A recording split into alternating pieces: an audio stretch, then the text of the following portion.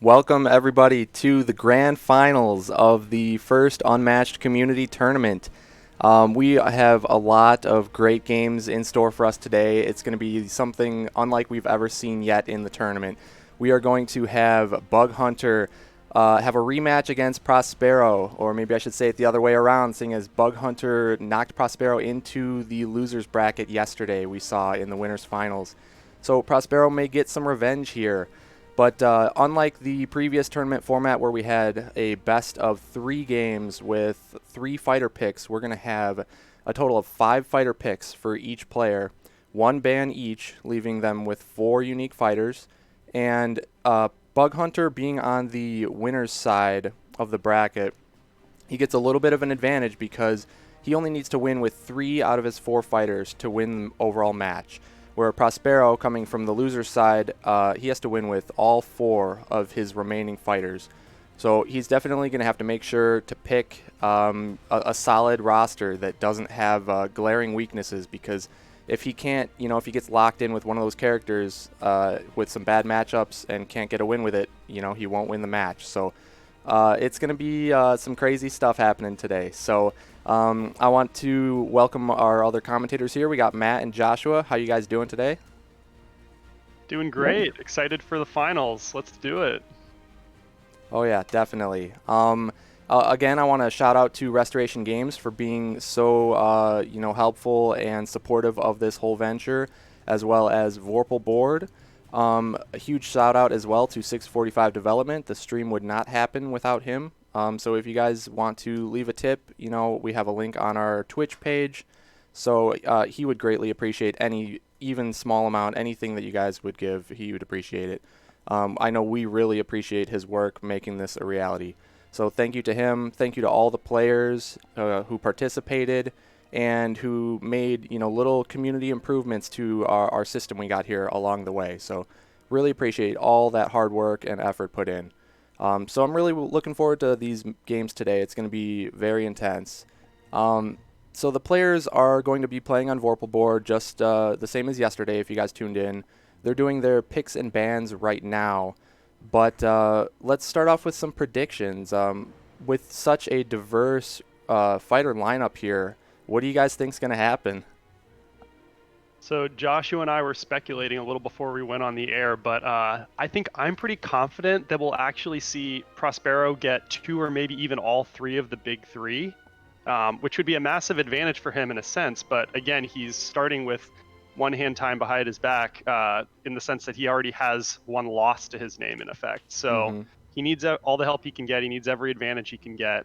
And on Bug's side, I mean, he just really got to pick a roster of fighters he knows he can get a win with. And Little Red, Beowulf, they're at the top of his list. We saw him dominate with Little Red throughout the tournament to date. And so I think she's probably going to be his first off the board no matter what. Which, if Prospero is going first, that gives him a chance to scoop up 2 of the big 3 right off the bat. Uh, Joshua, what do you think? yeah. I do think 2 of the big 3 is something we've seen already in the main tournament format. So I think this, given we're going to be picking 10 in total out of 19 fighters. That's more than half. And it's highly unlikely that the big 3 don't get picked in the first few picks, if not the last. So I think a 2-1 split is likely, if just to draw Prospero's ban for Bug. And I think Little Red and Beowulf can both beat Bigfoot decently. So if you can prey upon that and maybe take a Medusa ban and leave him with Sherlock, or that would leave Bug with options. Yeah. And I think we saw, John, too, that Prospero really had some regrets about picking Buffy yesterday and going with a pick he maybe wasn't as comfortable with over, maybe a Sinbad or something he has more familiarity with. So I'd expect a couple, home favorite picks. Whatever your main is, now's not the time to leave them at home. You're probably going to be able to get a win with them. The roster is wider. You're not as likely to be hard countered. And so I'd expect more picks trending toward familiarity, at least from Prospero. And certainly you'd expect Little Red to come out for Bug. Oh, I would definitely agree with that. I think comfort picks are going to be a big factor here. I would expect Bug to get both Red and Beowulf. Like you mentioned, though, I think he will pick Little Red right off the bat, which would give Prospero the ability to pick 2/3 of the big three. Given the choice, I would expect Bug to leave up Bigfoot if that's an option, because I think Sherlock just gives some more tough matchups all around. But Bigfoot is a little more linear, so I think he might have a better chance against Bigfoot there. Even though Bigfoot is widely considered the best fighter in the game, he's a little more predictable. So I don't think he doesn't shut down certain characters, I would say, like Sherlock does necessarily. So And we saw Prospero beat Bigfoot twice yesterday, once with Sinbad in a shocking upset, and then to start off his game against Bryden, he also beat Bigfoot with Muldoon. So he's certainly capable of beating the big guy if he comes to face him at some point in the game today. yeah, that was expertly played Muldoon into Bigfoot. The Sinbad upset was pretty incredible to say the least. We all had a blast watching that. But so I guess, yeah, on either end, I would not be surprised to see Bigfoot left open to be played with, and I likely would expect Medusa and Sherlock both banned. So yeah, Little Red and Beowulf I'm expecting from Bug, as well as one of the big three.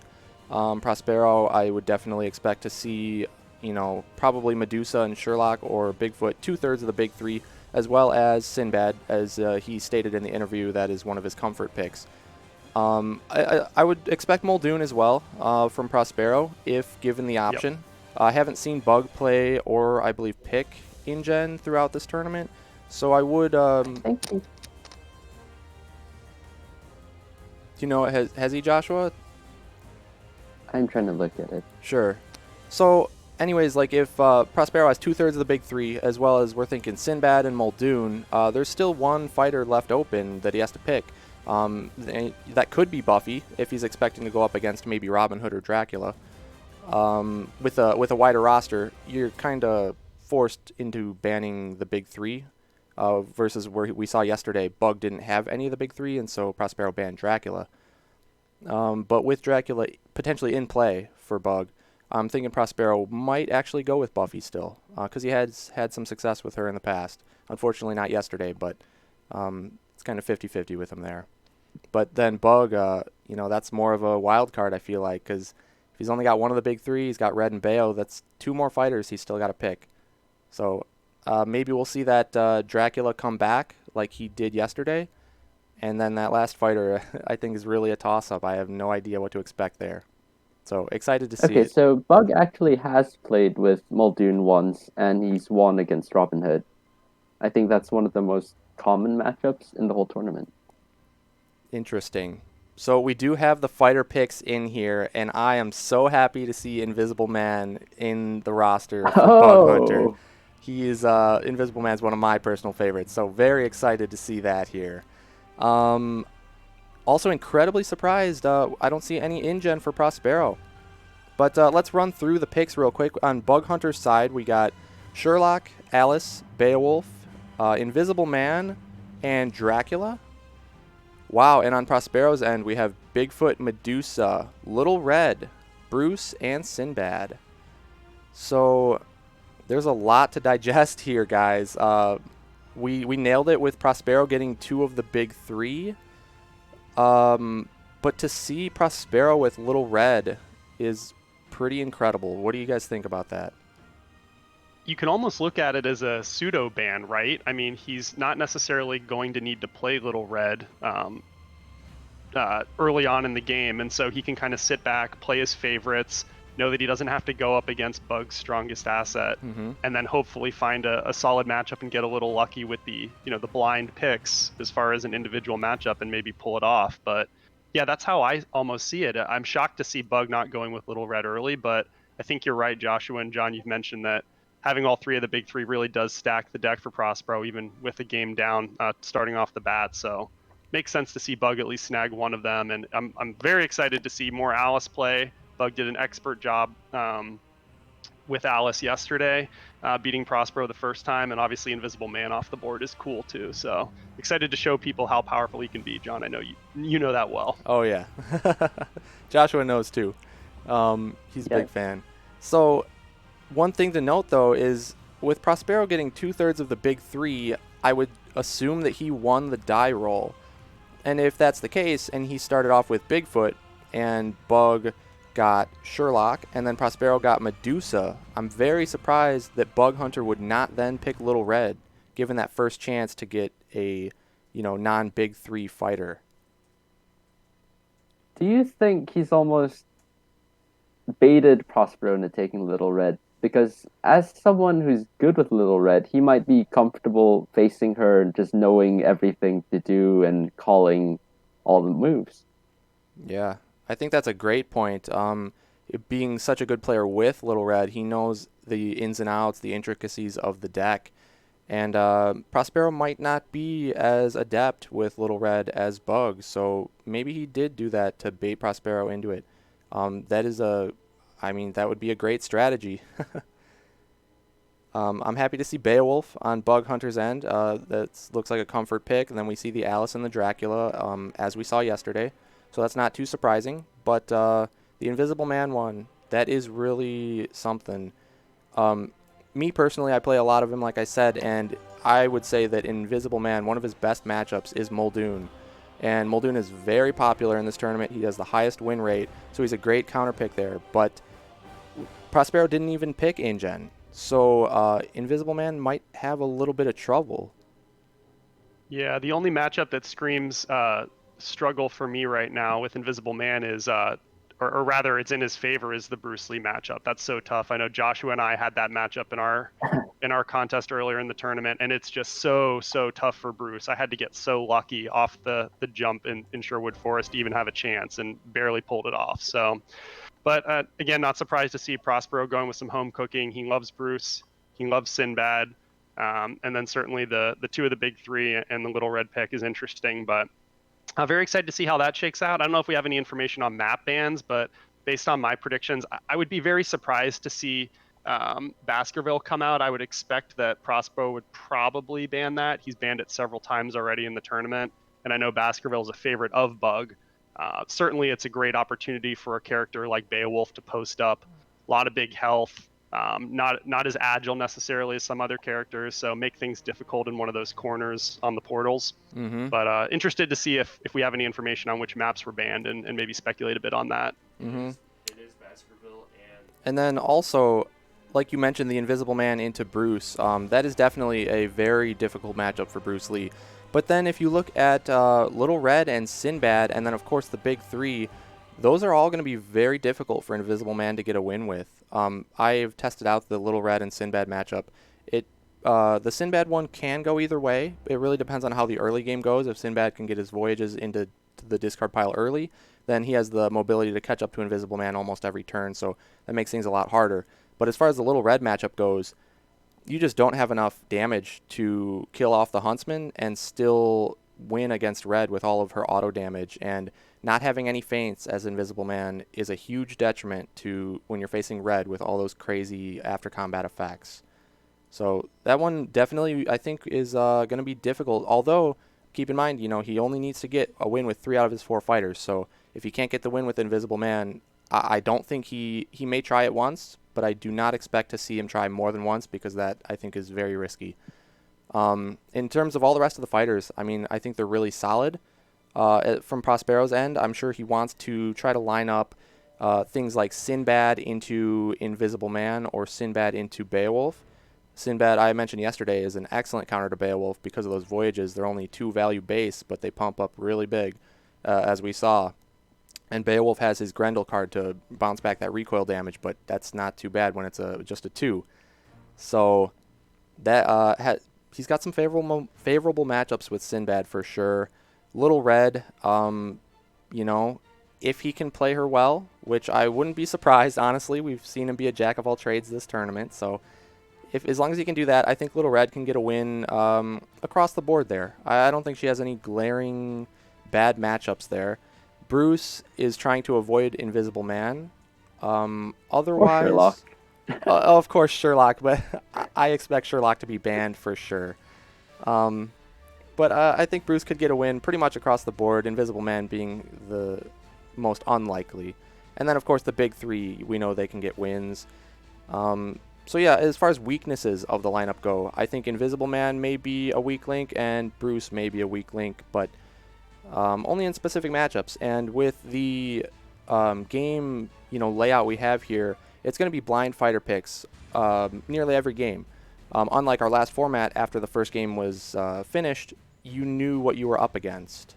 So in this case, though, every matchup, every game is going to be a toss-up. So you're hoping for some favorable luck to go your way in terms of the fighter picks. Let's see if we have fighter bans in, though.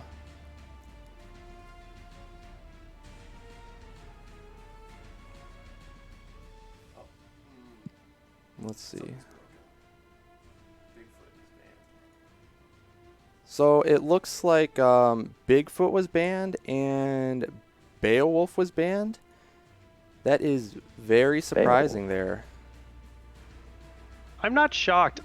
John, we've talked about this, and Joshua too. I mean, Beowulf has an awesome strategy against Little Red in the sense that if you can take out the Huntsman with no contest expecteth, it's very doable as long as you don't have the daggers in Little Red's basket. It's an insta-kill with all 3 rage, and that really makes it tough for Little Red to come back in the game. She loses her heals, she loses some big damage in the Huntsman's attack card. So I think that matchup is advantage Beowulf, and I think it's probably it's definitely surprising not to see Sherlock, but I get why Prospero would do that, knowing not only that matchup might be tough for Little Red, but in particular, Bug is so adept at playing with both of the fighters from that set.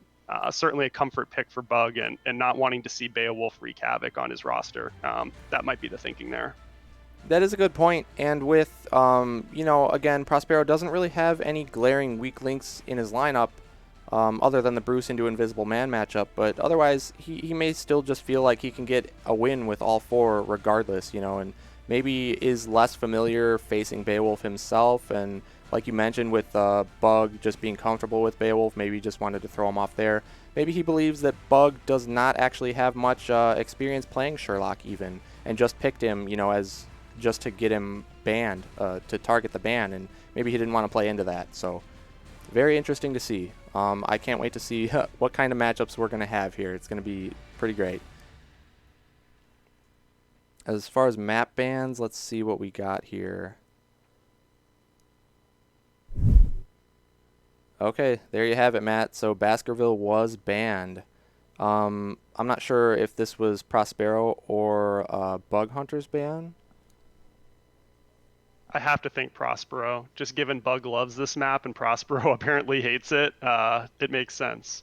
Although I will say, comboed with the ban of Beowulf by Prospero for Bug, it's a slightly more interesting ban, but I still understand it just from a comfort factor relative to both fighters' preferences. Prospero banned. Yeah, so Prospero did ban Baskerville, we got. So yeah, not a surprise. Again, the most banned map of the tournament, so I get no real surprises there. Interested to see what the other ban was, though, from Bug. Okay, we got Marmorail banned. I'm surprised that we see this happening. Yesterday, I believe Bug banned Yukon, likely because of InGen, but there is no InGen in the lineup here, so maybe that changed things up. I wonder maybe what his thoughts were behind Marmorail being banned. So it's been his most banned map. I think it's worked for him, obviously. He's the only undefeated player left in this tournament, so stick with what works. But in terms of specific matchups, you're right. You'd hate to see this map as a melee fighter going up against someone like a Muldoon, but Prospero didn't pick Muldoon in this case. But Medusa is still in the lineup. That's true. Medusa is still in the lineup, so that's obviously not a fun one either for him. Yeah, so I'm surprised because with Bigfoot on Marmorail, Bigfoot is significantly worse because of all those multi-zone spaces. It's hard for Bigfoot to pull off his end-of-turn draw ability. But with Medusa, it's the complete opposite. She has so many strengths because you want the opponents in your zone so you can deal that auto damage at the start of your turn, as well as she is ranged, so she has huge, attack options there. So very surprised at some of these picks. Going back to the fighter lineups too, I mean, I'm surprised that Medusa was left up instead of Bigfoot. Maybe Bug expected Prospero to ban Beowulf, and with Beowulf being a potential counter to Bigfoot, it's still difficult, but he can win. Maybe he, kind of expected that, and so decided to ban the Bigfoot instead of the Medusa.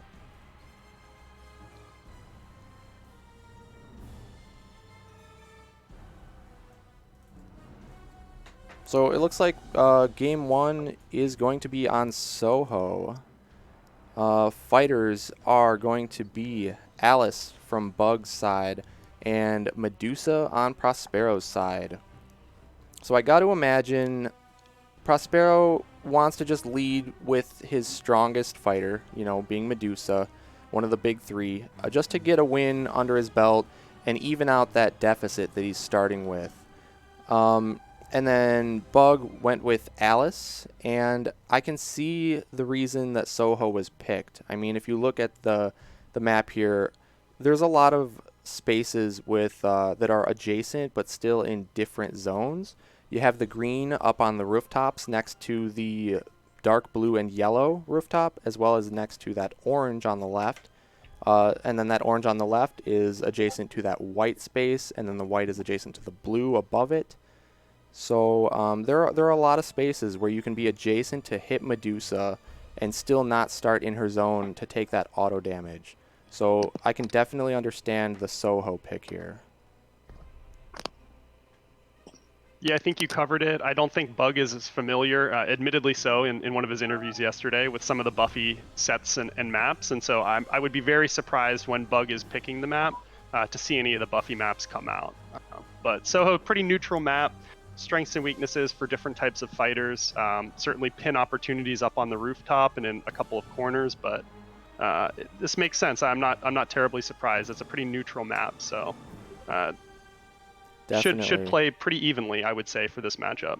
Yep, and it would be very interesting to see. One thing I would like to see, anyways, is you very rarely see Medusa ever get pinned, but on the top left in that blue and white corner, and then the bottom right with that yellow and brown corner, you could potentially pin Medusa, put Jabberwock in the same zone as Medusa, and put Alice outside of Medusa's zone so that the sidekick is taking that auto damage instead of the main hero, and you could maybe deal some big damage and put some pressure on Medusa pinning in those corner spaces.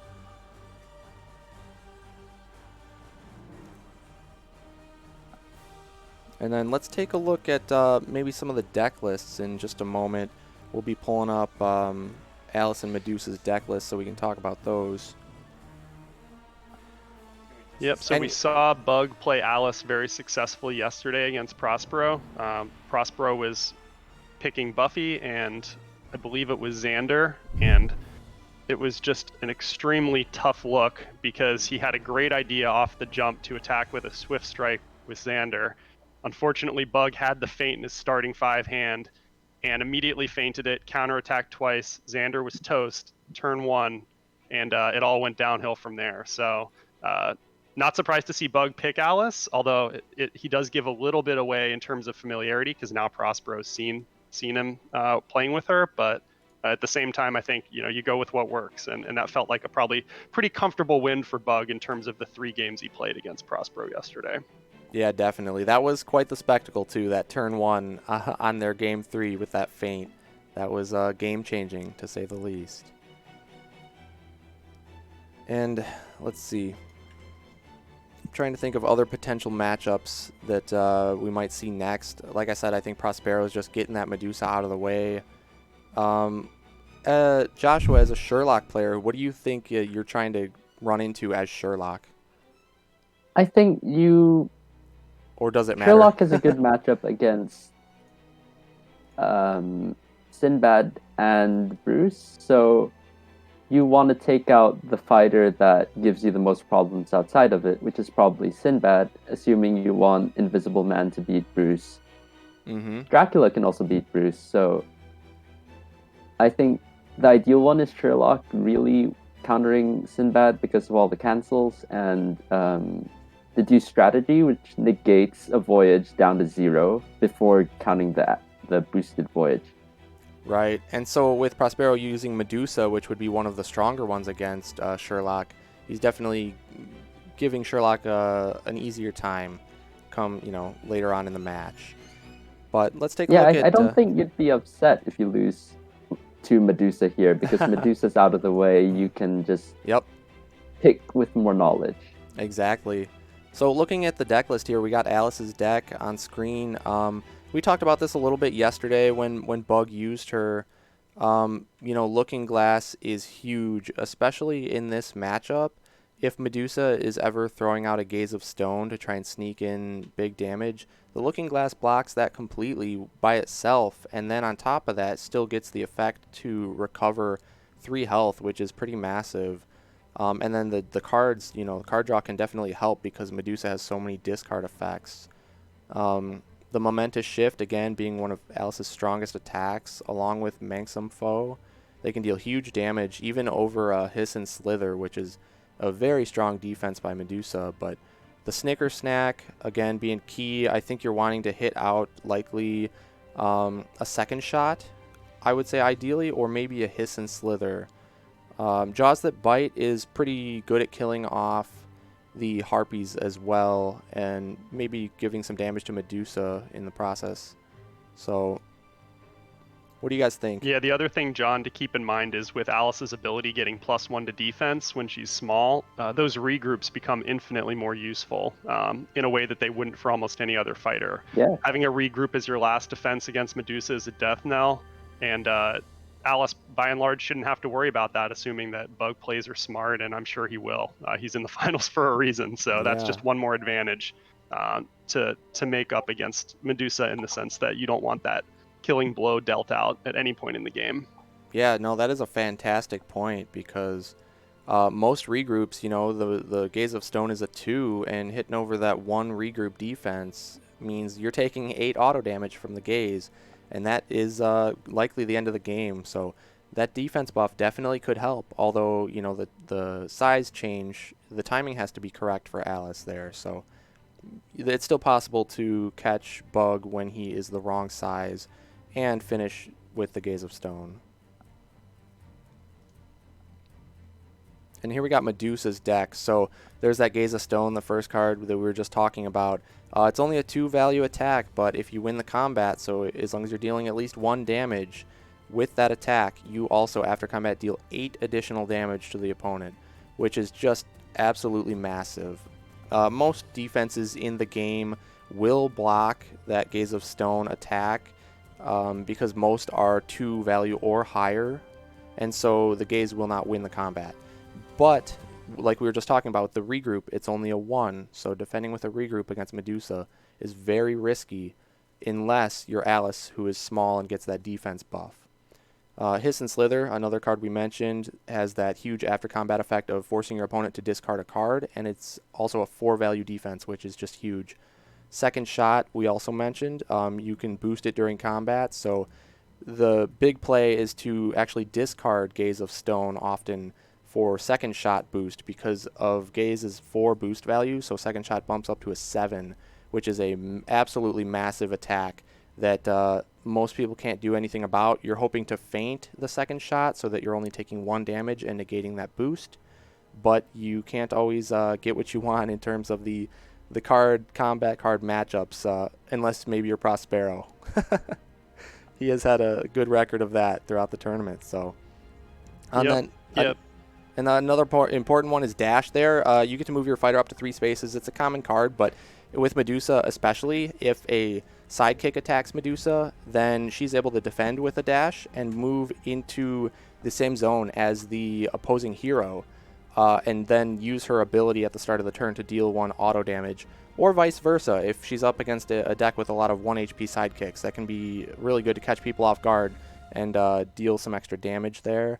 And then the Clutching Claws for the Harpies, again, just forcing discard of your opponent. So there's 6 discard effects in Medusa's deck overall, so that's just massive. It's a massive disadvantage throughout the long course of a game, which wears your opponent down, letting you potentially pull off one of those Gaze of Stone attacks late in the game. Yep, exactly. We've seen over 120 games of this matchup logged on the results tracker, and Medusa's winning just under 2/3 of them. So certainly a big advantage in her favor on paper. And one of the things to keep in mind as we look at these and other deck lists throughout the awesome finals and the great production is the number of cards, unique cards in that list on the left. And you can see that Medusa has a very low number. That's going to make her so much more consistent over the course of the average game.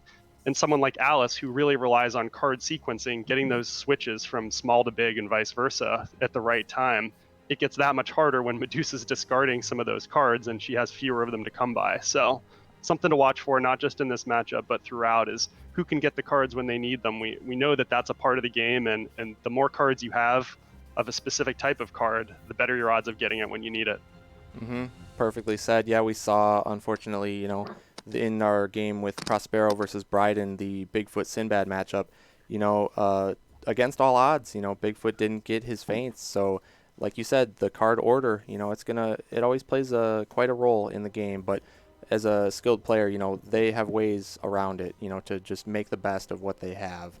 So, but that's just definitely harder to do against Medusa with those discards because you have so many less options. Any other thoughts about specific card interactions you guys can think of? I'm ready to talk about the game itself. Let's do Yeah. it. Yeah, same here. I think the players are just about ready. They should be set up here in just a moment, so we'll be jumping into the game shortly. But how about actual game predictions here of Medusa versus Alice? I got my money on Medusa.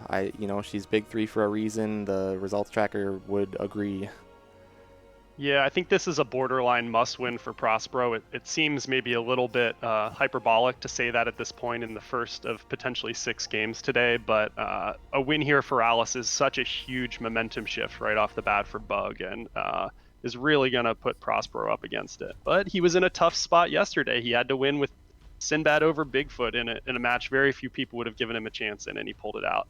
That is So, true. anything's on the table, but you got to go with Medusa here. And if you're expecting this to go the distance, I think she really needs to seal it in this first game. I would agree. I think, as we've spoken about the game deficit that Prospero begins with in the match here, he really needs the win with his big three right off the bat to even it out. And then we'll go from there. So it looks like we are good to go into the game here, and let's see what happens.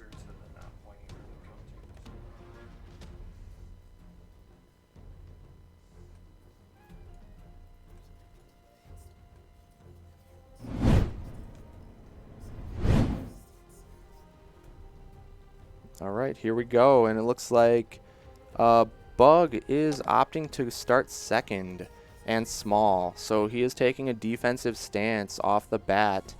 I wonder if he anticipates fatigue being an issue in this game and therefore wants to force Medusa into, taking the first draw out of her deck, and I wonder if that's going to play a role late game. I think it might be due to positioning, because if Medusa starts second, she surrounds herself with harpies, so Alice can't get the first turn attack. Yeah. With Medusa going second, well, I guess she could have put the harpies all behind her, but yeah, I don't know. It's interesting, but also, like, that tri-zone space right there is really strong for Medusa. That's probably where she's aiming to end up, and if she does that in this case, she's right next to Bug to be attacked. Yeah. Bug can attack as his first action and then move away even to get out of her zone, so it might make that get into that space a little less appealing, which maybe is what he's going for as well.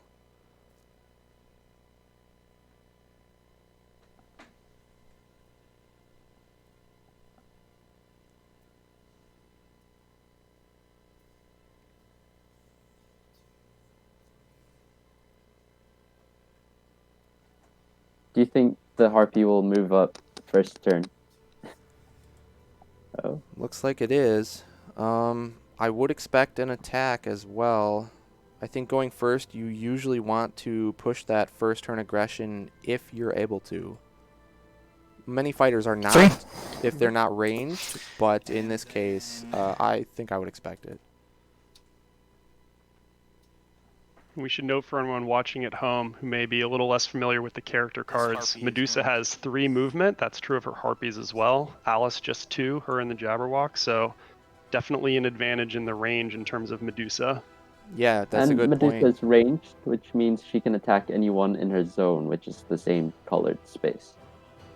Yep, and with that 3 movement, that's why she was able to move her Harpies right up next to Alice on this first turn. Whereas if her movement was only 2 spaces, she would not have been able to do that. And 2 is more or less the baseline, the average in this game. So 3 movement is definitely an advantage.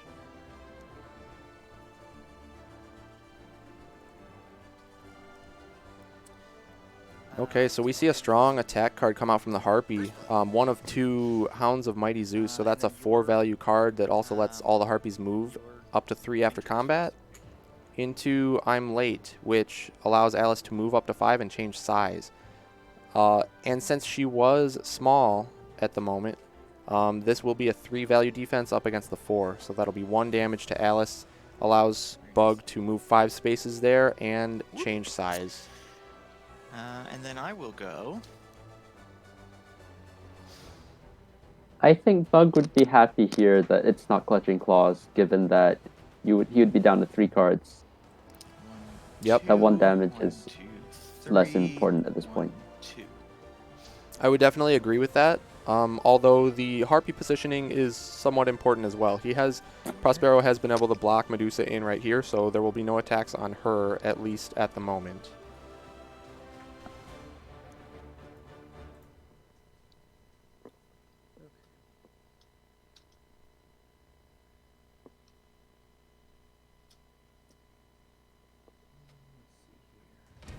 We talked in the lead up about the importance of Looking Glass and its ability as a defense card to heal Alice 3 health, and Bug having 2 of those in his deck.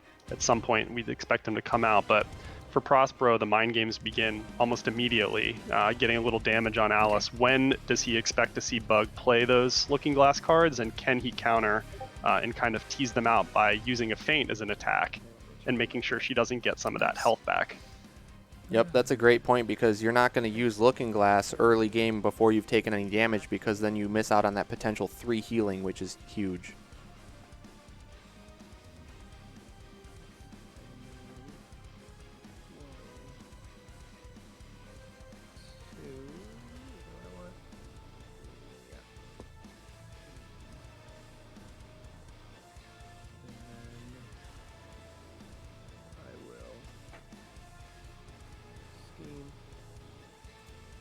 Drinking. Cards. Mhm. Sizes. So you're small again.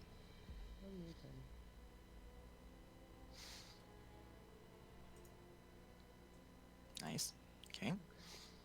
So we do see Bug play a scheme here to switch him back to small and draw 2. My So turn, then. he's recouping some hand advantage there as well as going back into a defensive stance.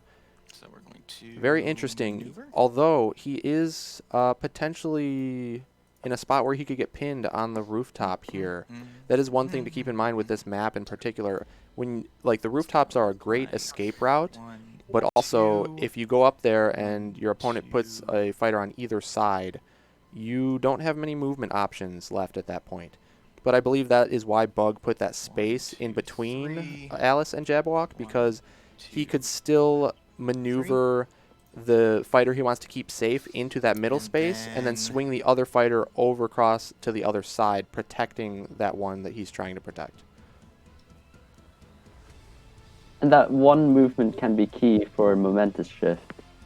That too. Not only is it a great defensive option there, but yeah, the Momentous Shift as an offensive option to maybe scare the opponent away, to let you out of that pin.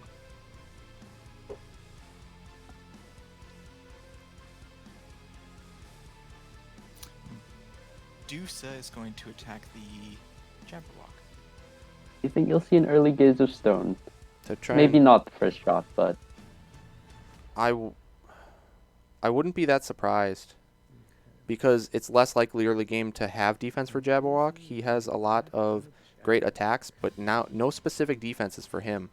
So Bug would really be giving up a valuable defense that could be used for Alice later on in the game if he chooses to use it for Jabberwock here. But I think, again, the risk of that Gaze of Stone might be too great for Bug to want to let this attack go through undefended.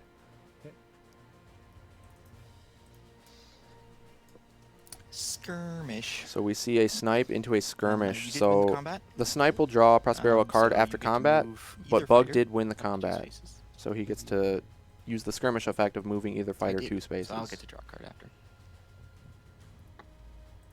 It may be a good opportunity to move the Medusa, off of that tri-zone space. I think that was smart.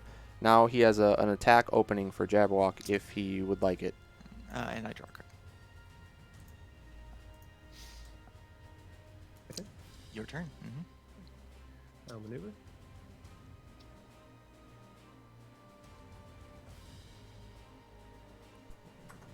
There.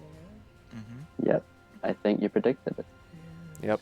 Now the only cost here is that Jabberwock is going to be taking 1 auto damage from Medusa's ability at the start of Medusa's turn for being in the same brown zone there, but I think that's worth it when it's only a damage on your sidekick and not your hero. I will attack Medusa with the Jabberwock. I will defend. You might lose a card if it's Hiss and Slither here. Now, so that would have been absolutely massive for Bug, although I think it is a bit telegraphed because Jaws that Bite dealing Take 2 the damage extra to 2. any one fighter adjacent Okay. can kill this Harpy you also automatically discard a if that's what Bug would like, since he is in between both Medusa and the Harpy. Which one So, is this card? I think it's kind of telegraphed, attacking into Medusa, trying to pop that Harpy as well. Although that Hiss and Slither forcing the discard could hurt. The only saving grace with Medusa's discard effects is that the opponent gets to choose which card they discard, so they can throw away their least useful card at the time or in the matchup, so it's not quite as painful as a potential random discard from things like Ambush. It's a hard one. So all my cards are bad. Or they're all good. They're all amazing. It's one of the two. 3 of them are schemes. Did you just play Hiss and Slither? I did just play Hiss and Slither. That is why you're discarding a card Yeah, just for the counter. for my own notes. Mm-hmm. Oh man, what do I want to do here? Joshua, I'm interested to hear you suggest that Gaze of Stone would just be played straight rather than a It was boost, random. It a takes boost away onto my, a second shot. my agency for having to make the wrong choice. Your plausible deniability. Yeah, exactly. Well, I was just suggesting that for taking out the Jabberwock straight, but it's Get rid of this. unlikely. If you're going to go for a boosted second shot, you want to just go for Rank Alice. some foe. Solid. Okay. I've just never I think liked that's one smart. boosting. I just feel like it's Yep, so he's Yeah, discarding the not Mang Some as- Foe. it So can hurt that's me as much as it essentially helps me. saving him Yeah. an additional Particularly with discard like in a Alice's sense deck, because I it seem to discards the always find top card of your boosted to, like, deck. Momentous Shift. So when you need It's like, that to would've been so much maximize, better the not mileage in your as deck, so one to boost. speak, this is Let's not good see. against Medusa because of all her discards on top of this. That would be 8 cards gone out of your deck that you don't even get to play out of 30 cards. And that's almost a third of your deck. Medusa's gonna attack Jabberwock. okay.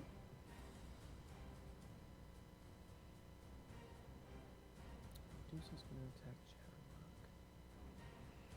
Prospero's really putting the pressure on Jabberwock here. Really wants him Yeah, and to out be of the clear, game. Joshua, in terms of the straight Gaze of Stone, I don't actually think it's a terrible play because I don't know that Bug would be expecting that as much as he would be expecting a second shot with that as the boost. So, but it's tough to say early in the game. No feints out yet, as far as I can Yeah. tell. So, probably going to keep both of those cards in your pocket for a later date. Yeah, it is easier as the game goes on to land them, as you see more cards checked off the deck list there from your opponent. It is also worth keeping in mind that Gaze of Stone is not the only 4 boost value card in the deck. You also have 2 of the Momentary Glance Scheme, which take it. deals 2 auto damage. There it is. Wow. So Ooh. I said it. There it is, Ooh. Joshua. As someone who It wasn't the got their first sidekick attack, knocked but out the very early second. yesterday, yeah. I will take that. Prospero's given the payback Um, on the sidekick The knockouts here. Jabberwock will make a nice statue here in the middle of Soho. Which brings me to my second action. The one saving grace is now you can discard Jabberwock cards. That is true. So you have, he's used 1 of them out of 4. So there's 3 more cards potentially that Bug can ditch out of his hand for Something Medusa's discard like- effects that he does not feel bad about.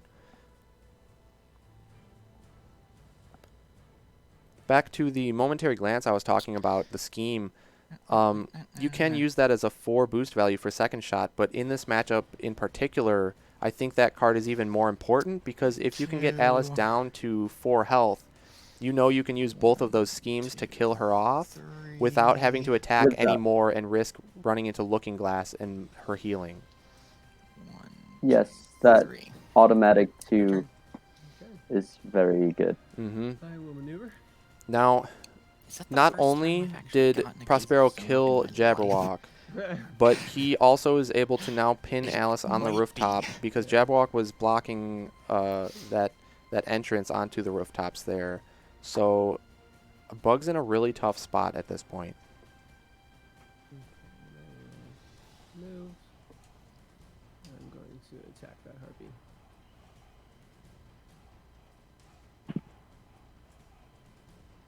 You are very small.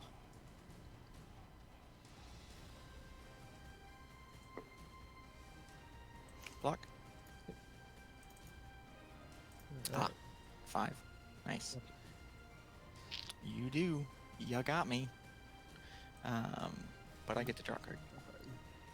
You can tell how bad Bug wanted to avert that potential pin, throwing out a Momentous Shift. A card that, more often than not, is going to hit for 7 when Alice is big, if it's not fainted. So, Yeah, and very she obviously taking that seriously. Oh yeah, definitely Trying to get out. recognizes that Okay, we're because gonna he was start us off with small a as scheme, well, and Wind so being a Frenzy. small Alice, not many of your attacks would kill the Um. Harpy over this 3-value snipe defense.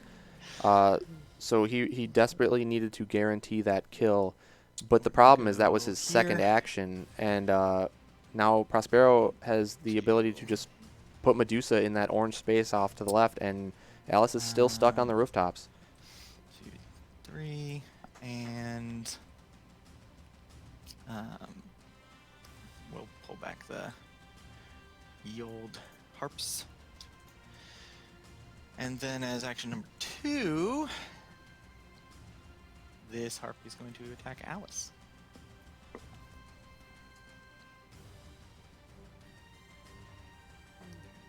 Oops. What is this harpy gonna do?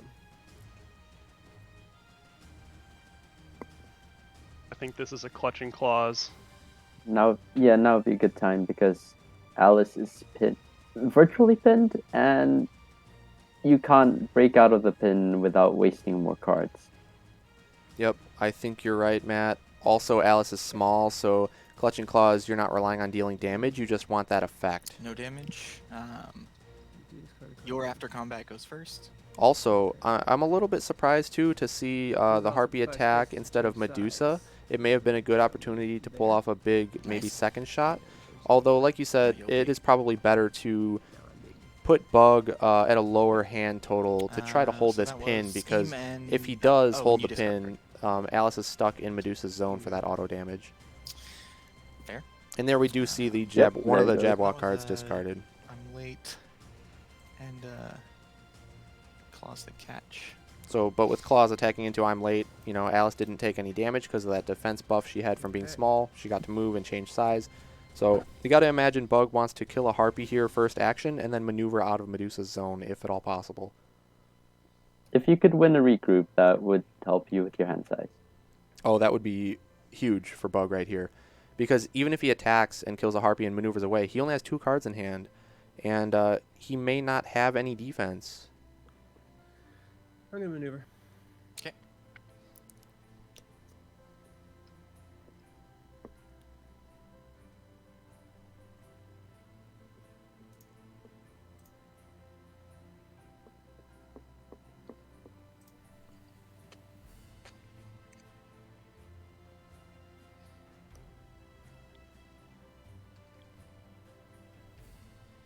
it again. Double Your turn. maneuver from Bug. That Double means maneuver? All right, he is start a going to turn. take that You take one. damage. You missed that with the Jabberwock. It didn't end up mattering. Even if Oh. he'd attacked the Harpy on the Yes, second right. action, Oh, he's yeah. unlikely to get It out. didn't, it didn't Yeah, matter, exactly. But It did not matter. I overkilled him quite significantly, but okay. So with that little plink, we're gonna go ahead. I'm gonna maneuver.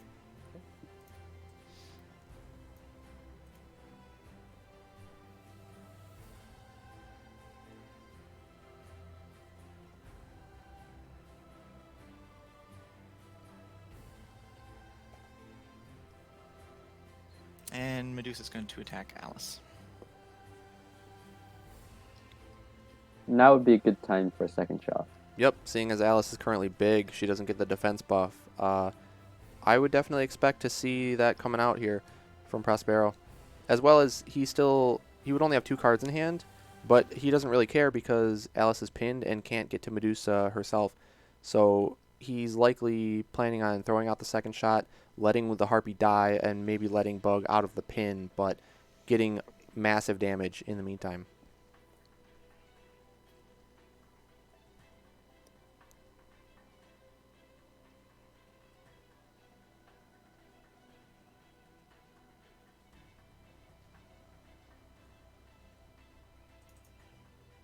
Ooh.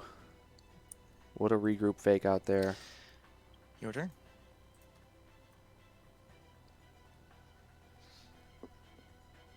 Although a good defense from Bug, one of the things he has to be careful of is getting stuck with his only defenses in hand being those valuable versatile cards like Momentous Shift or Skirmish, because he wants to use those, for damage against Medusa at some point throughout the game. And if he is being forced to defend with those just for the risk of Stone Gaze, he's not going to have that damage output to close out the game later on.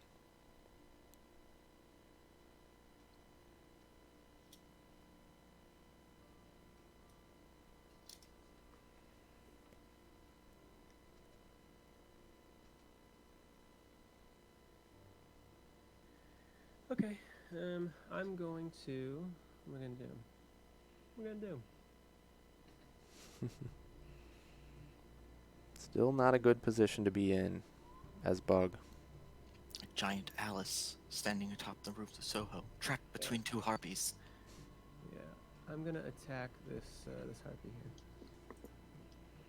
All right, this is what Bug needs. He needs the attack on the Harpy. He needs it to No go buff. through. Okay. Another I'm late. Okay, so was that your was last one good. of those. So that is the last I'm late in the deck. So it was a 4. The only thing Prospero could have defended with to keep that Box Harpy faces and alive change would be that sizes. last Hounds of Zeus. That card he played turn 1 to attack with. So it was pretty safe for Bug to rely on that card killing the Harpy. And it also got him far away, and he goes back to small. Very small. And then he can maneuver and try to regroup some cards here. Mhm. Well, I'm gonna maneuver.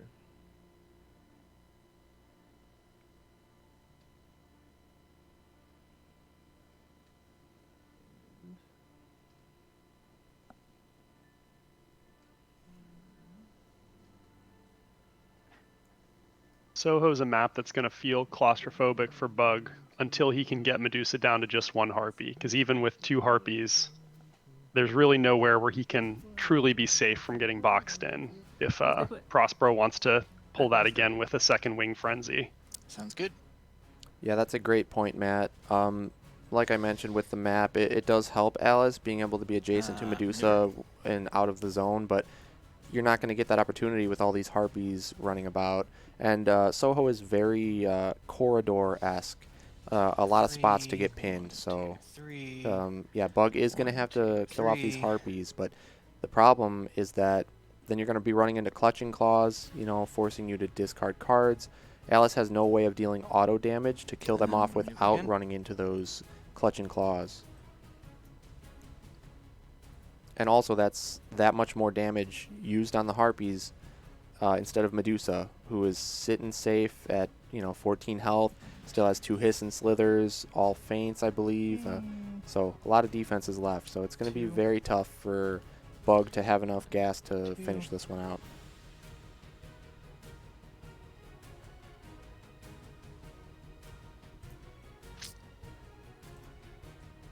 I think one of the biggest problems now that the Jabberwock is gone is that you can't ever double attack Medusa if Prospero is being smart.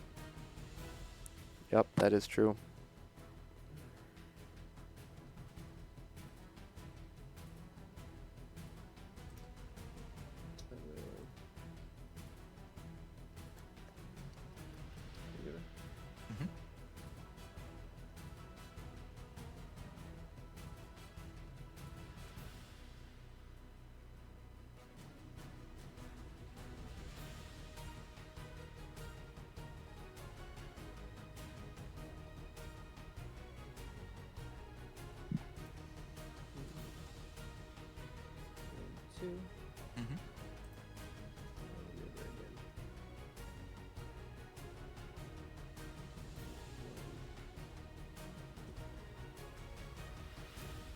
Do I want to do that? Hold on.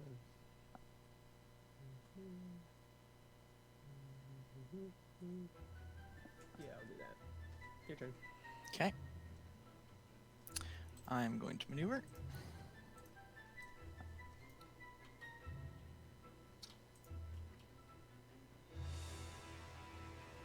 One.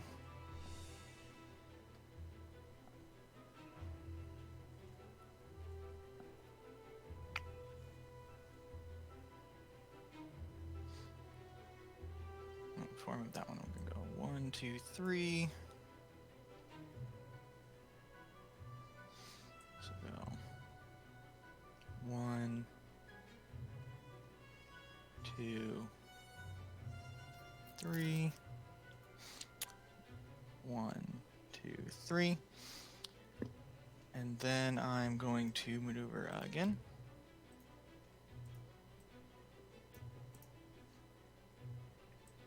One, 2, 1, 2, 3. The positioning here is impeccable. It's not a true pin, but he's boxing Alice in, so she really can't run far. Yeah, he moved this Harpy as far as he could. It would have been a little bit better, I think, if he would have been able to move to this white space above the orange, because Alice, as it stands, could go 1, 2, 3, 4 down into this orange space, be out of Medusa's zone, and be able to draw 2 up to that max hand size of 7 cards. If that was blocked off, Alice would be forced into ending in a space that is within Medusa's zone, since she is in that tri-zone space, unless Alice chose to boost out of the zone. But like you said, though, still very good, because Bug either has to double maneuver into that orange, or he's going to have to engage here. Eat me! Okay. So there's the Eat Me scheme, the first one of those. So Alice gets to move and change size, so that is the surprise attack, so to speak, for Alice. It's risky. It's If very you hit risky. another hiss and slither, you're down to 2 cards. Yep, and then you're very much in danger of, Stone Gaze, or even just second shot boosted for a 7. And you could get double attacked as well. You could get attacked first with a bait out card, maybe even a feint to prevent Alice from moving away and changing size, and then hit with a potential Stone Gaze, and that would end the game right here, because Alice sitting at 11 would be brought down to 10 from Medusa's ability. Do you think he might have a Looking Glass? Because if Alice takes 1 auto damage, he can heal back all the way up to 4. 13. Yeah, I was about to say the same thing, Joshua. I think that's a logical pick, and the danger is if Prospero picks up on that and he guesses right, he can feint that Looking Glass. He has the 7 cards, and you've got to think of feints in there at this point. Lock. Ah, nice. So the regroup at least draws him a card, so he's got a few more options. Well, the discard happens first. Yeah, Unfortunately. No. Yep, so unfortunately Oh, the I'm defense defending. happens You will first. discard a card, and then you will draw a card. It would have been nice Yes. for Bug if he would have been able to draw from the regroup and then pick out of his 4-card options, but he only has 3 at the I don't know moment. why it's weird for me So to he's see going to have to recruits hope on that offense, that but top card of the deck is something valuable. I feel like that's really what they're for. And he did pull out a Mad as a Hatter off the Okay, so from his you, discard, so that's that would have let another Alice regroup move down, with the after combat and effect out a of Mad as a double Hatter attack range down. into this orange space that I mentioned before. My turn, So I guess. that I Start think of my signals turn. I even can eat for one. more that Bug does have a Looking Glass because he can use that movement ability to warp out if he feels the need.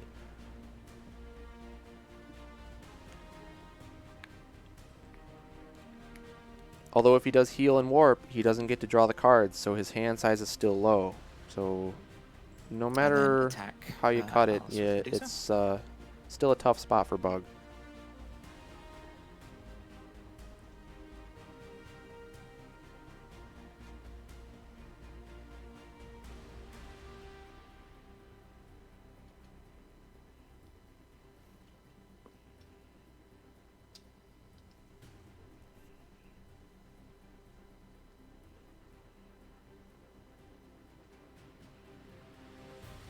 I gotta think Bug right here is really contemplating about using that Looking Glass or expecting some fake out like a feint from Prospero. It's just so difficult though because if that's his only defense in hand, Right. then it's risky. Ah. Oh. The double feint. All right, so You're Prospero canceling your did go for that cancel. feint fake out, but Bug had his own feint. Counterspell your counterspell. So now I've got to expect Bug to Looking Glass on the next attack Oh. if Prospero makes a second one. And I'm gonna scheme. Winged Frenzy. Mm. So he Or values use the the word. pin more Which I so. will move all my fighters 3 spaces. 1, 2. Oh, 1, 2, 3. 1. And this guy goes here. This is tough. Cool move. Only 2 cards. Okay. Yeah, only 2 cards. That It is is the your last turn. Winged Frenzy, so no more Harpies will be coming back this game. I attacked But this harpy on the It left may here. not matter. No blocks. I'm guessing he might not have the Looking Glass. Snack. Oh, Ah, Well, that is nice. good for Alice. Snack It's going to is get good. her out of the So, pin as well as see we got a big Prospero's old hand here. 5 Snicker Snack, and you can. Can I flip them all? Yep. Yeah, nice. Oh. So there was no Stone Gaze. He could knock out the last Hiss and Slither, but then we got 2 of the momentary Actually, I glance think you want schemes it. Nope. and a dash. Both of these are So dash obviously being the least important here. I'm thinking you want to knock out the last Hiss and Slither. Although you could, want that freedom to attack. yep, I but think also you that's- could leave it in hand because you know it's there and it's not going to be used against you. It is only going to be used when you choose to attack. If I I don't know, get rid of I knew what them. you're talking about. Yeah. But I think at this point in time, Medusa's 14, and in order to win, you're not going to win through exhaustion. You have to deal 14 damage over the course of the game. Mm-hmm. Okay. And And- Prospero's at 15 cards in deck, and Alice, is only at 14. So I definitely agree with you. I'm gonna get rid of those. I think getting rid of Hiss Okay. and Slither is the That's fair. play. Bug And disagrees. He is going to get rid of one of those 2 momentary glances. This guy's back. So we'll see if having that Hiss and Hiding. Slither in hand from Prospero comes back to bite Bug here.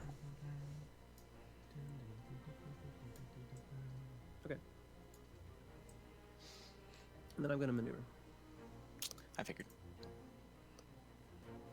Yeah, you'd think regardless of what happens with the hiss and slithers and the momentary glances, if Prospero can feign even one of those looking glasses, it probably is going to make But the you're not gonna game move, right?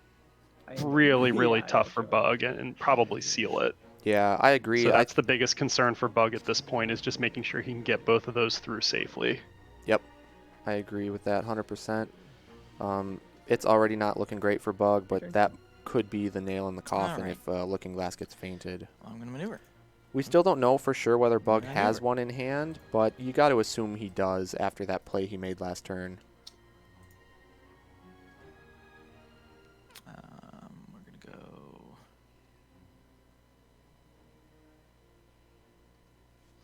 One, two, 1, 2, 3, 1, 2, 3. And this harpy specifically is going to attack Alice.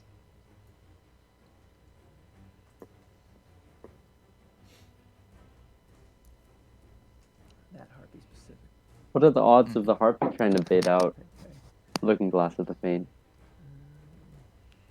I think probably greater than Medusa, because Bug is less likely to defend with a Looking Glass, I would say, against Medusa for fear of that 7 value second shot, dealing 5 over the Looking Glass, and Looking Glass only gives 3 healing, so you're still taking a net 2 damage into that. So I would expect Bug to play the Looking Glass here with the Harpy attacking.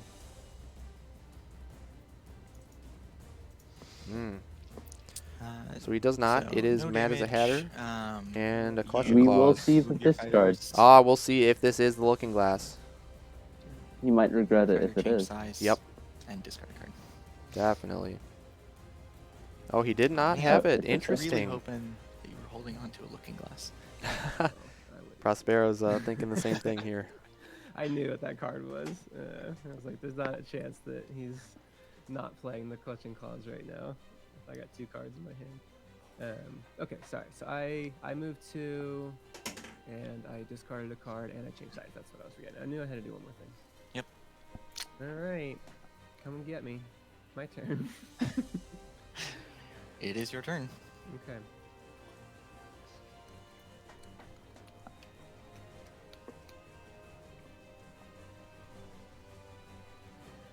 And this is why Medusa is one of the big 3. We say big 3 a lot, and it just means one of the 3 characters in Bigfoot, Medusa, and Sherlock that people have the hardest time playing against in a vacuum. And wow. the reason Resolution is on Games display dropping right here. Spoilers in Twitch They chat. do not make your life fun. Fun fact, sometime in Yeah, the future, after new that's a deck good gets description, released, Matt. You know, we for anybody technically who's become new a to the commentator. game, watching. Yeah, the big 3 are just I know, the it's top deep. of the tiers in terms of power level. Medusa just making things so difficult with that high health total, her strong defenses, all of her discard He needs to effects. move You know, Bigfoot 3 just and flip, is right? Yeah. such a powerhouse in terms of his card values and his extra card draws that he can get from his ability. And then Sherlock just being able to basically beat almost any fighter without even I know, attacking, I was gonna say, like, just that by would be defending easy and if using Ant-Man was auto in there, but damage. I have no Yeah. idea. But he doesn't eat things to Yep, they all do different things well, It but just the has one a thing they plot. have in common is they make your life hell. And I think in Medusa's case, it's just the combination of the range with her 3 movement and having a couple of really powerful 1 health sidekicks, 2 of whom she can bring back.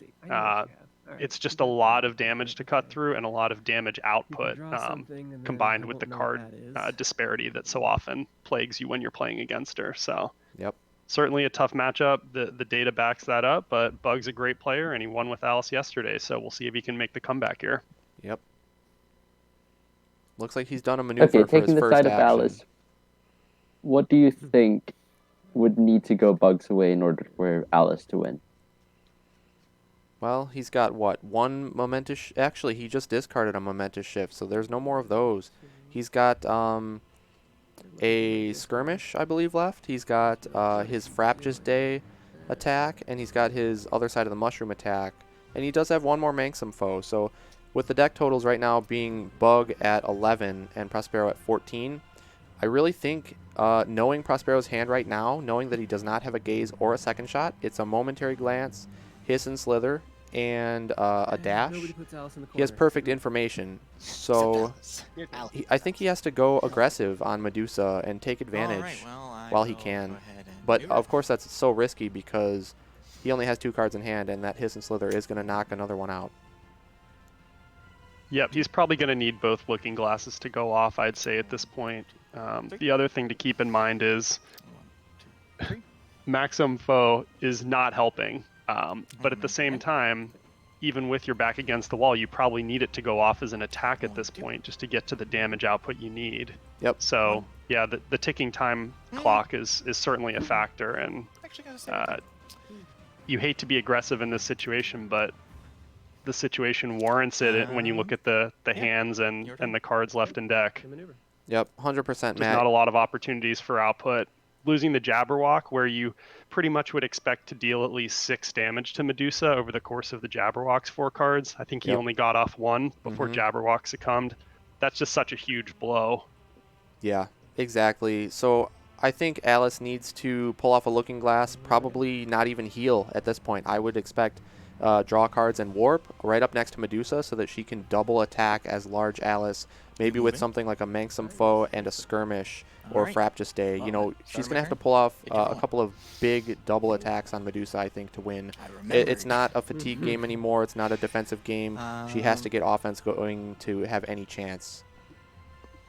But she's small at the moment, so he can't double attack with great damage. So what I'm thinking is if Harpy comes into attack here, maybe Bug can go Looking Glass to draw and Warp, and then play a Drink Me to draw and change, and then hit with a big attack, and then maybe bait in Prospero into attacking some more, and defending with a Looking Glass yet again to Warp and Medusa's maybe gonna draw attack as well. Alice. I don't know. That's a lot of draw, you know, in those sequences I just listed off, but that may be Bug's only shot.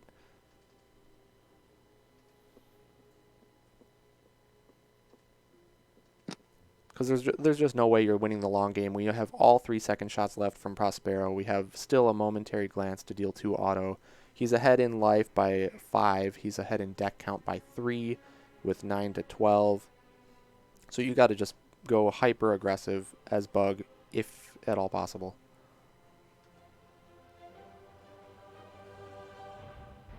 And the problem is you can't force that because you can try to double attack, but Prospero doesn't have to make it easy. Medusa can run, and there's no Jabberwock to keep her boxed in. Exactly, and she can block herself off with the Harpies. So I really think Prospero has to make a major mistake on his end to lose this game at this point. Okay. But we've seen mistakes happen in the tournament. There's a lot of pressure put on these players, so Nice. you know, crazy things can happen. So no damage.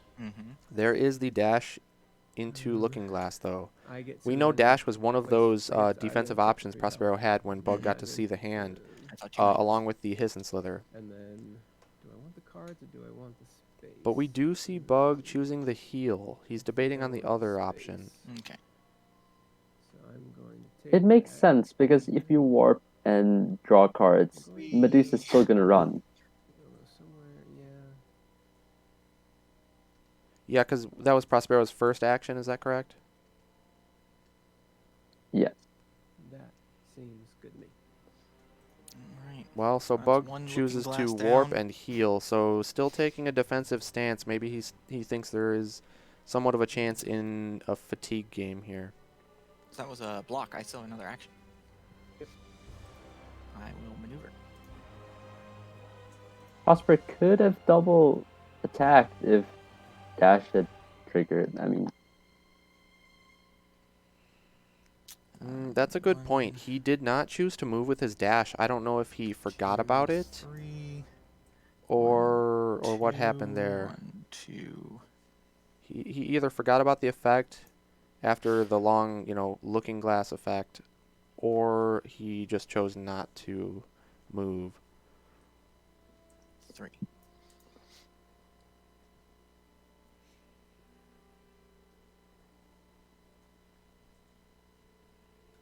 All done? Mm-hmm. Okay.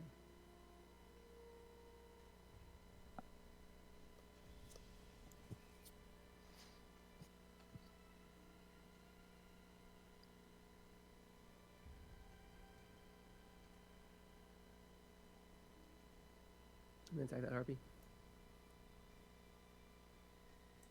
Block. Okay, So, so we see another regroup attack into the discard effect. Yeah. So the discard goes first. He Discard, does you have draw. a Jabberwock card to ditch out of his hand, Another- and then he will draw a new one with the Takes regroup. fight. Although he does not kill the Harpies, so Medusa is still blocked off. I think if Bug can kill at least this one Harpy here, And, I have another move. and maybe change size in the process with something like a Fraptious Day or the Mushroom card, that would have been helpful because then perhaps he could get Prospero to attack him, use a Looking Glass, warp, and draw, and get a double attack in as Large Alice. But looks like he does not likely have the cards to do that, or he's got a different plan in mind. Maneuver.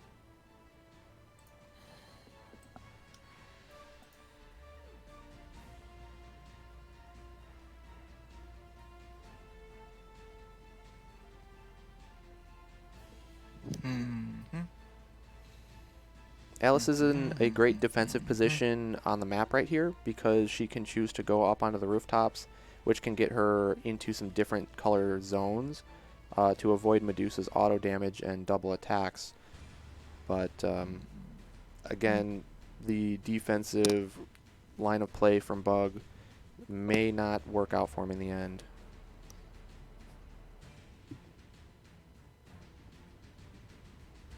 Smart by Prospero there to stay on the bottom half of the map, not go up to that top corridor. If he does that, he might close himself off from being able to access the green zone if Bug decides to run across the rooftops. Great point. I'm Yep, gonna Medusa again. can make it to the green zone in Card. one I'm single not maneuver actually moving. from the space where she's at. You would think, oh, let's sit on the tricolor space. That gives me the best possible outcome as a ranged fighter. But in this case, it's probably not actually the play. Yep, 100% agree.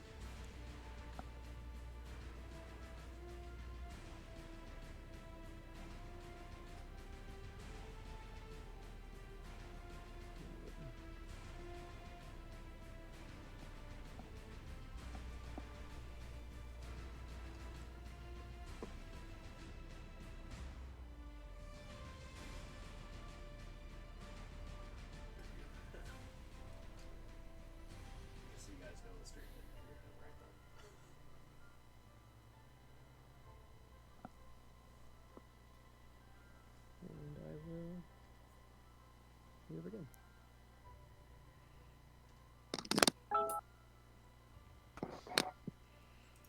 I'll stay put. Your turn. Bug choosing to stay put as well. I think it makes a lot of sense. Both players Okay. like their positions. The problem, again, though, is just Bug now only has 5 cards left in deck to Medusa at 9. And Medusa does have a momentary glance, which can be used as a pass Maneuver. on a draw action. And Bug has 1 as well with Eat Me. So I guess it's evened out there, but still Prospero has the health and deck advantage.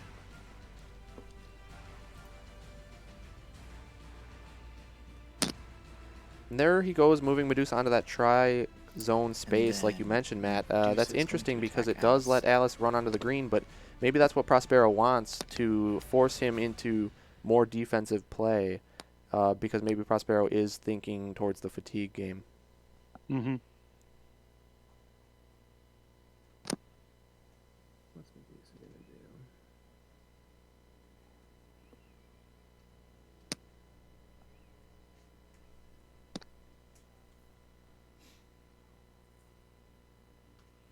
Did you guys catch, are we seeing an attack here from Medusa or the Harpy?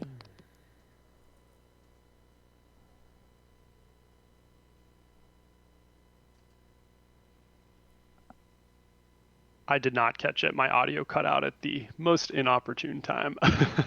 Oh, that's okay. We'll find out soon enough. Right. I guess not. We're not going to find out. Seeing as a feint is an any card, if you look, the any just means Okay, that any okay. of your fighters, being your sidekicks or your main hero, can use it, versus a card like, I'll pull out this one, Jaws That Bite, is I it just like to states the imagine we would, like, Jabberwock on go the in side for- there look like under we're going in the for a big attack attack or defense, and value. then we're just like, "Huh?" So that can only be used by Jabberwock specifically, Double and juke. something like Looking Glass can only be used by Alice specifically. But if it says any, as in the case with this feint interaction that we just saw, yeah, there's no telling whether or not it was actually Medusa or the Harpy attacking there. But I think it's indicative because you're more likely to want to feint Medusa's second shot. The Harpy at this point, the discards are all used. They only have the Hounds of Zeus, which is not great to feint. Mm-hmm. No, that's a great point there. So yeah, I would guess it was Medusa attacking. Of course, the players have to state who they are attacking with in the game. We just didn't catch it. Yeah, and then that begs the question, John, why move Medusa to that space? But it may be exactly as you said. He's trying to kind of reverse engineer the psychology battle here and get Bug to run across that space for that rooftop. Well, I think earlier Medusa was on the orange and couldn't attack Alice. That's true, but if he's attacking with the feint, Right. you still could With have the attacked with harpy. the harpy, yeah. But on the flip side, it does safeguard a little bit better, I would say, because if Bug wants to try to be aggressive and get up in Medusa's face, she is risking taking that auto damage.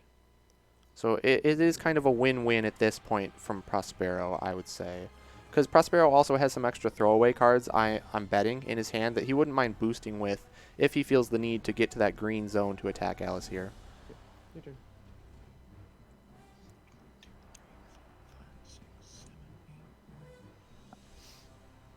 I've miscounted by 2 cards somewhere.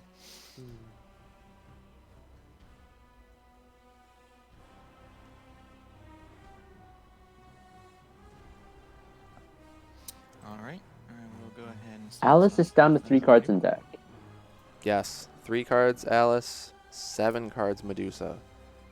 So the gap is closing. You know, that window of opportunity where you can draw cards to be aggressive and get some attacks for Bug is closing quickly.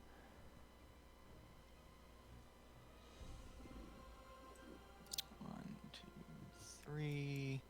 1, 2, 3. 1, 2, 3.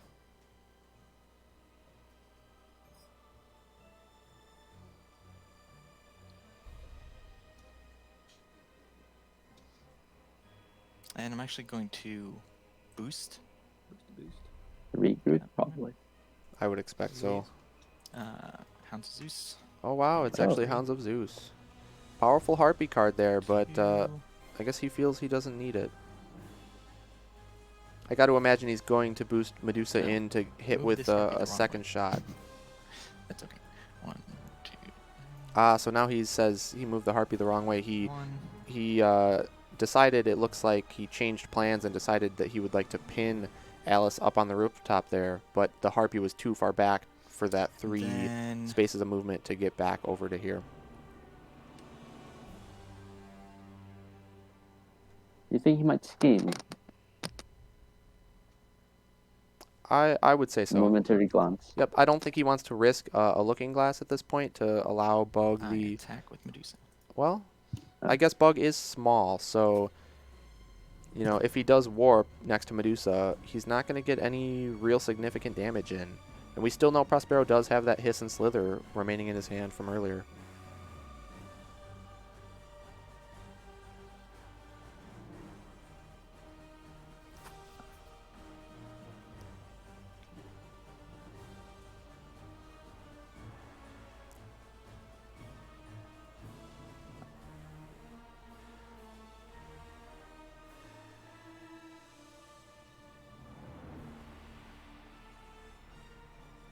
This is a great time for a regroup from Prospero. Okay. Snipe, yeah. I mean, a snipe is similar. You know, it is not a Combat, huge so high-value move. card. It still does draw that extra card. And he did get rid of a skirmish there. That is Alice's last skirmish, which is a potential 6-value attack if she's big. It was a 5-value defense, but that was a little excessive in this case. Although you got to think Bug is expecting 100% the second shot right there. We haven't seen one all game from Prospero. So it would have been a great time to use this 5-value defense against that 7-value second Or you shot. can move me. Yeah, I'm thinking. Mhm.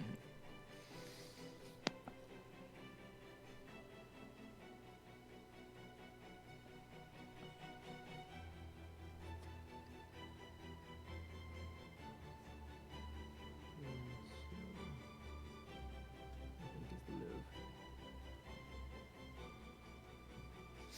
Okay, your turn. So Bug choosing to move Medusa off of that green zone into the white. So I think that's just forcing Prospero into a maneuver and then an attack. Okay. instead of potentially double attacking, because we know the Harpies don't have any more unique cards to themselves. So if Bug kills off this Harpy here, he will force at least one maneuver from Prospero. Although, again, the deck counts, we're looking at 2 to 7, so that's not quite as impactful.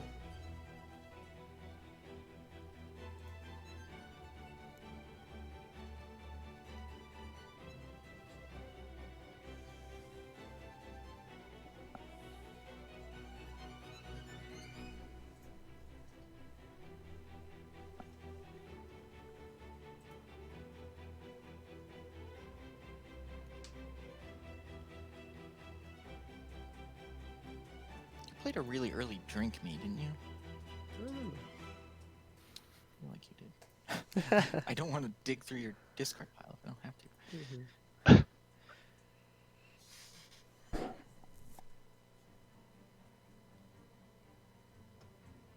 Gotta love the banter. These guys are such great players, but they're also really fun competitors to listen in on. Some really funny stuff in the interplays between turns and moves. Yep, I would agree with Okay, that. It's maneuver been a once. Mm-hmm. it's been a blast commentating Okay. their matches.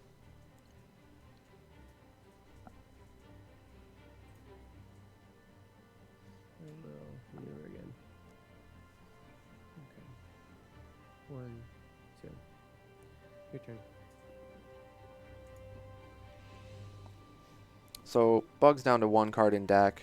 Prospero still has 7. At this point, if I'm Bug, I would I don't think there's much of a chance anymore at this point, unfortunately. But one thing he can do is try to Okay, drag out the I'm game as long going as possible, to just maneuver. to maybe try to gain a little bit of extra information on Prospero's play style in general. Unfortunately, he wouldn't be going up against the Medusa specifically again, because once you win with a fighter, you're not allowed to play that fighter anymore in the This is match. the grand finals. But maybe he can just gain a little bit more knowledge on, whether Prospero likes to bait certain things or what his play style is. Use this particular tactic, but But Prospero is backing off. He is going to go for the fatigue threat here. When we talk about fatigue, too, for anybody watching who isn't familiar, we just technical term for it in this game is exhaustion. Fatigue just seems to be a more widely used term, but it just means when you run out of cards in deck, and anytime you're forced to draw, whether it be by a maneuver action, which you always have to draw for a maneuver, or by a card effect, you take 2 damage to all of your fighters instead of drawing because you don't have any more cards to draw. So all of your fighters take 2 damage every time you're meant to draw and your deck is empty. Oh yeah, I suppose it was. So I'll maneuver again and not move.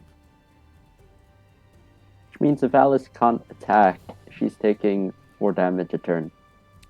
Exactly. Yeah, and Unmatched is great for a million reasons. The wonderful art, the elegant gameplay styles, but one of the best improvements it made on its spiritual ancestor, Star Wars Epic Duels, was the introduction of this exhaustion system to keep the games a little tighter. You're not reshuffling your discard pile and drawing a second deck from it. It really puts an important time limit on the games and really makes for more compelling viewing and obviously gameplay too. Yep, not only the strategy aspect of fatigue, but it does, like you said, it puts a natural clock on the length of the game. Scheme. 1, 2, 3. Mm-hmm. Don't And get real big. big.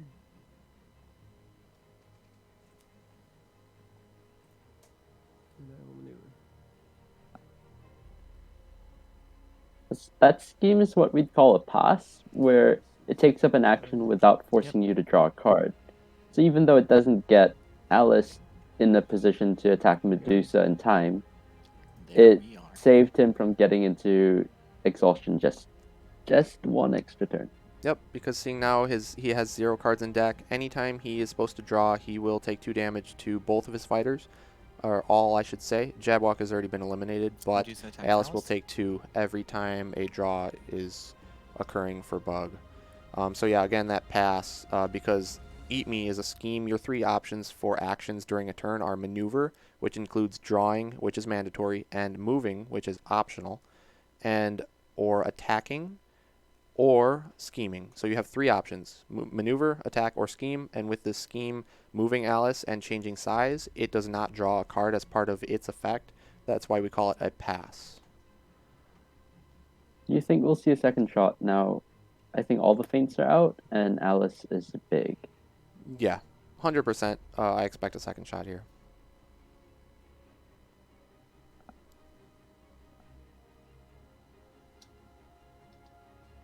And this is also his first action, I believe. Yeah, I wouldn't expect any second action attacks from Prospero the rest of the game. It's just not worth the risk. Alice can move with after combat effects on the defensive end, so the last thing you want is to give her any opportunity to land a big hit. Yep. Not only that, but you got to think an attack deals X amount of damage. It depends on, the combat values. But every maneuver that Prospero does as his second action, moving away from Alice, forces Alice into a maneuver, which is essentially 2 damage for free. So that 2 damage is often more than you're even going to get during a combat. And with still And 5 cards with in deck, Medusa's, he has nothing to worry. with Medusa's 3 movement to Alice's 2, Bug is going to have to boost to get to Medusa each time. Right. Mm-hmm. Right.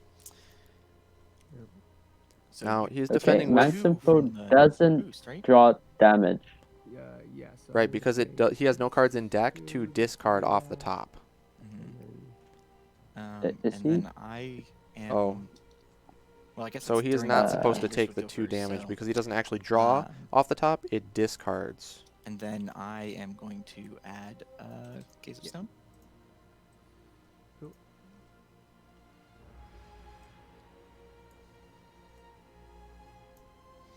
And then my second action, Oh, hold on. no damage for fatigue from Maxim. It doesn't draw off the top. Just No, oh, okay. Let's discard. Okay, Hold on. because you can't. Yeah, it doesn't draw a discard, so you get 2 health back. But Yeah, so that's a that too helps. clever play by Bug to Okay, that was make the something most I out of thought I the didn't card in do the that. situation. There you go. Still probably too little, too And late here, then- John. But Yep, because there we see the Gaze of Stone discarded for that 4 boost value.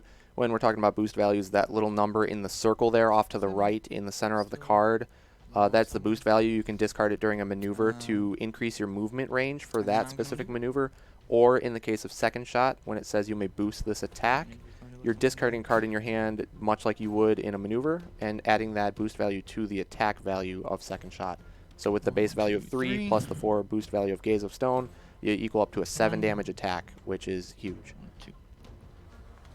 Your turn.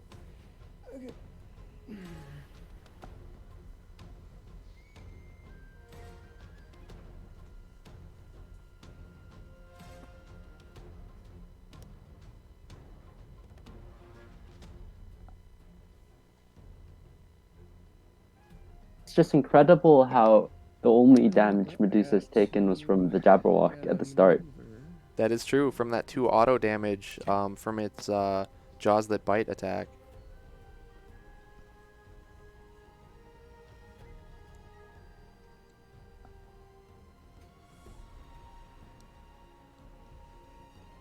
I mean, Alice just really hasn't gotten the opportunity to get in there this game. We're still sitting at 2 Harpies remaining on board, and this map choice may have backfired on Bug here because it's so tight with the corridor type layout that, Alice just hasn't been able to get through those Harpies and get to Medusa herself. what's a good comparison, John? Maybe a slightly more open Sherwood or Yukon in terms of how this map plays melee versus ranged. What do we got here? What? Say that again, Matt. I was just saying, in terms of map comps, is Soho maybe a slightly more open version of like a Yukon or Sherwood Forest in terms of how it plays in this kind of matchup, No range bugs. versus melee? I would say it's definitely not anything like Yukon. I think Yukon is more close to Marmorail, where it's more a lot of tri-zone spaces for range to really take advantage of. It is somewhat like Sherwood Forest, I would say, because Sherwood, only has a couple tri-zone spaces, and you can easily get out of range of those, but the problem is it's so corridor-esque as well. So I'd more closely compare it to Sherwood Forest for sure. Incredibly rude. Okay, well, we're gonna go ahead and Although start this us map off in with particular, it does have a- less, or more, I should say, more different types of zones. So I think this is one of the most neutral maps you can get, I would call it. And attack. Yep. Medusa is attacking Alice.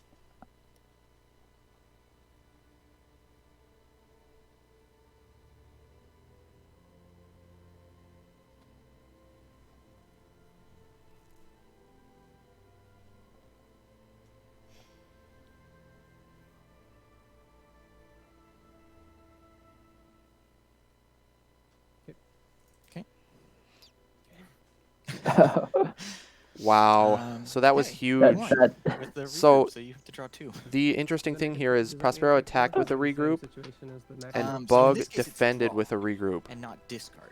And So I'm even pretty sure he barring takes his it. defense buff that he gets, even if they from were both that. just one value regroups, I'll wait for them the to get rid of defender them. wins They're probably because gonna winning a get rid of combat relies on dealing damage. So if the attacker deals Yep, any so you damage can during the open that, and combat, I draw a card. they win the combat. But if the defender does not take damage, then they're considered to have won the combat. I know, And with but, regroup, yeah, there's no no matter what, you features, draw so, one card, but if you won, you draw 2 instead.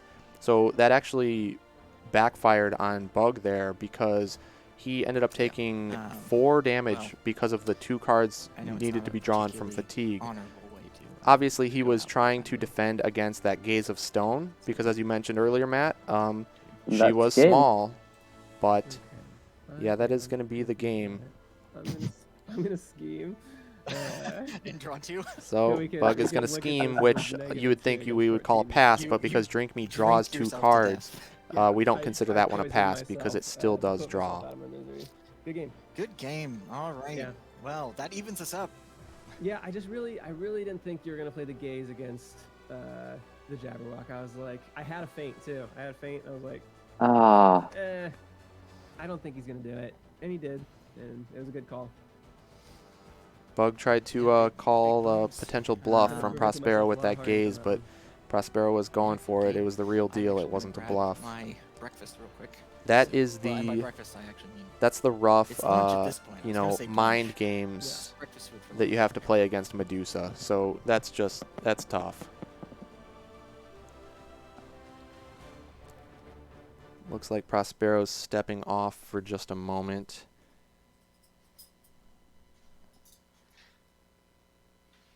Get that man some food to refuel. He's had a long 2 days of Unmatched.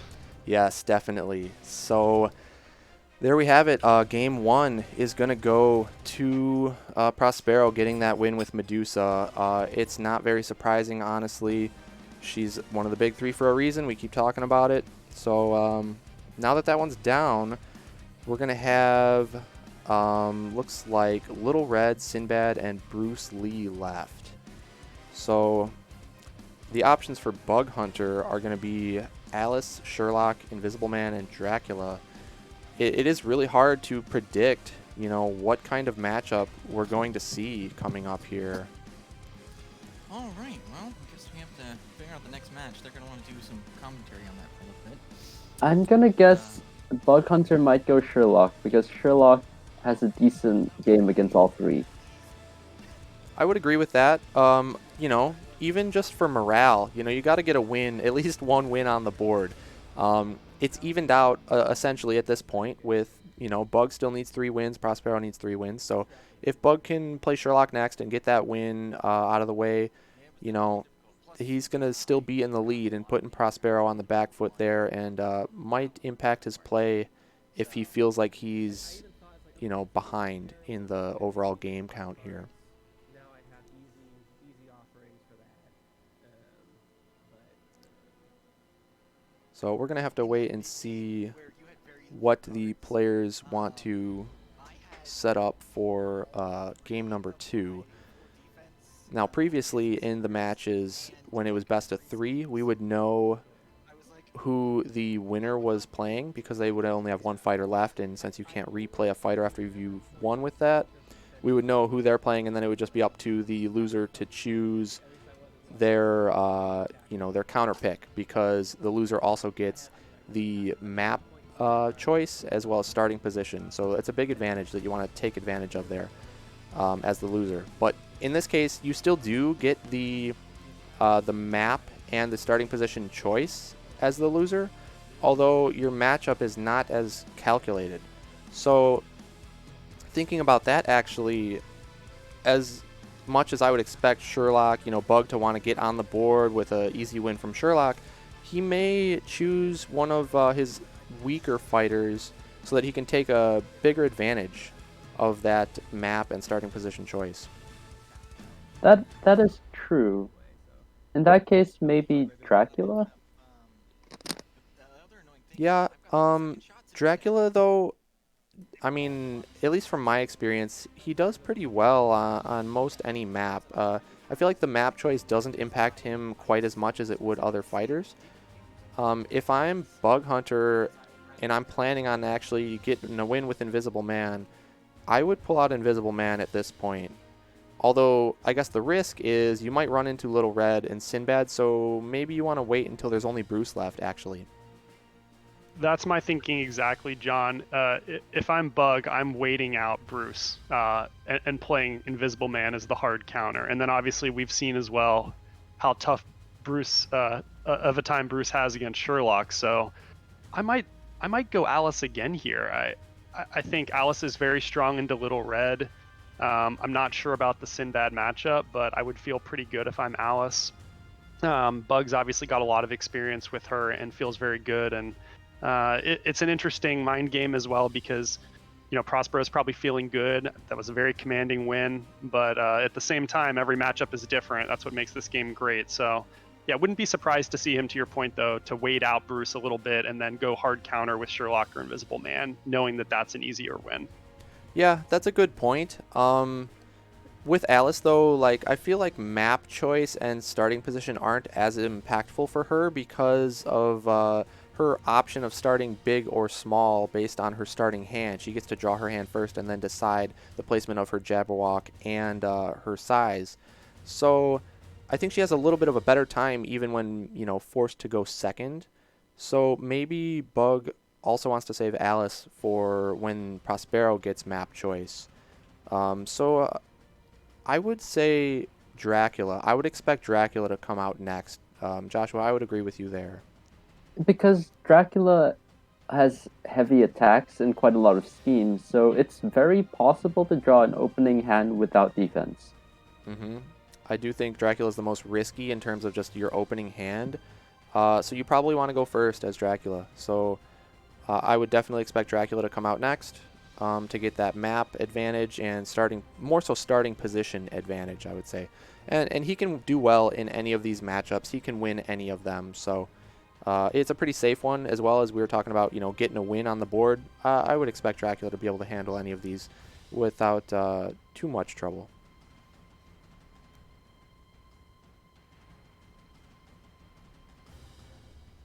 And I know Dracula can do well in any map and any matchup, but he is definitely favored in high connectivity maps because Ravening Seduction is easier to set up. That is true. That is one of Dracula's key cards. The Ravening Seduction, being able to pull an opposing fighter 2 spaces, and then it deals damage equal to the number of Dracula's sister sidekicks adjacent to the fighter that was moved. So he starts with 3 sisters. You can get up to 3 auto damage from that. So that is actually quite a big impact there. If it was on a map like we just saw in Soho, it would be a lot harder to pull off bigger damage with that card because the corridor layout of Soho. So yeah, I agree with that. Something more interconnected definitely would help out.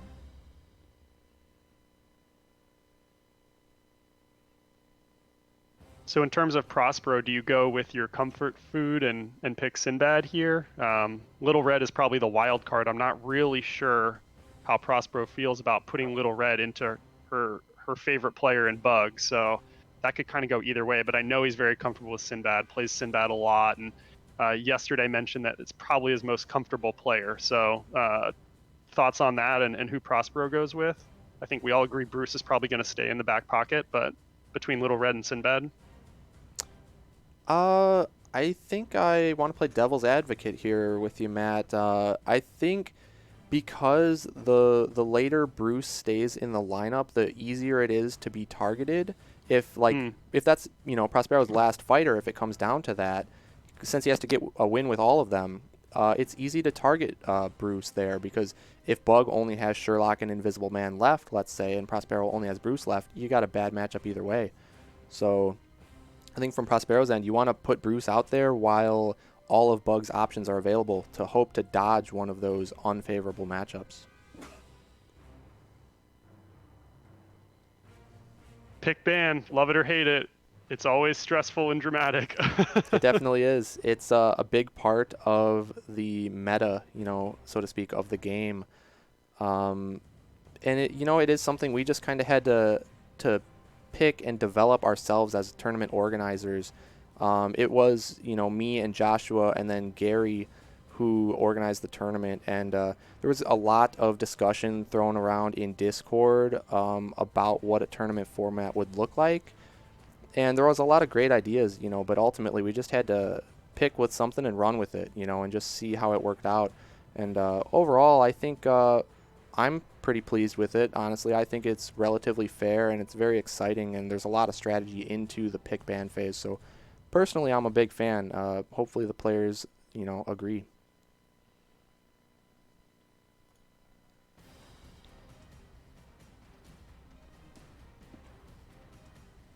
Okay, it looks like we do have our next matchup here. It is going to be Bruce Lee, as I expected from Prospero. That was smart. Although he is going up against Sherlock from Bug Hunter, so it's going to be a tough one. Bug may have had that idea, of, okay, well, I just want to get on the board, so let's just go with Sherlock just to keep me ahead in the game count. And Prospero having my thinking of, okay, well, let's pick Bruce while we have more of an open lineup and better chances to get a good matchup. But it was kind of a 50-50 for Bruce, Invisible Man and Sherlock being bad matchups for him, Dracula and Alice being a little bit better. So, I mean, we'll see what happens here. Sherlock, again, being one of the big three, going to make it very difficult for Bruce. And Bruce is a fighter that needs to get up close and personal. He relies on a lot of combat interactions to win the game. He doesn't have much auto damage at all in his deck. So Sherlock, being a fighter who can deal damage on the defense as well as from schemes, doesn't even necessarily need to attack Bruce. So it's going to be very difficult for Bruce. But we've seen Prospero do crazier things, I would say, over the weekend. So it's not over yet. If we take a look here at Bruce's deck, wow, he has the most unique cards, I believe, out of any deck we've seen so far, maybe out of any of the fighters available in the game. If you look on the left there, he has so many one-ofs because he has a lot of unique schemes as well as attacks in those Jeet Kune Dos. So the Jeet Kune Dos are basically Bruce's bread and butter there. They each gain him an action after combat, which allows for either maneuvering away to gather extra cards and put distance between you, or allow for extra attacks. So he can actually get more than even 2 attacks per turn, which is usually the maximum for any other fighter. And in addition to the action gain, each Jeet Kune Do is unique and has a special bonus effect. So if you look on screen, we have Jeet Kune Do downward side kick. That one, the opponent discards a random card in addition to the action gain. And that can be huge for knocking out certain key cards, like in Sherlock here, maybe knocking out some counter punches or confirmed suspicions that we'll look at in a moment. But the Jeet Kune Do Intercepting Fist cancels all effects on your opponent's card, so it is basically an offensive version of a feint built into that Jeet, which can be excellent for negating things like, Looking Glass from what we saw from Alice, or things like Skirmish that move the defender away, which would interrupt Bruce's combo chain, we call it. So Intercepting Fist is a huge one. Be Like Water is his blue defense. After combat, you get to choose a Jeet from the discard pile and add it back to your hand. So any of those Jeets that Bruce has used so far in the game, he has at his disposal to get back with the water. So that can just help out in any situation by picking the Jeet that fits. Although the problem in this matchup, like I mentioned, is Sherlock can win without even attacking. And with Be Like Water being a blue defense card, it can only be played on when being attacked on the defense. So Sherlock may not even trigger many of those throughout this game, which is going to make it extremely difficult for Bruce. But then we look at a couple of his schemes. The 1-inch punch deals 2 damage to an adjacent fighter. If it defeats the fighter, you return that to Bruce's hand, which is great against 1 health sidekicks, like we saw last game with Medusa. With Sherlock, not so much, unfortunately, because it's likely only to be a deal 2 damage scheme. And then the Bring It On, you choose an opposing fighter in Bruce's zone, and you place him in any space adjacent to Bruce, and you gain an action. So you'll see that theme recurring with Bruce. A lot of his cards gain him those actions. And Bring It On is a way to bring the fighter next to Bruce and still essentially have 2 actions left to attack. You could attack multiple times, and even if one of those attacks is feinted, canceling that action gain, you still have another attack, which could start up the chain yet again. So Bring It On is going to be a key card, I think, especially in this matchup, if Sherlock ends in the same zone as Bruce, for Bruce to maybe run Sherlock out of defense cards and get him low in hand. So here we have Sherlock. Some of the key cards there, we got Confirmed Suspicion. That is one of the key schemes that I mentioned. You choose a opponent, which you only have one opponent in this case in a 1v1. And then you're going to name the value of a card. And any card in your opponent's hand of that value, they have to choose to discard one. And the card that they discard, they're going to take damage equal to the boost value of that discarded card. So that is huge in dealing auto damage and also knocking key cards out of the opponent's hand. And Sherlock has a lot of cards that let you look at the opponent's hand, so it's not even as much of a guess as you would expect. Counterpunch there, I also mentioned, if Sherlock is adjacent to the opposing fighter who's attacking him, he can deal 2 damage to that fighter. So with Bruce having to get up close and attack, he's at risk of taking up to 6 auto damage from counterpunches throughout the course of a game. Actually, he has to take it because he can't feint it ever. Yeah, as long as the way the combat works, oh, there we have the deck list loaded in. So you guys can see some of those there. But the way the combat works is with Defender's effects going first. If Sherlock defends with Counterpunch, it cannot be... I guess quick note on Sherlock is his ability is that Holmes and Watson cards cannot be feinted. They cannot be canceled. So there is no way to negate a counterpunch if Sherlock is defending with it specifically. If Sherlock attacks with it, you can get away from that auto damage because it states specifically if Holmes is adjacent. So with defender effects going first, if Holmes attacks with a counterpunch, you're able to use a defensive effect that would move you away, thus dodging that 2 damage. But as long as Sherlock plays smart in this matchup, Bruce has to come up and attack. As long as he defends with counterpunches, that's going to be guaranteed 6 damage throughout the game. Couple other key cards. You see the game is afoot. That's just a big 5 attack card from Sherlock. It moves him 3 spaces after combat, which cannot be canceled again since it's a Holmes card. So he can get out of that double attack range. Great with that and deal some damage. So it's a great hit and run card. Elementary is a blue card there. Defense. You play it face up actually, and you predict the value of the opponent's card that they have down. If you predicted it correctly, you cancel all of the damage and effects. So that's a great negation tool there. There's 2 of those in deck. And then the Deduce Strategy card, you can change the printed value of the opponent's card to its boost value, which is nearly always lower than the printed value. And it's also an optional effect. So in the case that the printed value is lower than the boost value, you can just choose not to change it. But in either case, you defend with the Deduce Strategy, and you are almost always negating all damage from the attack.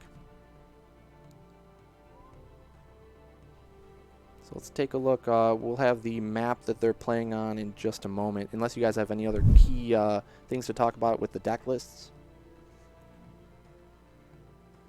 It's going to be tough for Bruce. That's all I can say. I don't think Sherlock has any reason to discard a Be Like, or excuse me, but yeah, I guess a Be Like Water and even attack. We've seen that in the tournament. Sherlock's going to play very passive. He's not a fast mover. This is not your Benedict Cumberbatch version of Sherlock. He is a slow, lumbering guy, and he's very content to just sit back, let Watson shoot his revolver around and kind of look at your hand and pick cards for you to discard and take damage accordingly. So very tough matchup for Bruce. He's really just going to need 1, maybe 2 massive turns, probably nunchuck aided, to make this a doable thing, but it's no easy feat for sure. Yep, and it looks like they are going to be playing on Yukon, so Bug got the map choice here as the loser of the last game. So my thoughts on Yukon, I guess, are maybe since, you know, um, Sherlock is not ranged, although Watson is, but maybe he wants to use those tri-zone spaces with Bring It On for a key combo turn, and those tri-zone spaces make it a little more difficult for Sherlock to get away from that. Because if Sherlock, one of his key combos is to use his schemes, he has Eliminate the Impossible is a scheme we didn't show up on screen, but it lets the opponent, or it lets him look at the opponent's hand and choose a card, any card for him to discard. So the 1-2 punch combo that Sherlock is famous for is Eliminate the Impossible to look at the opponent's hand, discard one of their cards, and then play a Confirm Suspicion scheme to force them to discard another card, and now you've seen the cards in hand, so you know the value that you need to call. But if Bruce can stay, on top of Sherlock, it makes it much more risky for Sherlock to pull off such a play like that, because if he's double scheming, he's not moving away from Bruce for attacks. He's also not drawing any additional cards. So I think Bruce is going to have to stay right on top of Sherlock, try to keep Sherlock in his zone for that big turn with the Bring It On scheme.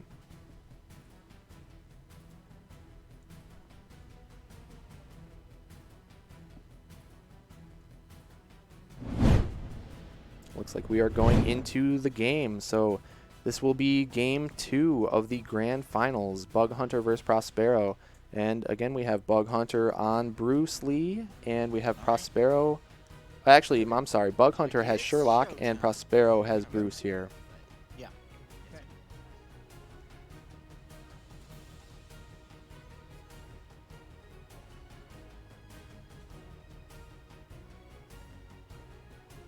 Oh, that's right too. So I had my characters switched up here. So Oh, wow. Bug was Sherlock, and Bug chose Yukon. So maybe he chose Yukon because Watson is ranged. Choose and discard matching the attack. But we're going to start off with a Confirmed Suspicion. That is Very Use 3. rare to see it this early, but Bruce notably has so many 3 cards. Attacker defense value. Oh, it takes That's damage true. equal to All of the 3. Jeets are 3 Choose damage 3. value. Okay. Now, if Prospero has a Momentous Shift there, though, this could be risky for Sherlock Bug is because probably- Momentous Shift only has 1 boost value. Yep. But he So- does manage Oh. to hit a Jeet. So that one is Wrist Lock, and that is the Draw 1 card Jeet. So with a 2 boost value, so Prospero does take 2 damage there. I wish he hadn't had that card. But...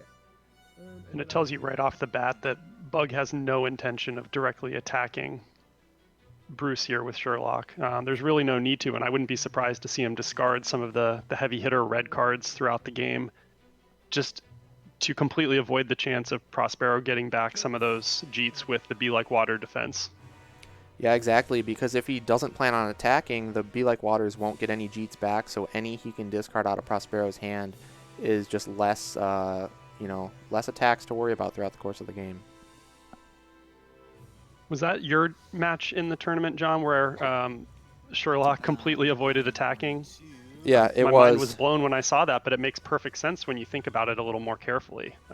Why give Bruce and Prospero any chance to get those attacks back into your hand with the Be Like Water defense? Exactly. Play to your strengths. Exactly, yeah. If you don't need to attack a Sherlock, then don't. But especially against Bruce, like that's what makes Bruce so scary oftentimes, is his ability is to move 1 space after at the end of his turn, actually. So Bruce can maneuver up, he can attack, and then he can hop back 1 space, putting him out of melee range.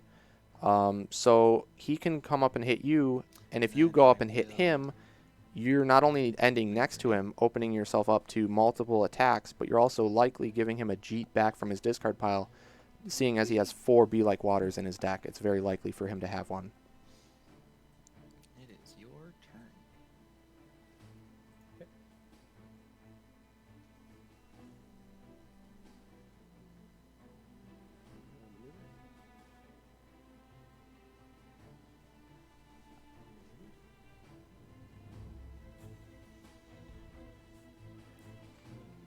One thing to note in the matchup, though, is that we don't know quite how much experience Bug Hunter has with Sherlock. He's avoided picking the big three most of the tournament, if at all possible. So he may not have quite as much experience with these big three fighters as other people may.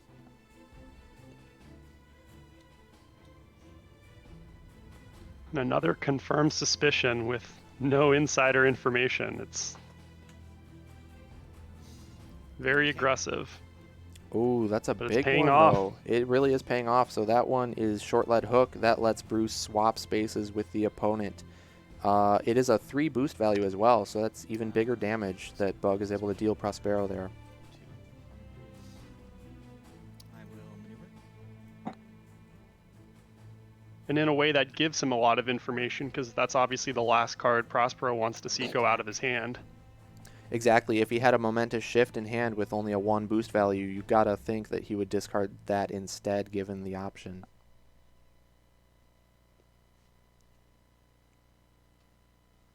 Already with counter punches, that could take Bruce down to 3 health.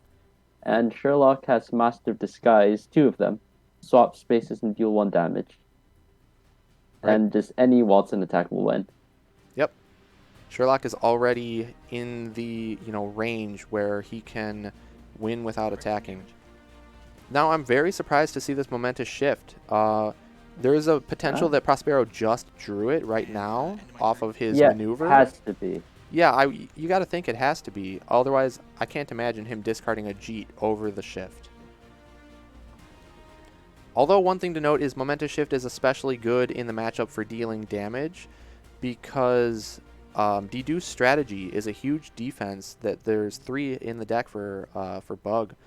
So deduce changing the attack card to its boost value happens because its defender, it happens first, and then the momentous shift bumps itself up to a 5. And so you would still deal 2 damage over the deduce strategy attacking with the shift. So maybe Prospero has conceded the idea of, he knows he's going to lose to auto damage in the long run, but maybe he just wants to hold on to the shift just to have that chance of dealing enough damage to win the game.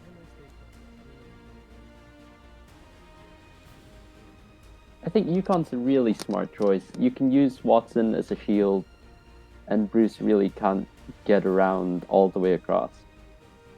Yeah, I had it mixed around when I was talking about the map here, but you're 100% right. This is the Yukon Death Loop, we call it. Just look how many spaces in this single corridor, layout that there's no easy way to get to the hero.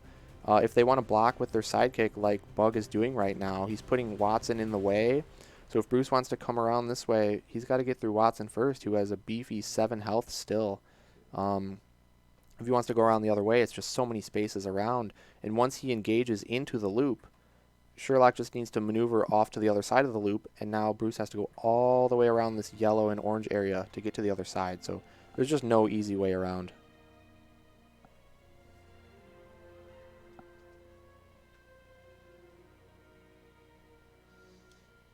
As if that wasn't enough, Holmes can also be healed by Watson cards on multiple occasions, so I'm sure he's going to keep Sherlock and Watson tied at the hip for the majority of this game, not just for meat shield reasons, but also so that he can pull off fixed point in a changing age, which gives them each a health back if Watson is adjacent to Holmes. Yep. Scheme? Yeah, Big 3 strikes again. Well, okay, I think that's a misplay because yeah. Oh, Got to be in the zone, dang unfortunately. it. I actually can't play that card. That is the key card I was talking about. It may allow Prospero to pull off some type of combo at some point, although you could maneuver it's- to the gray zone. yeah, the problem then though is that you only still have one more action available Yes, it is. because you maneuvered first, and so if Bug has a feint, he will cancel the combo guaranteed right there.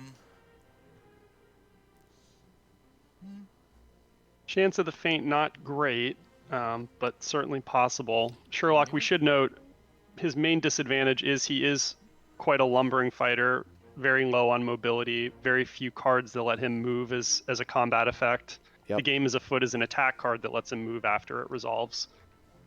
But if you can get him cornered, and that's why in some occasions it's risky, but Raptors can have a lot of success pinning him and just dealing, action after action of attack cards. So that's sort of what Bruce is trying to replicate, but without the advantage of 3 clever girls. Yeah, exactly. There's no multiple bodies for Bruce. It's just him solo, so it makes it a lot harder.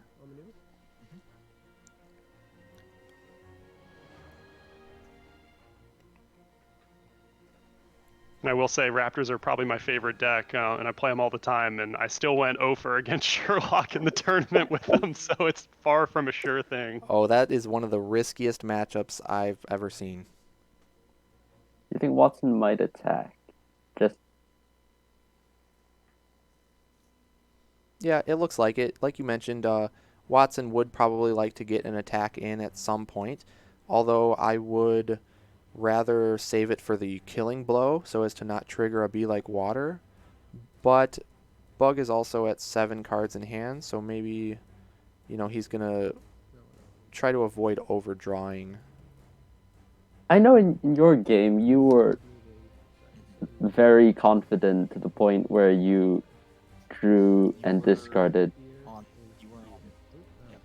Oh, wait. Yeah, I drew, and I'll lock the board here, but Okay.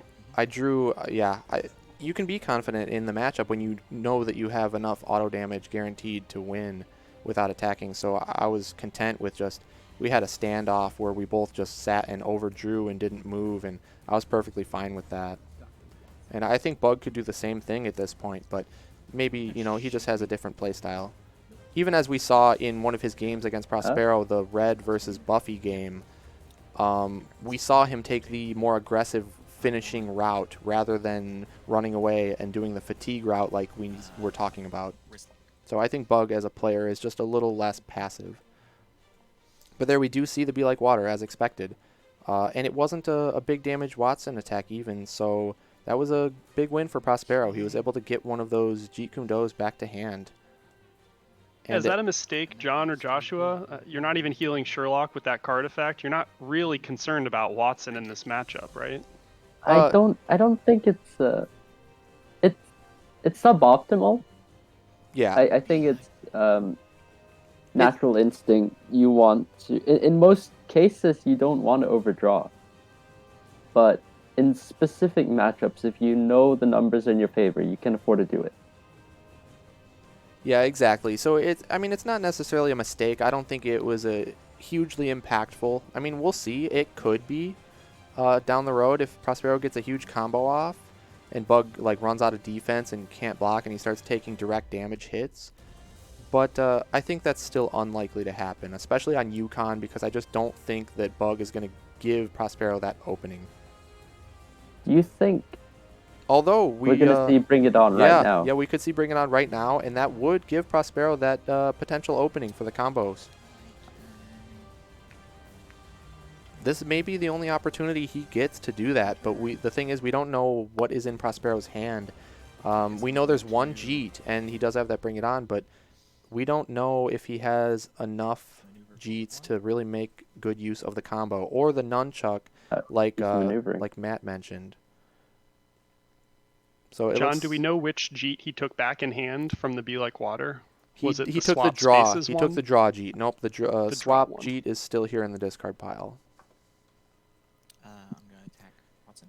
The draw Jeet is good for potentially drawing into other Jeets.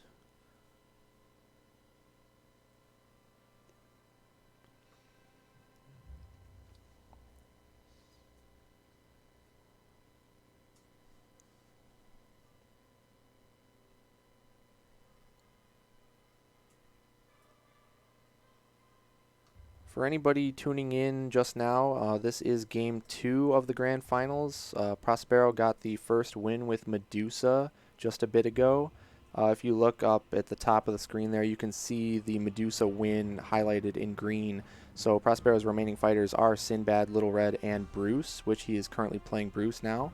And Bug Hunter still has 4 fighters remaining in Alice, Sherlock, Invisible Man, and Dracula. Currently playing the Sherlock, but Bug Hunter coming from the winner's side of the bracket. He only needs to get 3 wins, whereas Prospero needs to win with all 4.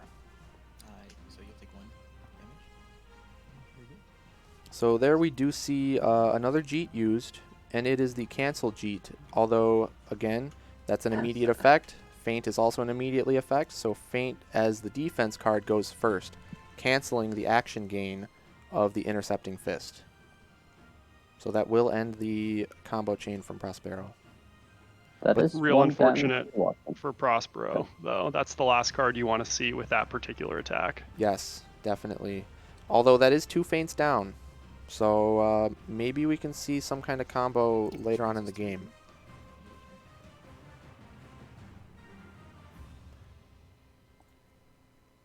You talk about Bryden's loss to Prospero yesterday and being stranded without feints for the majority of both games he lost. Is there any worse feeling than being a Bruce player and drawing a handful of purple and yellow cards and not seeing those attacks come until too late? No, I feel that pain personally. In one of my games, I opened with 3 Be Like Waters, and when I double maneuvered first turn, I was at all 4 Be Like Waters and no Jeets, and it was just a horrible feeling. That's where that deck order comes into play yet again. Oh yeah, you've already drawn, so that's fine. It doesn't actually matter though.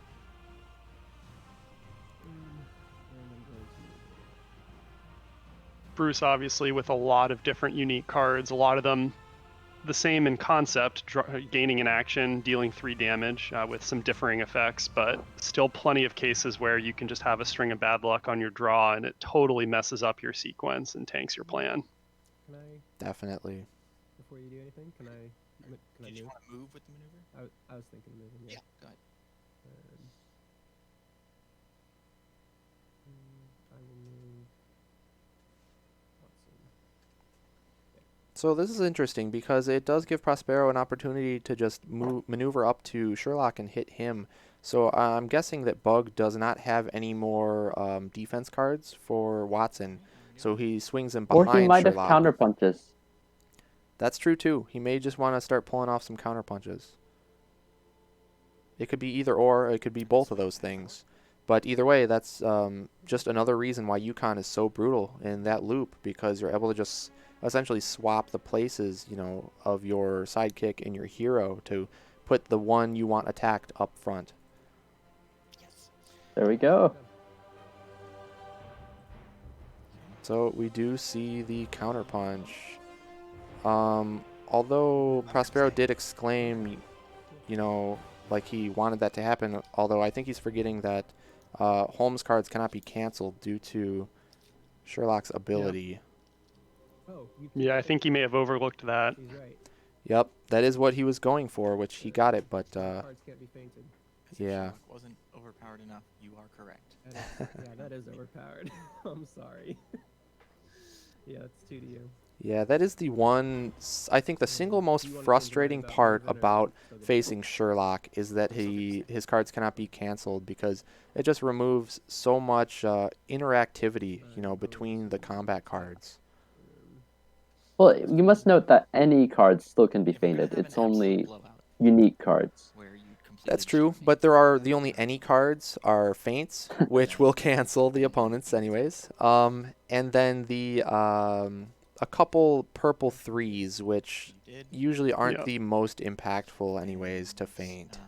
Yeah, you've got the draws from Education Never Ends, and then looking at your opponent's hand with study methods. So not Mhm. nothing, but But when you have things At like this counterpunch and the game is afoot and deduce strategy, it's those are definitely the lesser effects that you would want to feint.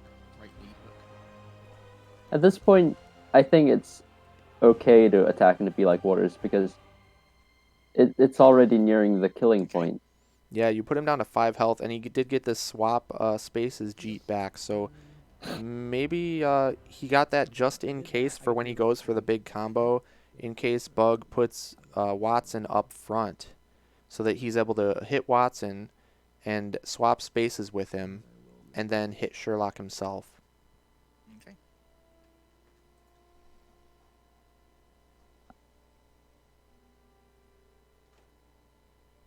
And yeah, I don't see how a good player like Bug loses this game in any out of 100 simulations. Yep, I would agree. It's just a huge uphill battle for Bruce. and especially at this caliber of play and on this map in particular. I'm going to. I don't think there's much chance for Bruce, unfortunately, but we'll see.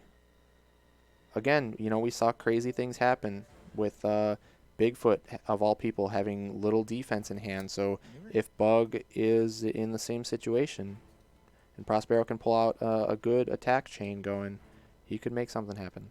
Yeah, and mistakes happen. Fatigue is a thing. You can't play 12 hours of this stuff over a weekend and expect to make every play perfectly or think everything through as straight as you ordinarily would. So Right, and both of these players have already played multiple. Well, Prospero played both matches yesterday, winners and losers finals, and Bug played the winners finals yesterday. So both of them have definitely had their fair share of Unmatched over the weekend, and physical or mental fatigue is definitely playing a role here.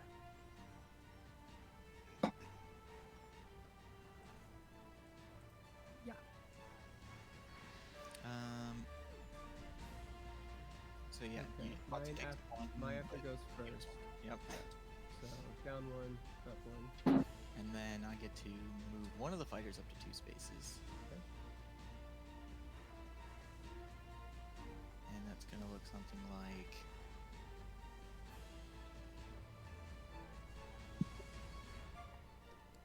Oh, they realized. 1, 2, and then I'll hop back one more. I'm actually gonna stay there. Okay. frozen camera on Bug's angle, but he is locked in, and now he's pulled an invisible man and he's gone. But Yeah. Yeah. I thought maybe that was on our end.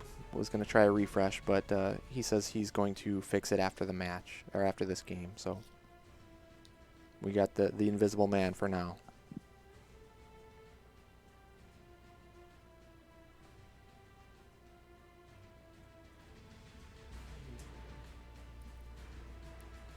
Once again, you see Sherlock in this retreat, and now Bruce is on the back foot. I mean, it's funny to say that with hand advantage, but he's forced to attack. Yep. Yeah, but I mean, Bug knows what he's doing here, just playing solid defense with Sherlock. And being, in the position where he's at right now, even so, Be Like Water has a 4 boost value, which is huge on top of Bruce's base 3 movement. That's 7 spaces he can move in a single maneuver, but even that is not enough on Yukon in the loop to get all the way around, because where he's at now, you could go the back from, the red side, you can go 1, 2, 3, 4, 5, 6, 7 spaces. You end in this yellow space, which is still not quite adjacent to Sherlock. He's counting it. Yeah, I mean, you got to be thinking about that, but the Yukon, the loop, it's just too much. I'll go 1, 2, 3. 3. And then I'm going to.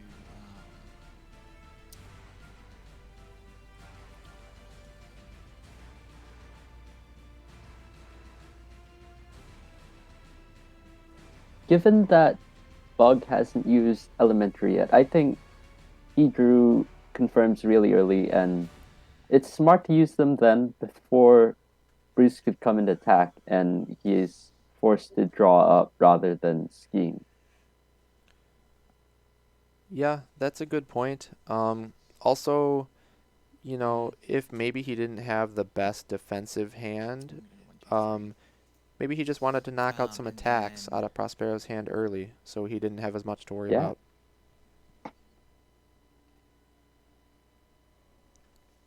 Discard.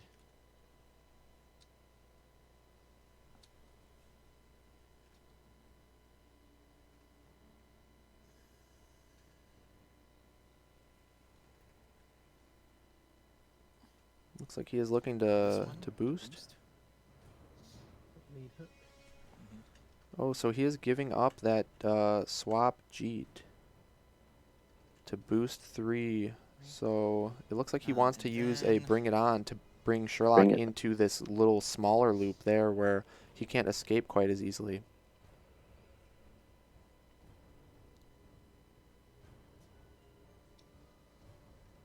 Yeah, that northeast corridor is exactly where Bruce wants the rest of this fight to be, and it's telling that Sherlock has avoided it from the go. Scheme Yep. play. Hoo-ah.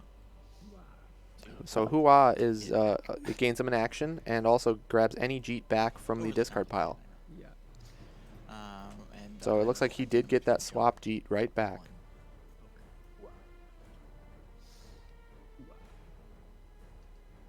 Well, so that's interesting. I mean, he boosted with the card and then he Because you Hua to haven't get it done back. anything yet, I'm actually not going to jump over. But he's choosing to stay put. Maybe he's just trying to avoid overdrawing. Although I think that Hua Yeah, hold on, might before we be get to this, needed later on to try to pull off a you combo. moved, Oh, you, okay. you schemed and got an action. Yep, you got You're another right. turn. You're right. Yeah, I was just reminding them that Hua does gain an action. Oh, he was thinking that was his last action. Okay, yeah. So this makes more sense then. Okay, so I Maybe was we will see here the bring it at on. the end. So I schemed, gained another action. There's that fatigue we talked about coming into play. Nobody is immune to it.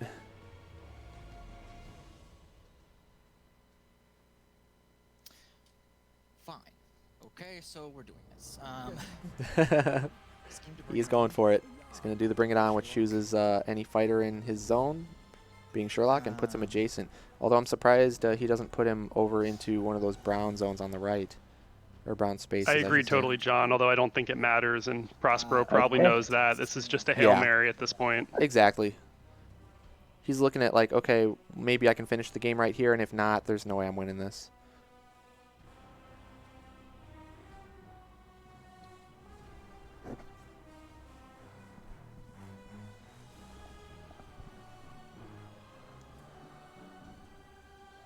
You could see Bug there hovering over what I have to assume is a feint. I don't know anything, but It could be also elementary, the blue card we showed earlier, and that's pretty safe to call a 3 because all of the Jeets are 3s.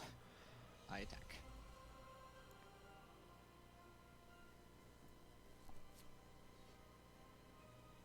Before I turn this over, I'm going to guess a 3.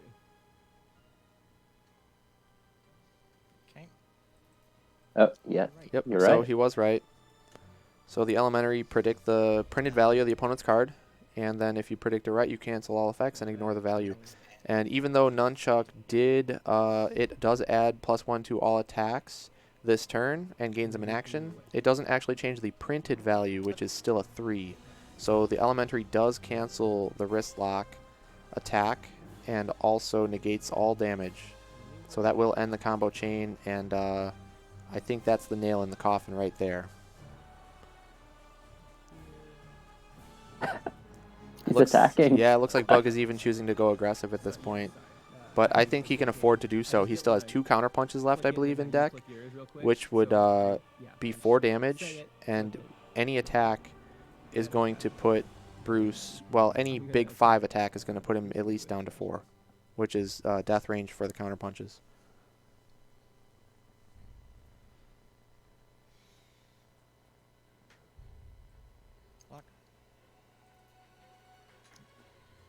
Oh, interesting. So he That's a chose to use, counterpunch. counterpunch offensively. He risked running into something like a skirmish right there from Bruce. If Bruce had defended with a skirmish, the defense effect would go first. Skirmish would win a 4 value over the 3. And it would have let Bruce hop back a space and not be adjacent to Holmes for that 2 auto damage from the counterpunch. So a bit risky, but again, I mean, we've seen Bug make a lot of offensive plays. You got to think too, the longer the game runs on, the more mental fatigue sets in. So maybe he just wants to end the game. He maybe already feels confident enough that he has it no matter what. Yep. Just wants to end it more quickly. So that is the last feint, though, and there has been... And this is the first damage on Sherlock. That is. Sherlock. So it cancels the action gain, but Prospero's going for another Do attack. you think we might see a little dragon? I would love to see a little dragon bumped up to 6 value over a deduce strategy. This a 3? Ah, I don't understand how you have half your deck still and you have all the counter cards. I got the lucky draws. Yeah, so Hooray. So Back in that the is the momentous shift cheat, essentially. If either fighter started the turn in a different space, the value is 5 instead. which is Although already been momentous done. shift just says if Bruce started in a different space. This one works even if Bruce started his turn, did not move, and used Bring It On to pull the opponent next to him. It still makes this card a 5, which is very deadly. He must have had Little Dragon. There's no way he's playing that suboptimally if not for Little Dragon. Right. Bad. If he would have been able to get a big attack here over something like a Deduce strategy to deal 2 damage, and then maybe attack with a Little Dragon against another Deduce for 3 more damage because the Little Dragon would be a 6, that could have been pretty big.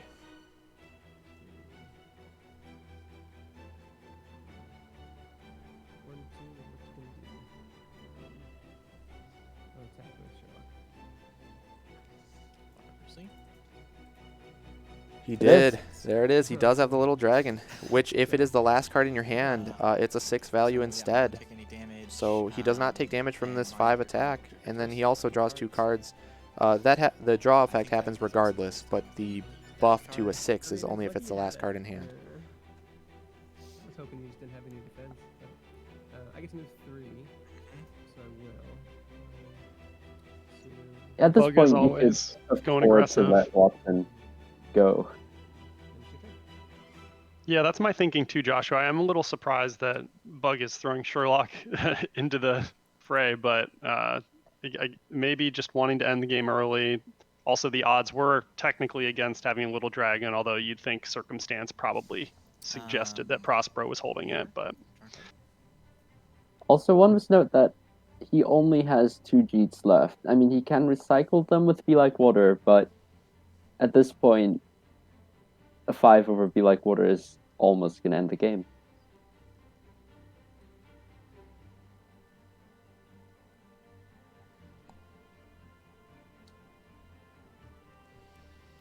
I'm going to...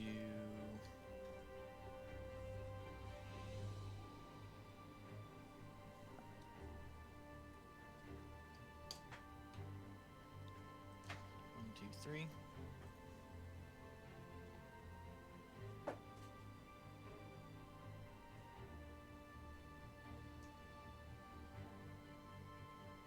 This does give Prospero another opportunity to try and be aggressive with some Jeet combo attacks, but this is actually very good. Very, very good for Prospero. This is huge. So Education Never Ends. If you won the combat, which he did win because he was defending against a 3, the opponent draws a card. Otherwise, Bug would have drawn 2 cards if he lost the combat. But not only that, but this Jeet knocks a random card out of Bug's hand. So Prospero got to draw 1 from Bug's card, and Bug... Wait, have they discarded? Nope, they didn't discard yet. Should we... Hold on, yep. Well, you know what? I do. Nice. So that was the smoky guy and this smoky guy. And Hold on. They're asking us to. Oh yes, the J Kundo makes you randomly discard a card first. So Well, we're dropping rules left and right. we are.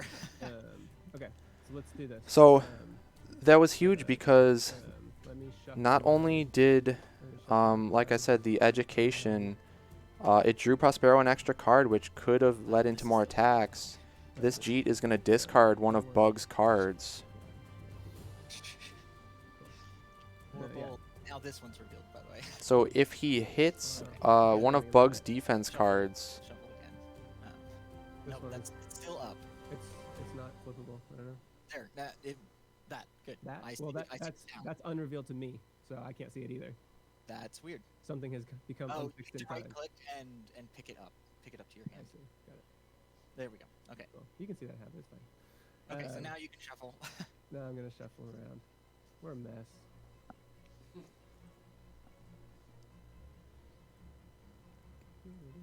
So yeah, if Prospero can happen to hit the defense out of Bug's hand, he may get some direct damage in here. Two. This guy. And he does. He hits a defense Hey. card. Would you call that the first rule of Unmatched, John and Joshua, is the defensive effect resolves first? That's the answer Yes. to like 90% of questions when in doubt. Make sure you've got that one right and you're probably golden. Yes. Not to simplify the game, it is a very simple and elegant game, but always very complicated interactions, especially when you're playing fighters you don't play regularly. And these guys have had to go deeper in their pools than they have throughout the tournament, but Still the same card. Definitely. and add on the pressure of the moment. Oh, You're yes. bound to see some of this happen. Yes. So, but that was a big turn for Prospero. He knocked a lot of defense out of Bug's hand. He's ending, well, yeah, so he does choose to end right adjacent to Sherlock, which is the smart play, forcing Sherlock into a double maneuver turn. And he may not have any more defense left. So if Prospero is able to get up into Bug's face and start attacking some more on his following turn, he may be able to deal some damage. But again, the Yukon Deathloop, and we did see when Bug accidentally flipped over his card, we can pull Watson over to Sherlock. That is true, yep. And that's going to make it real hard for Prospero to reach Bug, if not impossible. So maybe Prospero wants to take the opportunity to hit Watson and maybe eliminate him. Because we have seen all three feints used from Sherlock, 2 counterpunches. There's only 1 counterpunch left. There's no more elementaries, so there's no more cancels that Sherlock can use. So if, you know, granted, there's only one Jeet. Yeah, there is only 1 Jeet left for Prospero, so that's unfortunate. So there won't be too much comboing happening, but maybe he can get some damage in.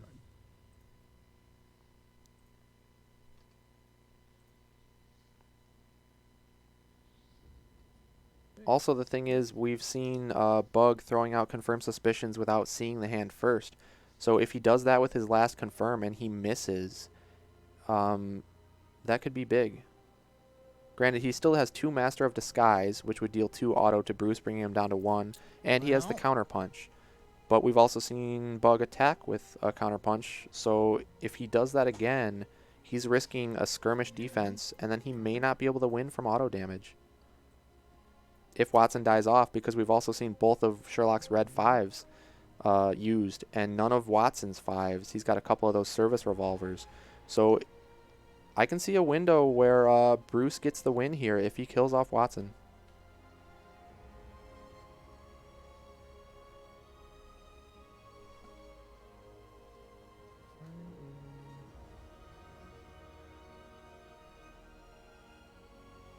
The fact that he's deciding means there has to be a playable card. Unless he's bluffing. Oh, he's taking it. Smart. I mean, a regroup is good for the hand advantage, but you really want to knock Watson out before you can get those 5s, the service revolvers. Prospero playing it smart, though, choosing not to move away. He wants to stay right up close and personal, so he's choosing not to use his end of turn ability, which is very smart in the matchup. And you say hand advantage, but it also makes Confirmed Suspicion so much more likely to hit.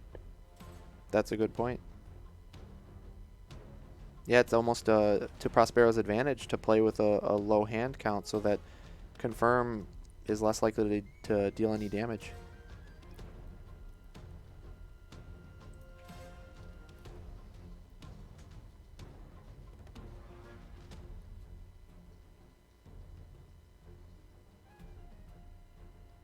There's no need for him to go blind because he still has 2 schemes that peek and discard a forced card.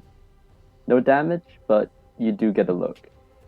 That's right, but he also, that's a lot of actions he needs to spend on schemes in order to finish off Prospero with auto damage if he doesn't get that other counterpunch.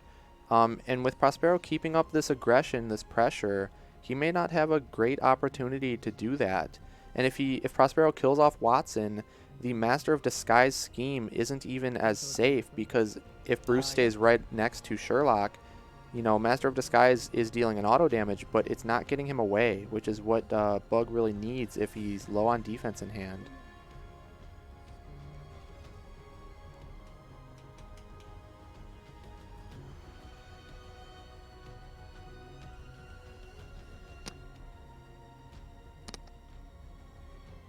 Prospero's really made a game of this. I'll give him credit. It is a lot of health to still chew through, though. I mean, at this stage in the game, I Yeah. can't imagine that it's going to go his way, even with this valiant late surge. But I think it's fair to question whether Bug kind of let him back into this to some degree, and whether just sitting back and sniping with some of the schemes and Watson would have been the safer play and maybe the more sure play. Yeah. Prospero's at least got to feel confident about how he's handling things.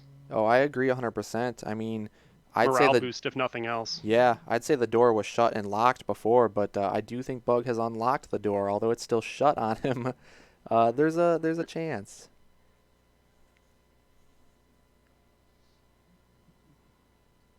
And you have to question again just the fortune and how it turns on the pick bans and the blind choices. Maybe Sherlock isn't Bug's strongest suit, and if he runs up against someone other than Bruce, it's a different ball game. So just things like that always factor into just the chance of the blind choices and how those matchups fall in terms of who gets the W. Mm-hmm. We all talk about how strong the big three are, but a lot of people don't really enjoy playing the big three as much, whether it be due to their power level or just their, consistency or whatever it is, or maybe they just don't. They have something against playing like the meta characters, so to speak. But a lot of people don't play a lot with the big three, and so you can see upsets happen more often. Not you. Well, that was you the whole time.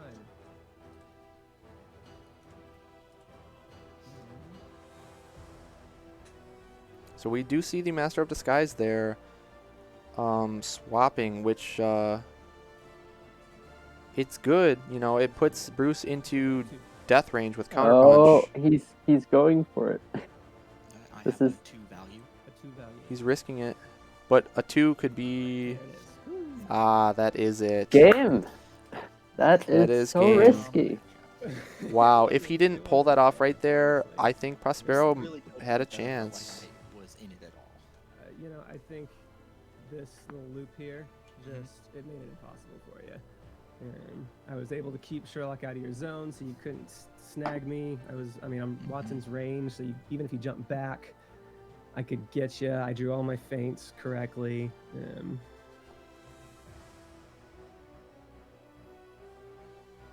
Yeah, Bug definitely didn't make it easy on Prospero there. There was a slight opportunity for Prospero to pull out a win, but big three that made it's it still in just now. so Now so out, difficult yeah. of a matchup.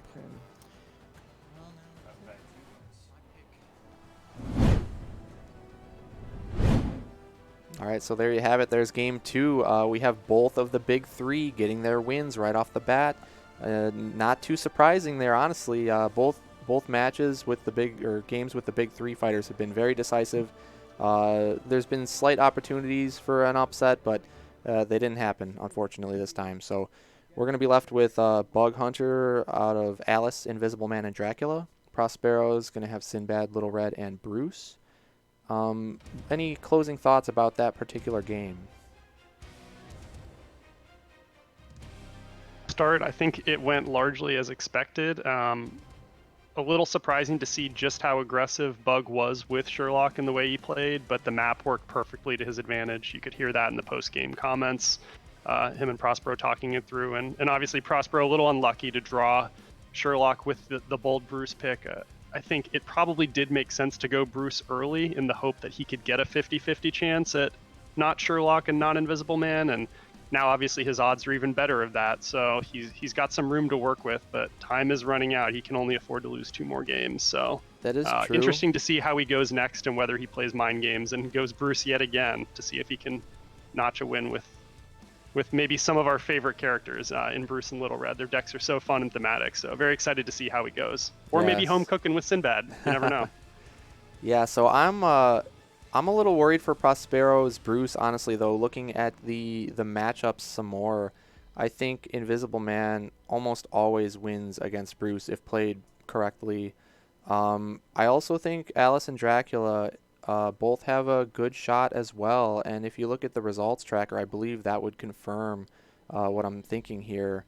I believe Alice and Drac both have a winning record against Bruce. Bruce is a great fighter. He can be very explosive. He's very scary to play against. but he just struggles being a solo fighter. He has a little bit more bad matchups, I would say, than your average fighter. Um, so Dracula, like those beast forms, are just so big, and Bruce doesn't have any healing. He has no real way to stop the beast form or get out of those lethal ranges, other than his one Jeet that discards a random card out of the opponent's hand. That would be key in that matchup, trying to hit one of those beast forms. And with Alice, the problem is, when she's big, she hits so hard over Bruce's Be Like Water defenses. And also she has so many movement effects with her versatiles that let her move away from Bruce when he's attacking her to essentially break the combo chains that Bruce is trying to get going. So I'm a little worried looking at the matchups more closely that Prospero having to get a win with all 4 of his fighters, meaning Bruce included, that might be his weak link in the match here.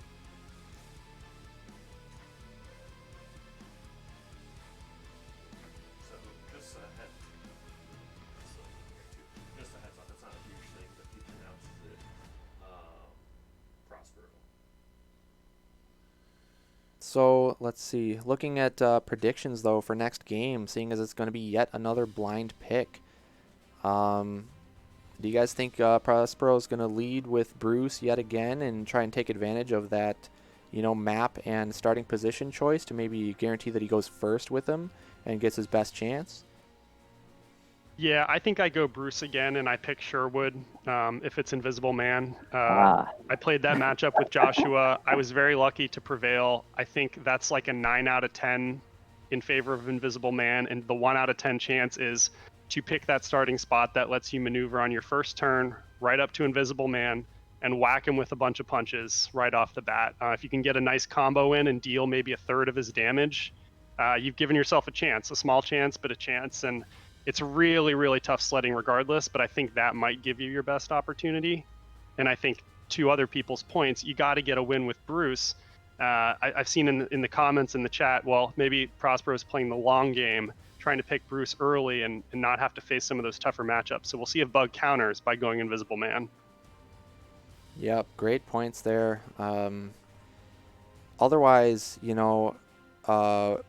thinking about map and starting position advantage, I do think Little Red might have advantage going first, so maybe he might choose to go Little Red next, just because she does so well when she has more options, with those higher hand count. So lining up those basket items in the proper sequence is a lot easier when you have more cards in hand. So maybe he could go Little Red next and try and take advantage of that. I think Little Red has a great matchup against Invisible Man. As we discussed earlier, because he doesn't have those feints. Little Red has a decent matchup against Dracula, I would say, as well. She has a lot of random discards out of the opponent's hand with the Stones in the Belly cards. As well, she has a lot of healing, so if Dracula doesn't kill Huntsman and can't set up that... It's harder to set up that Beast Form lethal when Huntsman can just heal Red for 4 health. As far as Alice goes, I think that one's a little more close because Alice can hit really hard over Red's low value defenses, even though they have great after combat effects. Alice, just pure raw damage, can definitely beat Red down, but maybe going with Little Red might be the best option at this point from Prospero.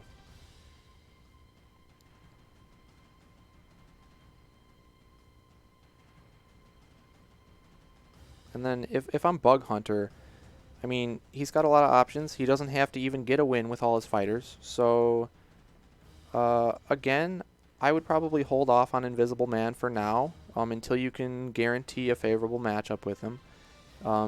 Invisible Man, I'd like to talk about him a little bit. He's one of my favorites, and he's largely viewed as one of the weakest fighters in the game, potentially bottom 3 by a lot of players. But I believe that if you really learn the intricacies of his deck and have a lot of experience playing with him, he is almost high tier, I would say. He has some really poor matchups, one being Little Red and another being like Sherlock. But other than that, like, he does so well against a lot of the high tier fighters such as Muldoon, Robin Hood, Dracula, even Bruce has got a pretty high win rate overall. So Invisible Man is a very strong counter pick, I believe. Yeah, and a great example of a fighter whose data in the results tracker may not be indicative of their true strength. I think there's playing a character for the first handful of times, and then there's playing a character pretty regularly and learning just how powerful they can be, kind of unlocking them, if you will. So I think we're seeing that in the tournament. There's some surprising characters who have had success, others maybe more predictable, but can't count any fighter out just based on the deck alone. There's always subtle ways that you can get an advantage over your opponent, and fun, interesting little ways that certain cards interact with each other. So Invisible Man, great example of an underplayed character that deserves more credit than he's getting right now, I think. Definitely. And another good point, you said, other little advantages you can get. I would say that the Red and Beowulf set, with Bug, being so adept at using both of those fighters, and them being the newest, release for Unmatched at the moment, I think that may have played a role in his success throughout the tournament, because people may not have had as much experience playing against Little Red and Beowulf with them being so new. Yep, we've seen that in the Heorot match, or excuse me, the map being banned pretty often, one of the top 3 most banned maps. And you got to think that some of that has to do with the door mechanic, which we may see and be able to talk about. It was not banned up front. So certainly another one of those like Raptor Paddock that has some intricacies as far as strategy and decisions. Yeah, great point there with the map as well. Just that unfamiliarity aspect plays a big role sometimes. Looks like we do have the matchup set for the next game. Looks like we're going to see some Sinbad from Prospero, so comfort pick there. And we are going to see Invisible Man up next. So this is going to be very interesting. I'm excited to see this one. Because Bug only needed to win with 3 out of his 4, I was a little bit worried that we wouldn't get to see any Invisible Man being played. But so I'm happy to see this. And like I mentioned before, it's a really interesting matchup because I think it's all determined basically by how the early game plays out. Sinbad, all of his boost values are a 1, other than that one single copy of Commanding Impact in his deck. And he only has a base of 2 movement off the bat, so it's very, very easy for Invisible Man to just play defensively and kind of do a hit-and-run style strategy and force, Prospero into not being able to attack. He also doesn't have any schemes to pass. His only scheme in deck is the Riches Beyond Compare to draw 3 cards, which is not what you want to be doing in the matchup. So there it is on screen there. So really, Sinbad, it's impossible for him to catch up to Invisible Man in the early game if Invisible Man doesn't want him to.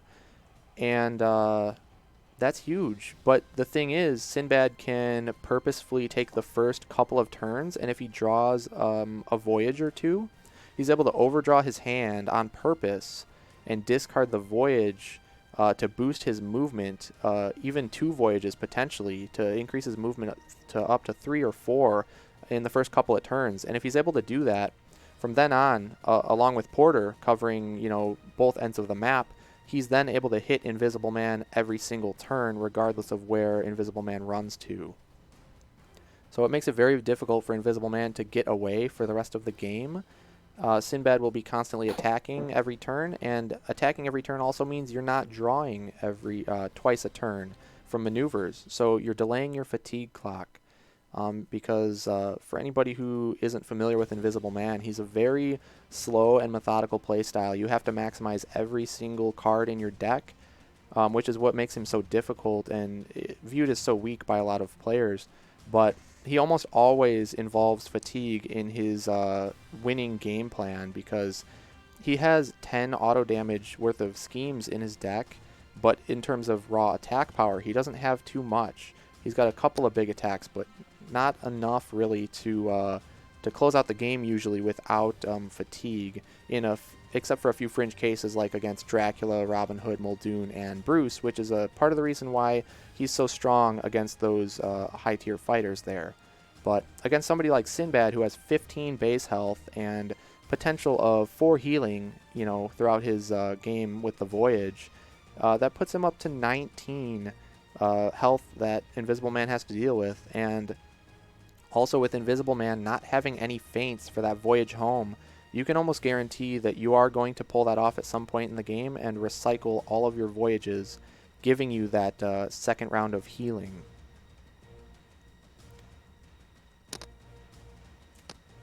So here's a look at Invisible Man's deck list real quick. On the left, you can see he has a lot of blue cards there.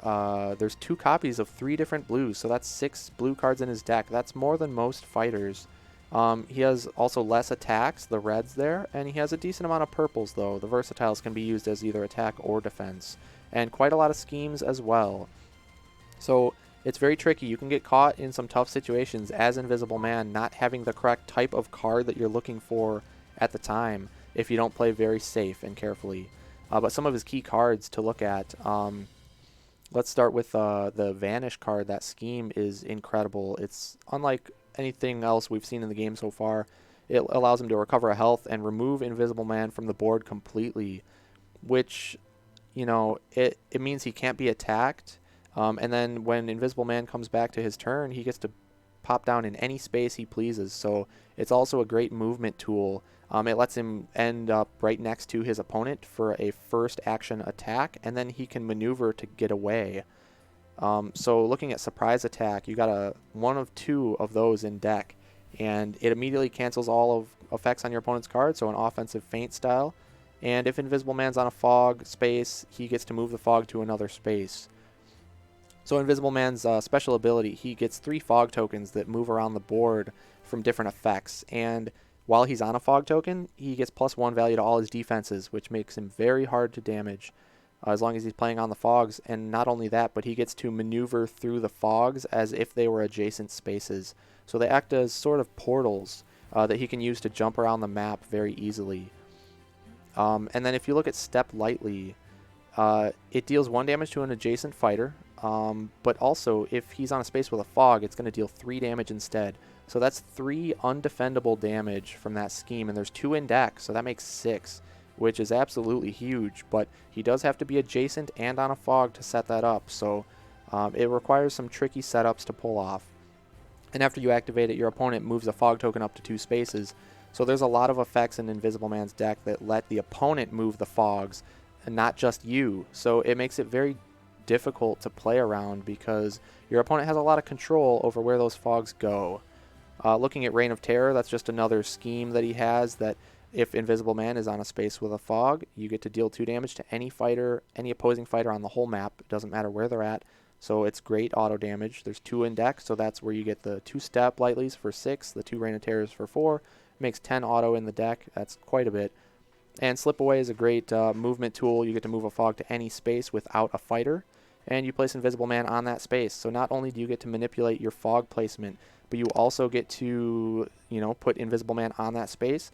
So he's on a fog for that defense buff come your opponent's turn. You can move all the way across the map if you please. It's any space on the entire board. So Slip Away is an incredible movement tool there. And there's 3 in deck, so that is definitely something to look out for and something Invisible Man has to play optimally.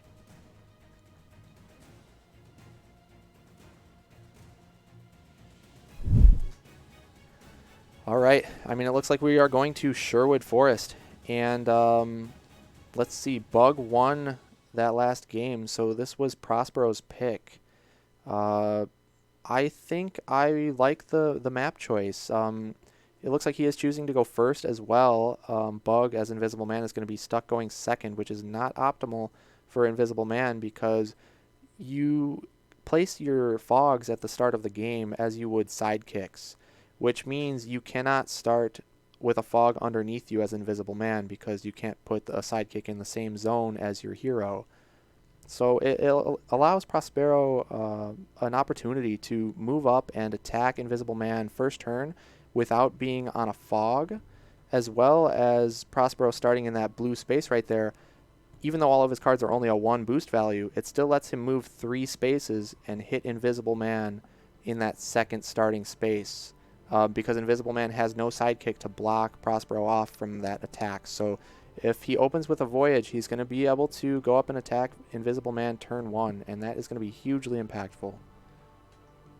Yep, exactly right, John. This is exactly my mindset when I picked this map against Joshua with our Bruce versus Invisible Man strategy. That's exactly what I did. I think this is a compact map, probably the most compact map, arguably, and you want that with that fog dispersing throughout the game. The closer you can keep those fog tokens, the harder it is for Invisible Man to slip away and escape. So drawing the game out, that's the expectation with Invisible Man. And obviously Sinbad can't let that happen. So this is a map choice that makes perfect sense.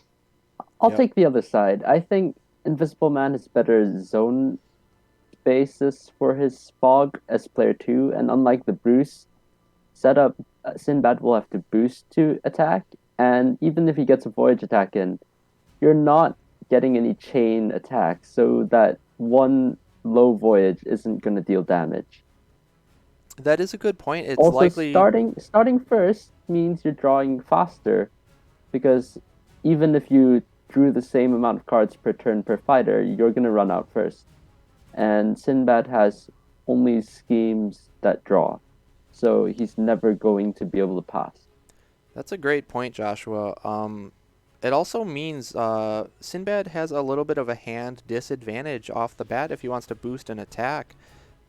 So Bug may be able to outvalue Sinbad a little bit in the early game because Invisible Man does have a lot of draw power himself, and he might be able to put a little bit of pressure on Sinbad, which would force Sinbad into backing off, which is kind of what you want. You want him to be forced to run and draw cards maneuvering rather than keeping up the aggression with that cycle where you just maneuver attack every turn. So yeah, maybe it might work out okay for Invisible Man. It's definitely not out of the question, but it's going to be an interesting game for sure. Looks like they are about set up here, so we'll be going into the game in just a moment.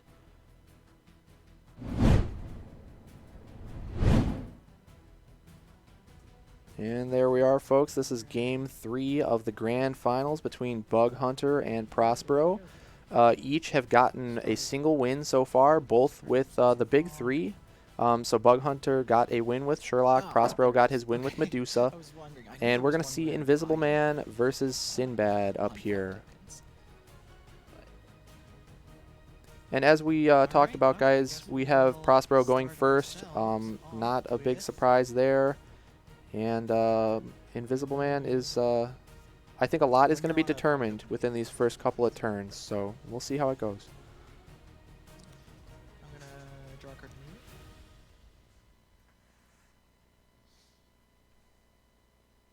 And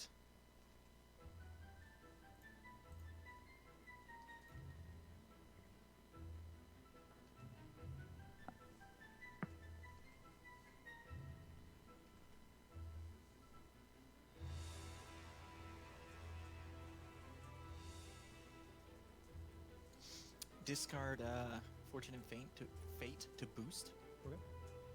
Choice? You can't feint those, so if he attacks with the Porter, he's gonna constantly draw. Yep, so that is a good choice to discard for the boost. Prospero's playing it correct. He knows he doesn't want to draw an excessive amount of cards here. And Now you got to expect that this is going to be a Voyage coming out. Sinbad attacks. Yep, it is from Sinbad, so even if it is, though, Bug is going to be able to maneuver twice, 1, 2, 3, and 4, and get onto this fog that's in the yellow and green down there. And Prospero's movement will only be 3, not 4. So he would still need to boost in order to hit Bug here for his next turn.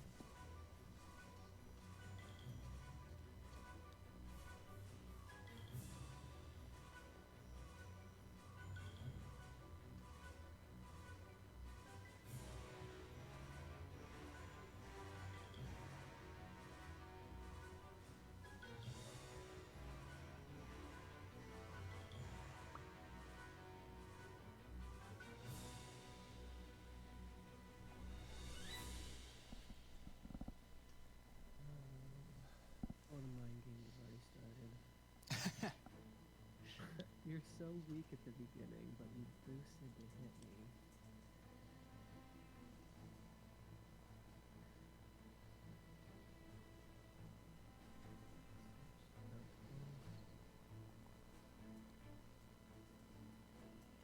Bug's really contemplating this defense here. He might be thinking about just taking the attack because he may think it's a voyage, and that's only 2 damage, and that, Could that be a defense. You're gonna take it? Yeah. Momentous shift. Oh my gosh, it was. I said it.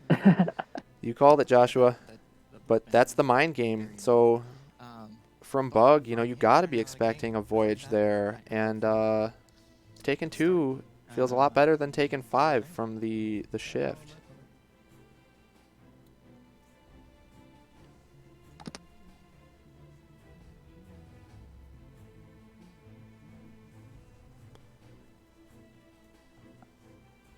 I expect a double maneuver onto the fog, though he might be considering an attack. I don't know. Yeah, it's really hard to say. It might be good to attack while Prospero's hand size is lower, though. Force him into maneuvering away, because the more maneuvers he can force Prospero to take, the better off he's going to be in the long run, because even though he took 5 damage direct right there, I mean, it's definitely not the end of the game, because it's going to really come down to fatigue in the end, and if he can force a lot of maneuvers... Oh. So there is a rolling fog. It lets him move any of his fogs and gain an action. So he may be going with a step lightly. That's a good combo from Invisible Man, the rolling fog into the step lightly for the auto damage, and then he's still able to maneuver.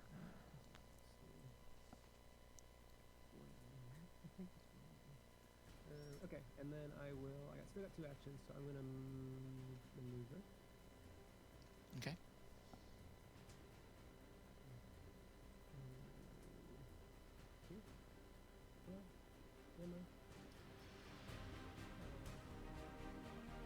Okay.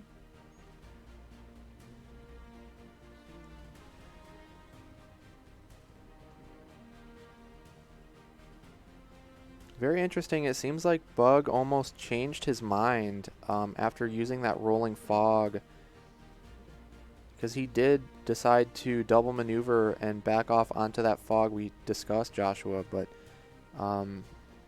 it seems like he had a different plan in mind, potentially a step lightly to begin with, but then decided that was not the play, which is unfortunate if that's the case, because that is one rolling fog down that All right, well, I'm could gonna start be with my used later maneuver, in the game. 'cause what else am I gonna do?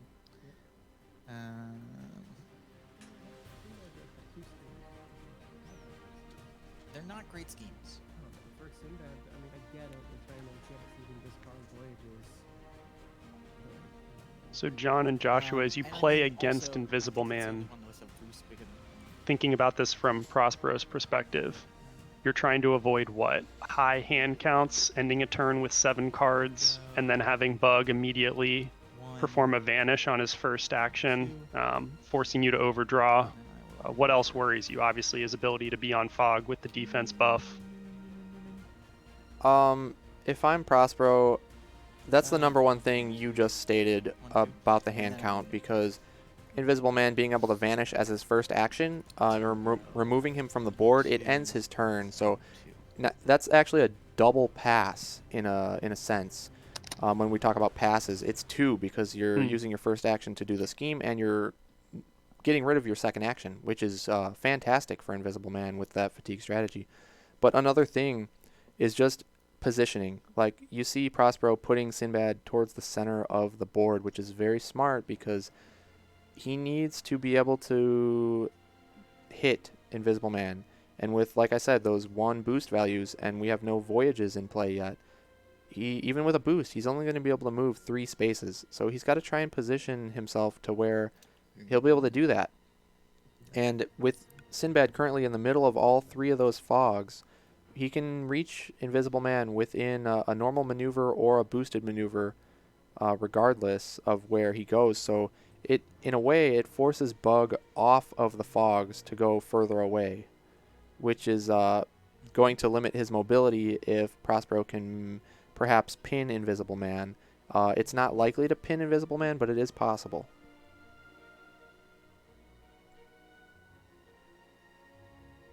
I'm expecting a reign of terror here.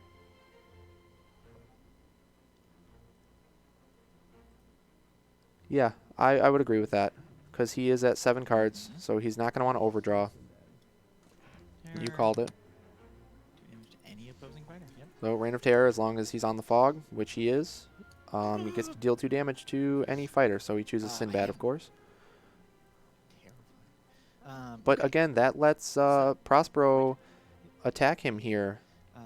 If I was Bug, I may have considered doing a Reign of Terror first action, and then even maneuvering like into the middle of the green where only Porter could attack you and not Sinbad. Because you want to stall out those voyages coming into play as long as you possibly can. Yep, that's good. And then Sinbad swinging.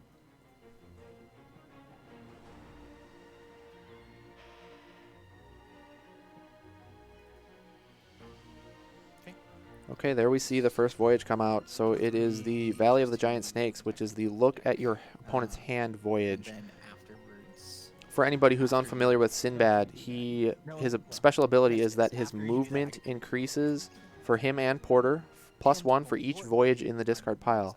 And he has 7 of these voyages in deck, all with base 2 attack.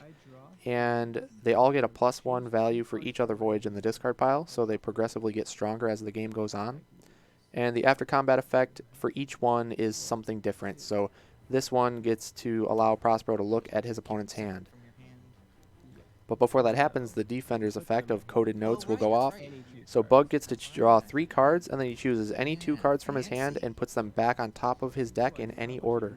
So coded notes is really, it's such a great setup card because it still does net a single card drawn, and also it lets you set up your turns very well.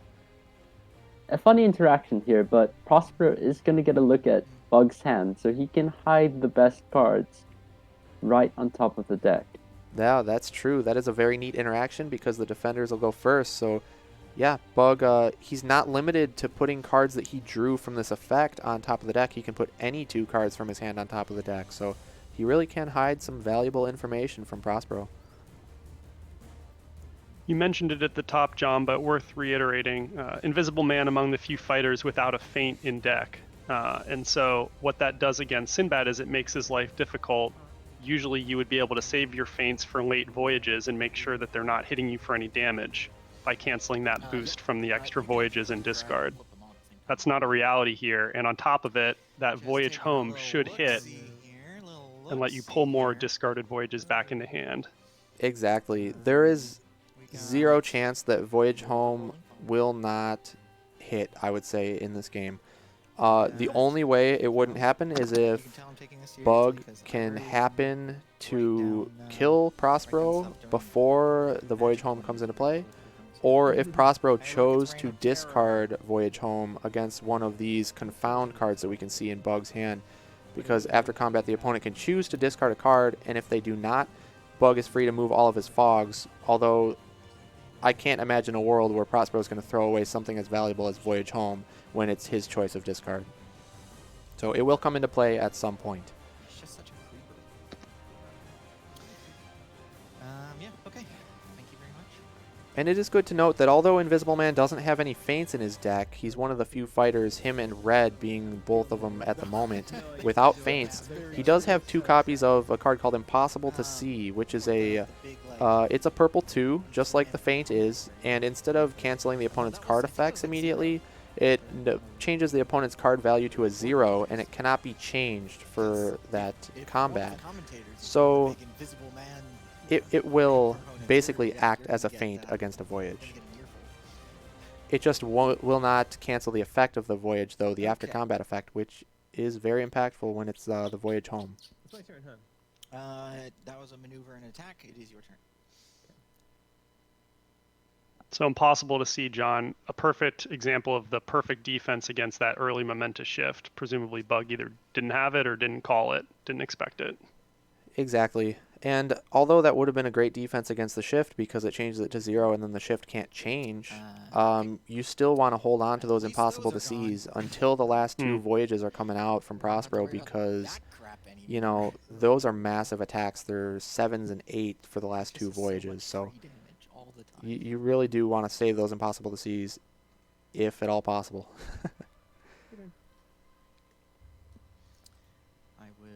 That's why you play Invisible Man and I do not. He's very, very tricky. You got to put in the time and the work with him, for sure. And the thing is, here we see another Reign of Terror, so you're going to see 2 damage again dealt to Sinbad because he was on the fog over here to start, and then he maneuvered across to this other fog. The problem is that, again, he's 3 spaces away, and now that there is a Voyage in the discard pile, Sinbad can move 3 spaces.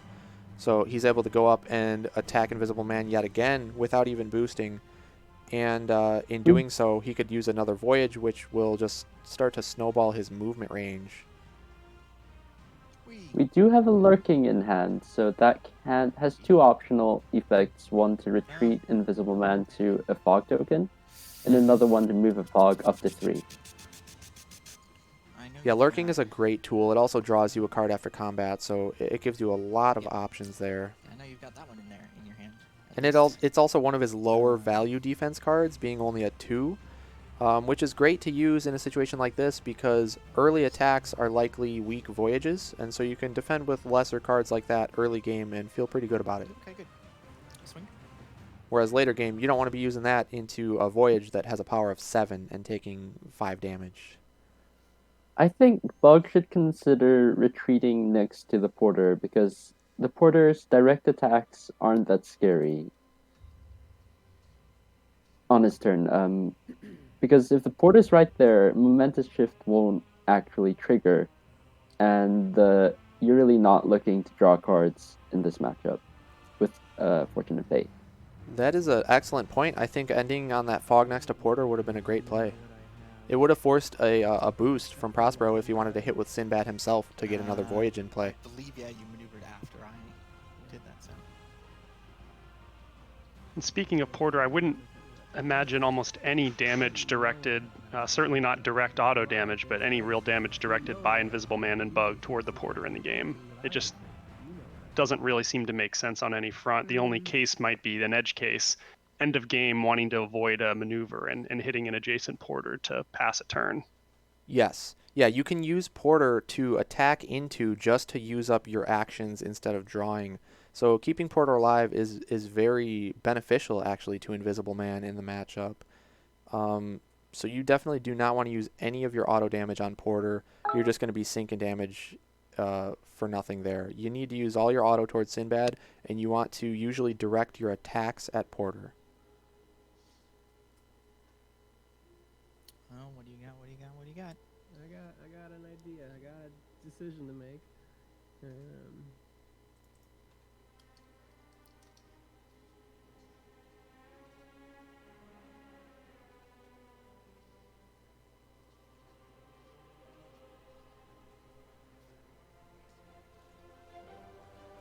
I got to expect the lurking here. If it's a Voyage, it's only a 3-value Voyage. The lurking being on a fog, getting that defense buff is also a 3-value defense then. I think it makes a lot of sense. Yep. And it is. And it is. The Voyage into the lurking. Now, the Voyage is going to have its after combat effect to deal 2 damage to Invisible Man, which is pretty significant. So that's unavoidable. He's going to take 2, bringing him down So to it'll 8. be- But then the lurking This has is a an couple of after- options so- here. Oh, right, you're on a fog, so it is a 3. Yep, so no damage. So no combat damage because the 3 to 3 values. I can move to a space with a fog token. Or Lurking's going to draw him a card and then give him an option of moving to a fog or moving one of the fogs up to 3. Move a fog token up to 3 spaces, I think. That's another Voyage. Now you're up to 4. Mm-hmm.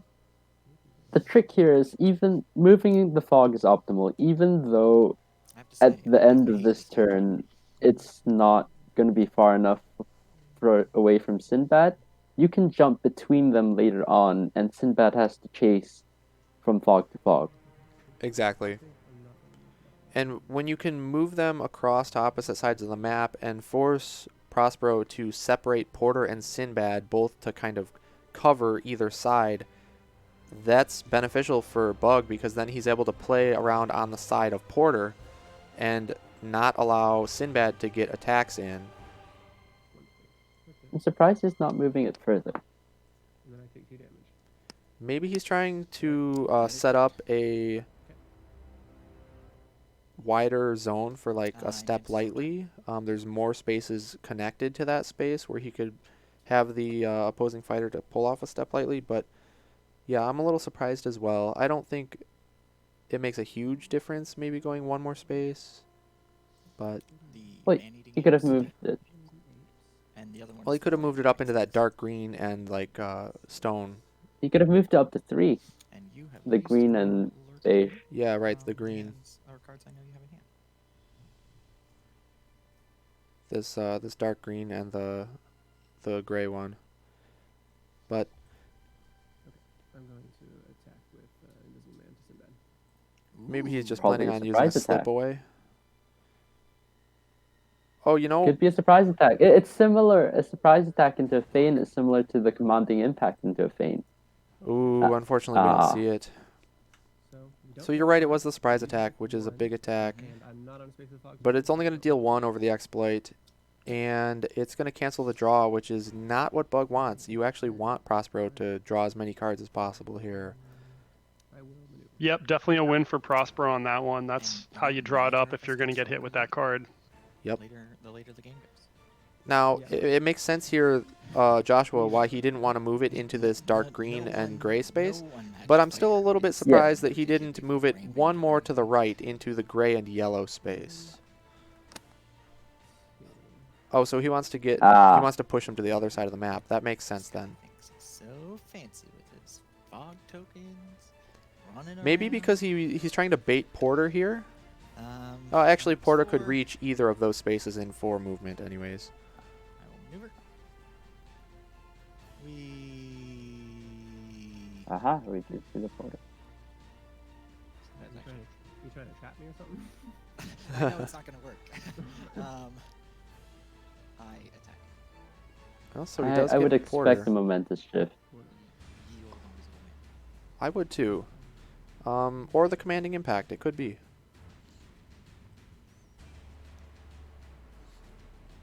Because a key interaction with that commanding impact is you want to use it late game when the opponent is expecting a voyage, and therefore tossing out a feint to block the voyage, and Oh, it turns but you out to be don't the have a commanding feint here. impact. Exactly. So with Invisible Man not having feints in the deck, you don't really need to save commanding impact for the later game. It's going to do the same job, you know, early game, if not even better, because it's less likely to get stopped by the impossible to see. Surprise. That's your other fun He cancel. does have but it into can't- thin air, which is gonna take no damage. No damage. Yep.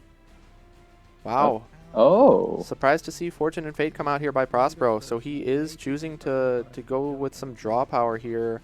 He's going to draw up to 7 cards in hand, which is the limit, which is perfectly fine. But any draw is risky against Invisible Man because of that looming I'm going threat of to fatigue. Choose not to discard a card. So And this oh, gives okay. you This move this all your fog could. tokens, so you get to move them wherever you want. Oh, any other space? Yeah. So this gives Prospero the really- option, but he chooses not to discard. So Invisible Man gets to move fogs to any spaces, wherever he pleases. Let's see. You got movement 4 right now. I think this is not desperation, but it shows that he needs the cards, and maybe Sinbad doesn't have either defense or attack. I'm not sure which. Right? And I then would agree with that analysis because he's choosing not to discard from Confound, and he was choosing to draw 2 more cards with It the doesn't Porter matter. attack. It's your information. I mean, if he could vanish now, even on second action, you're going to leave him with 2 draws. Yeah, exactly. Although that was he could Bug would. This is a perfect opportunity for Bug to vanish, actually. Because we're going into Bug's turn right now. That was Confound on defense. Man, it's my turn, yeah. Mhm. So first action vanish would be excellent right here. Gonna force Prospero to overdraw 2 cards and heal Bug by 1 health. I'm gonna If you're maneuver. Bug, you probably want an extra card or 2 before you do it, just to set up that following turn. Yep, that's Yeah, a good that's point. true. And also with Prospero beginning his turn at 7 cards, if he maneuvers up to 8 and attacks, he's still down to 7, so Bug would have the opportunity of doing that same vanish play next turn. That's my call. Yep. I think we see that next turn. I would agree with that. If he has it, of course. So what does Prospero do to counter that? He's attacking. Well, if Bug is going in for the attack, I think that changes the outcome, my prediction at least, of that Vanish play. Because now this is going to knock a Emerge card out from of the Prospero's mist, hand. I think. Attacking Sinbad? I would agree with Emerge from Mist, and then he's probably planning on defending with something like Into Thin Air, where he gets to bounce to one of those fogs to avoid the double attack.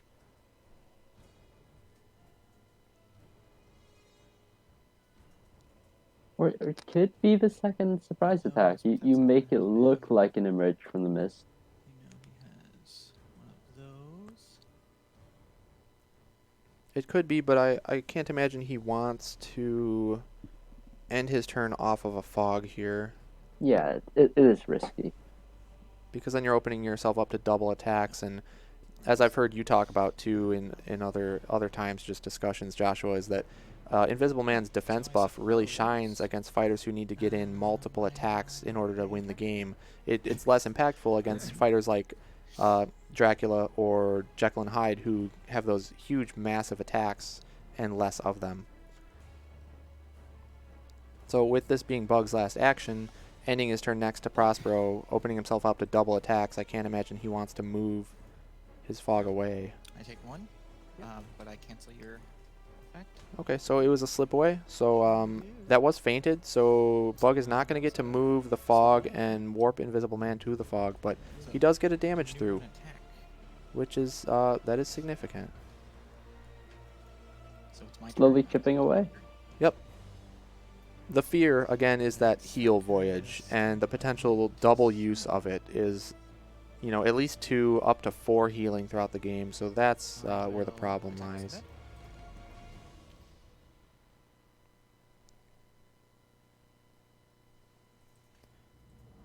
Ah, that was Nice big win block. for Bug. So the commanding impact being a solid 5, that's the biggest attack base value in Prospero's deck. And Bug defended with his blue 4, which not only is buffed to a 5 since he's on the fog, but he gets the after combat effect of moving Invisible Man up to 1 space. And since Invisible Man is able to move through fogs as if they're adjacent, that 1 space turns out to be a lot more in this case. So that takes away Prospero's option of attacking twice. So that was a I'd big... expect 2 maneuvers here from Bug and then a Vanish. Well, Prosper still has one more And then I action. get to draw a card. Yep, he has one more action. And Prospero did get to move into Thin Air, lets the opponent move a fog up to 3, so Prospero did get to push this fog a little bit closer to the other one to take away some options. It was.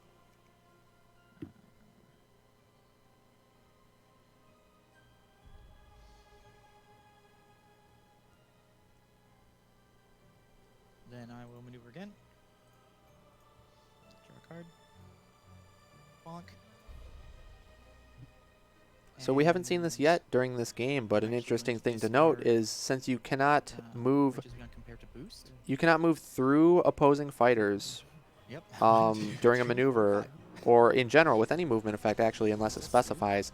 When you put a fighter on top of the fog, Invisible Man is not able to use that fog as a warp zone because you can't move through the opponent. So it blocks off that access. So that is an interesting play there with Porter, and with the other fog being so close, maneuvering to the other fog doesn't help Bug's case either. It doesn't get him any farther away from Sinbad than he already is, so it kind of forces Invisible Man to either maybe try and boost to get away, or just do a double maneuver and end off of a fog. Otherwise, he is leaving himself open to another double attack turn from Prospero. So I would say perfect positioning of the fogs and of his fighters by Prospero.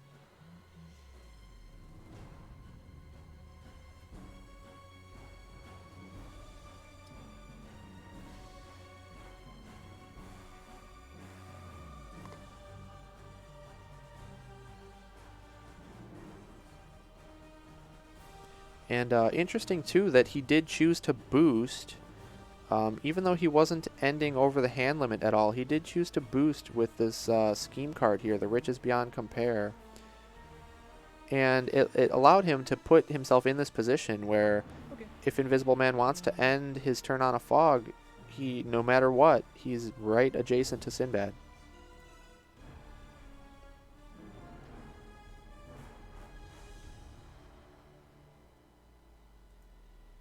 start with a maneuver to draw a card? Yeah, I drew a card. Okay. Yep. Okay. I almost And you're would deciding if you're consider moving? stepping back just one space because you're breaking the adjacency and you're leaving yourself the fog options. Sinbad would have to move to attack, and you could get back onto a fog and not be adjacent That would on your be, turn. yep, that'd be a very smart play because of the way that this little section of the map is laid out. If Invisible Man steps one space to the left on that pink or orange and green space, if Sinbad wants to maneuver up and attack and block that fog that Invisible Man is currently on, it's okay because Invisible Man can then just swoop down on that pure green space down below back onto his other fog that is in the dark green and the gray. So I agree with that 100%, Joshua. That would be a very smart maneuver by Bug. We'll see if he chooses to attack first before maneuvering, though, or if he wants to double maneuver might and have gather slip away. cards. Yeah, exactly. He might have a slip away, which would definitely change the situation here.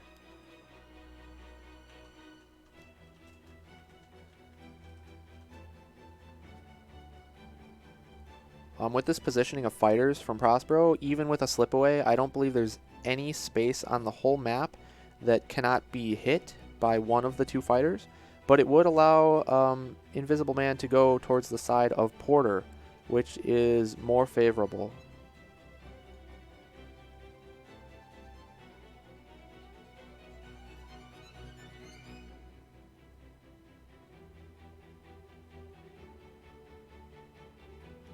I'm going to.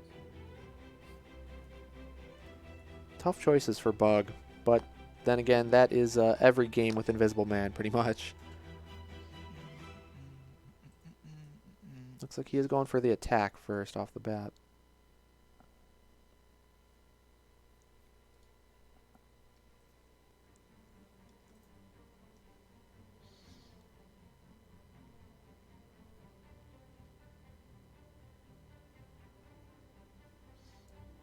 Block.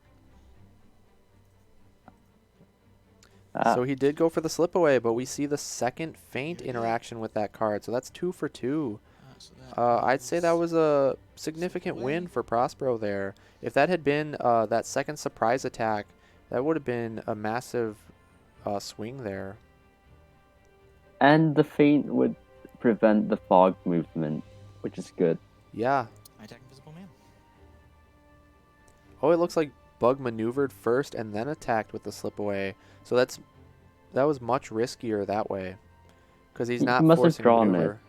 Yeah, exactly. He must have drawn the slip away and, played that what's the chances game with the feint, having a second one with still 15 cards left remaining in deck, so half the deck remaining for Sinbad. Invisible Man is up in deck count, though, at 17 cards.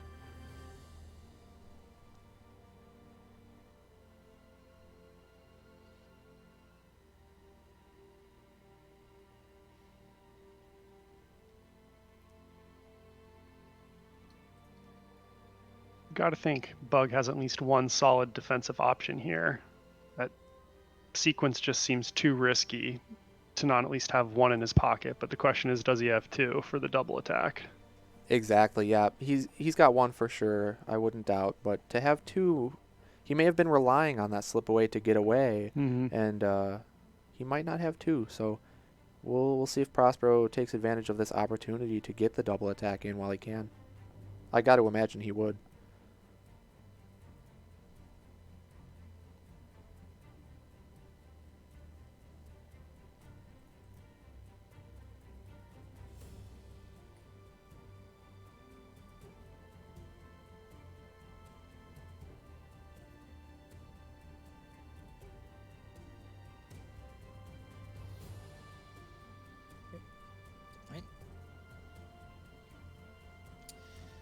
Oh, wow. That is Nice. quite the bait there with the regroup. But we see a Dreaming of Revenge come out on defense from Invisible Man. So that has an after combat effect with Invisible Man. If he's on a fog, all opposing fighters on fog as well take 1 damage. So this card is not very impactful in this specific matchup, more so in matchups with 1 health sidekicks that want to block off Invisible Man's fog access, because then it will destroy them with the effect and then open up those fogs again. But since Porter was on a space with a fog, it is going to deal 1 bonus damage to Porter. And, of course, block all damage from the regroup attack from Prospero. But with Prospero drawing an extra card, that means another card out of his deck, which is good to see from Bug. But also, he's got to be worried about that second attack here. You got it. It doesn't... Okay. Oh, So, that's big. So, Bug was choose to depending on that remove slip away to get away there. Letting Uh, this leap away to- through undefended 4 damage is huge. And it's your turn. I'll maneuver.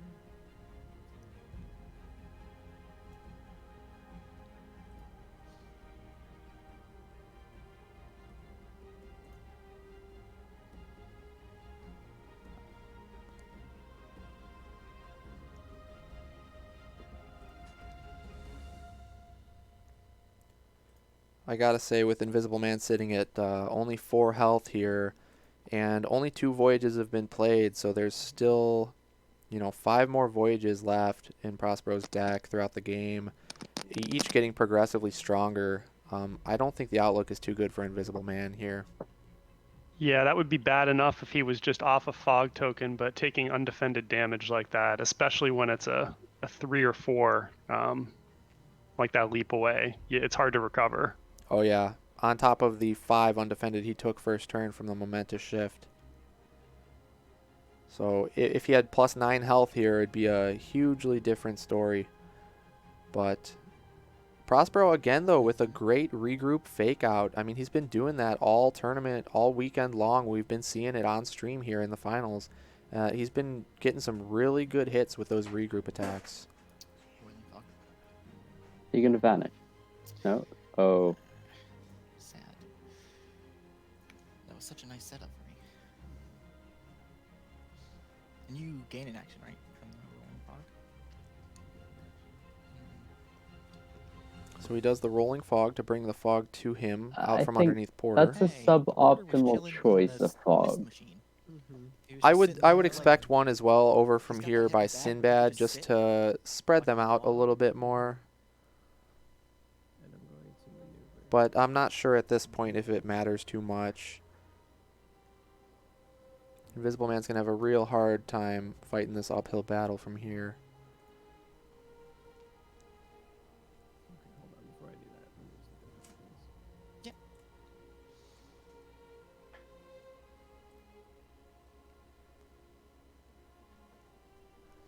please. Interesting to note that we have seen this Sinbad versus Invisible Man matchup in a early Weekend Warriors event in the community. Anybody unfamiliar with Weekend Warriors, it's just a thing where we'll set up a specific matchup, usually on a specific board. We'll have about a week, or so to have everybody play that same matchup and then just discuss their thoughts on the matchup, the strategies, what worked, what didn't. And it's a really fun, just, community organized event that we do every so often. And this was one of the early matchups, and it mostly was in favor of Alright. Sinbad back when we had the There you go. discussions for that. Well, in that case, I'm going to maneuver to draw a card.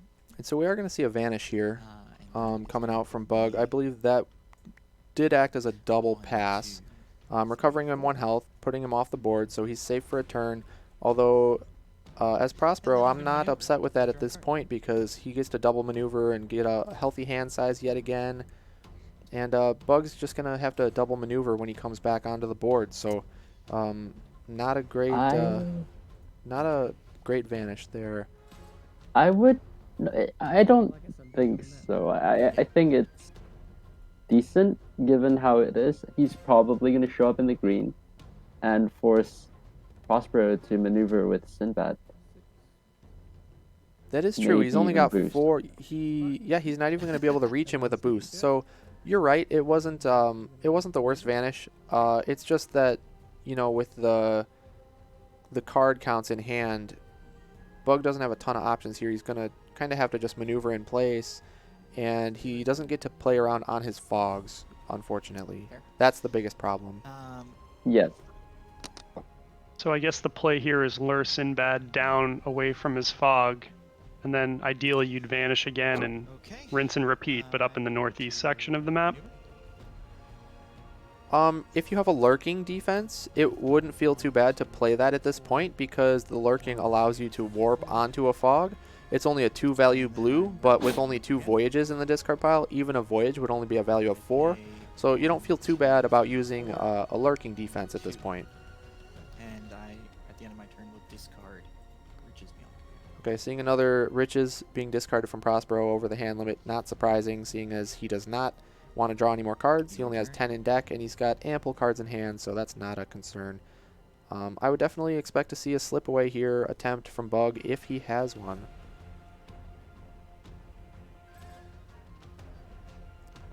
He's getting into that territory where you can be pinned at this point. He's already used 1 Vanish. So he has 1 Vanish left. He has 1 slip away left. He has 0 Rolling Fogs left. So he doesn't have a ton of options to get back onto his fogs, so he definitely is in danger of this pin right here if he doesn't pull off a slip away. Lock. All right, so he does get it. That is fortunate for Bug. So, and also he is going to force a card draw from Prospero, which is going to put Prospero at 7 cards, which is already the limit. He's going to get to move all the way across the board. And Prospero is going to have to do a double maneuver turn. He will not possibly be able to reach Bug here. So he's going to overdraw 2 cards and put his deck count down to 7.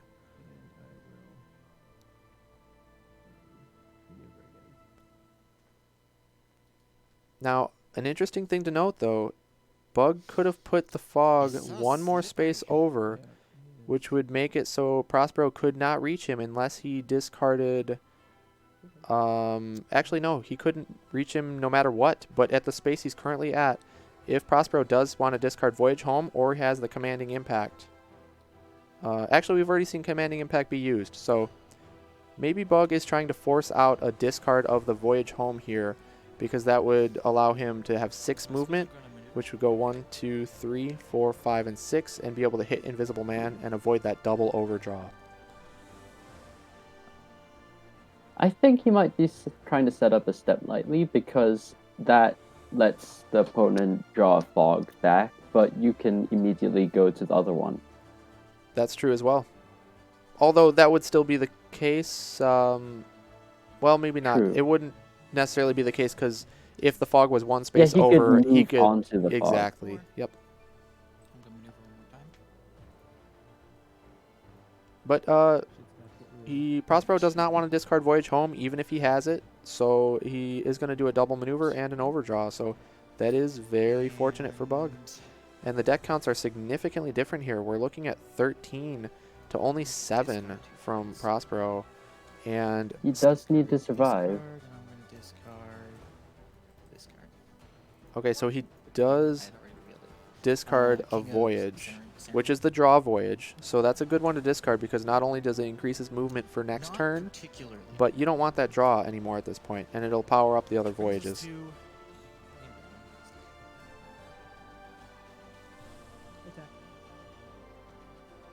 This has got to be an emerge from Mist. Joshua, what do you think? Yes, it's either that or surprise attack. If you can get that Surprise damage attack would be in- even better, actually, Block. because you can move the fog 2 spaces away and then maneuver onto the fog. 2 damage. Still Yep. good. So it was the emerge from Mist.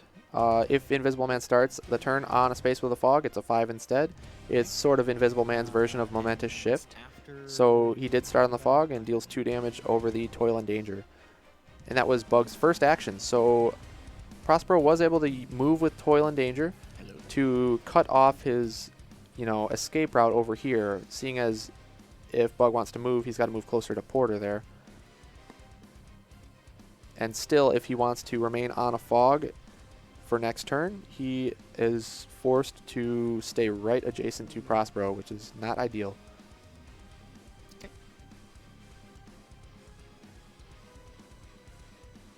Where are you maneuvering to? Are you maneuvering? He is in the situation where double step lightly will win the game, but he's used both of his rolling fogs, and he has to maybe do it once, vanish, and then do it again somehow.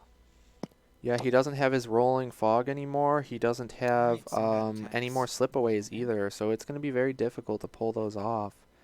I think I think going back to that first turn, even when he did the rolling fog, and then he ended up abandoning that plan on that first turn, that could be the difference maker here in not allowing Bug to pull off both of the step lightlies he needs to close out the game.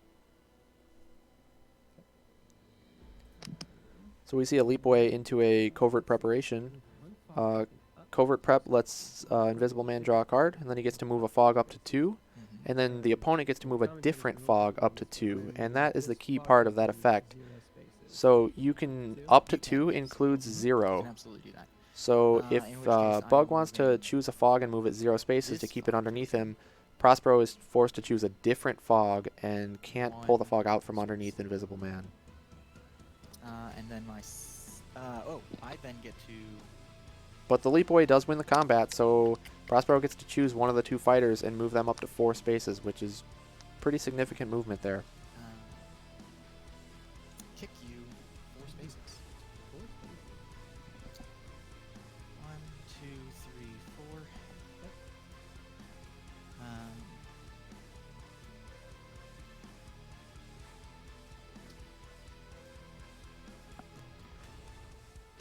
I'm then gonna maneuver.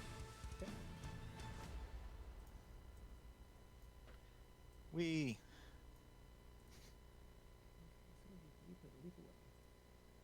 I did.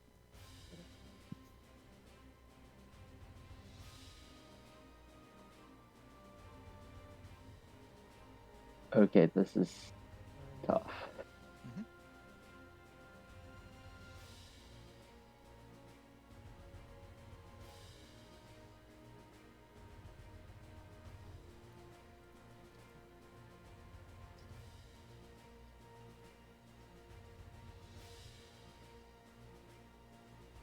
If he has a vanish here, he should use it.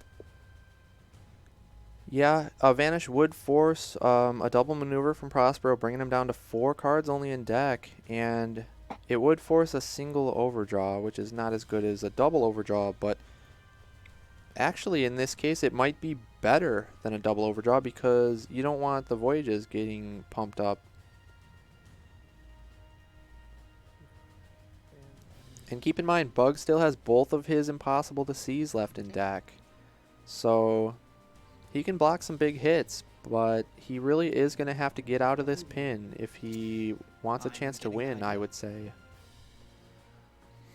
This would be a perfect time for a lurking, because a Voyage is a 5. It would deal 3 damage over top lurking, but I don't think you'll get another chance. There it is. Lurking. So So you're the not Voyage on is going to fog, be a so 5. One random you card. get the full 3. 3 damage Yeah. to Invisible Man, but this lets Invisible Man get out of the pin because he draws 1 and gets to warp onto a space with a fog. And then Although Bug you is get going to have to to discard a do your random afterburn card effect due to the Voyage. before I do mine. He needs to use his vanish, and if he loses vanish here, that's pretty much the game. I would agree with that.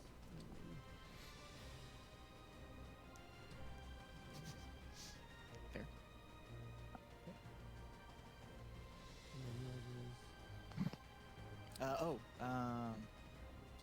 You have to discard a random card. So Smart by Bug to warp out, avoid that double attack, force another maneuver from Prospero. 2. Anything interesting? Ooh, that Okay. actually is that's an important one, And more accurately, I like that you don't have any. because It's not the good next enough against a Voyage now. it's not right now, but if Bug were to vanish and bring himself up to 2 health, the Into Thin Air would block the Yes. next Voyage from killing him off, which would be quite impactful. So that is unfortunate to see that card go. We.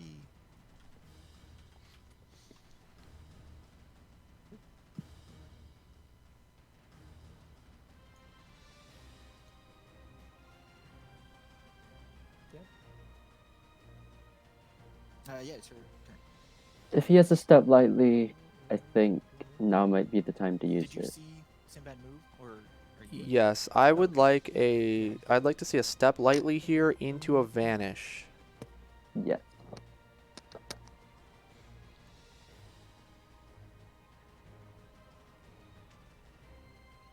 Because if he does the Step Lightly, Prospero is likely to move the fog that Invisible Man is currently on behind Sinbad there, because you get to move it 2 spaces. And that would, again, cut off the fog access for Bug. And at least, though, Impossible to See will block all damage regardless of whether or not Bug is on a fog. So maybe he can hold off a little bit longer playing off of the fog. And seeing as the Voyage to the City of the Man-Eating Apes, that is the only one that deals the auto damage. Step lightly. There you go. So Step lightly. the Impossible to Okay. See is not in danger of, So you're gonna do 3. you know, Invisible Man dying from auto damage, seeing as that Voyage is in the discard pile. And then So I am can- happy to see the Impossible Step to Lightly See. here. Can also be a finisher if he gets one more damage on. That's true. Impossible to See, being a versatile card, can be used as an attack. And there you go.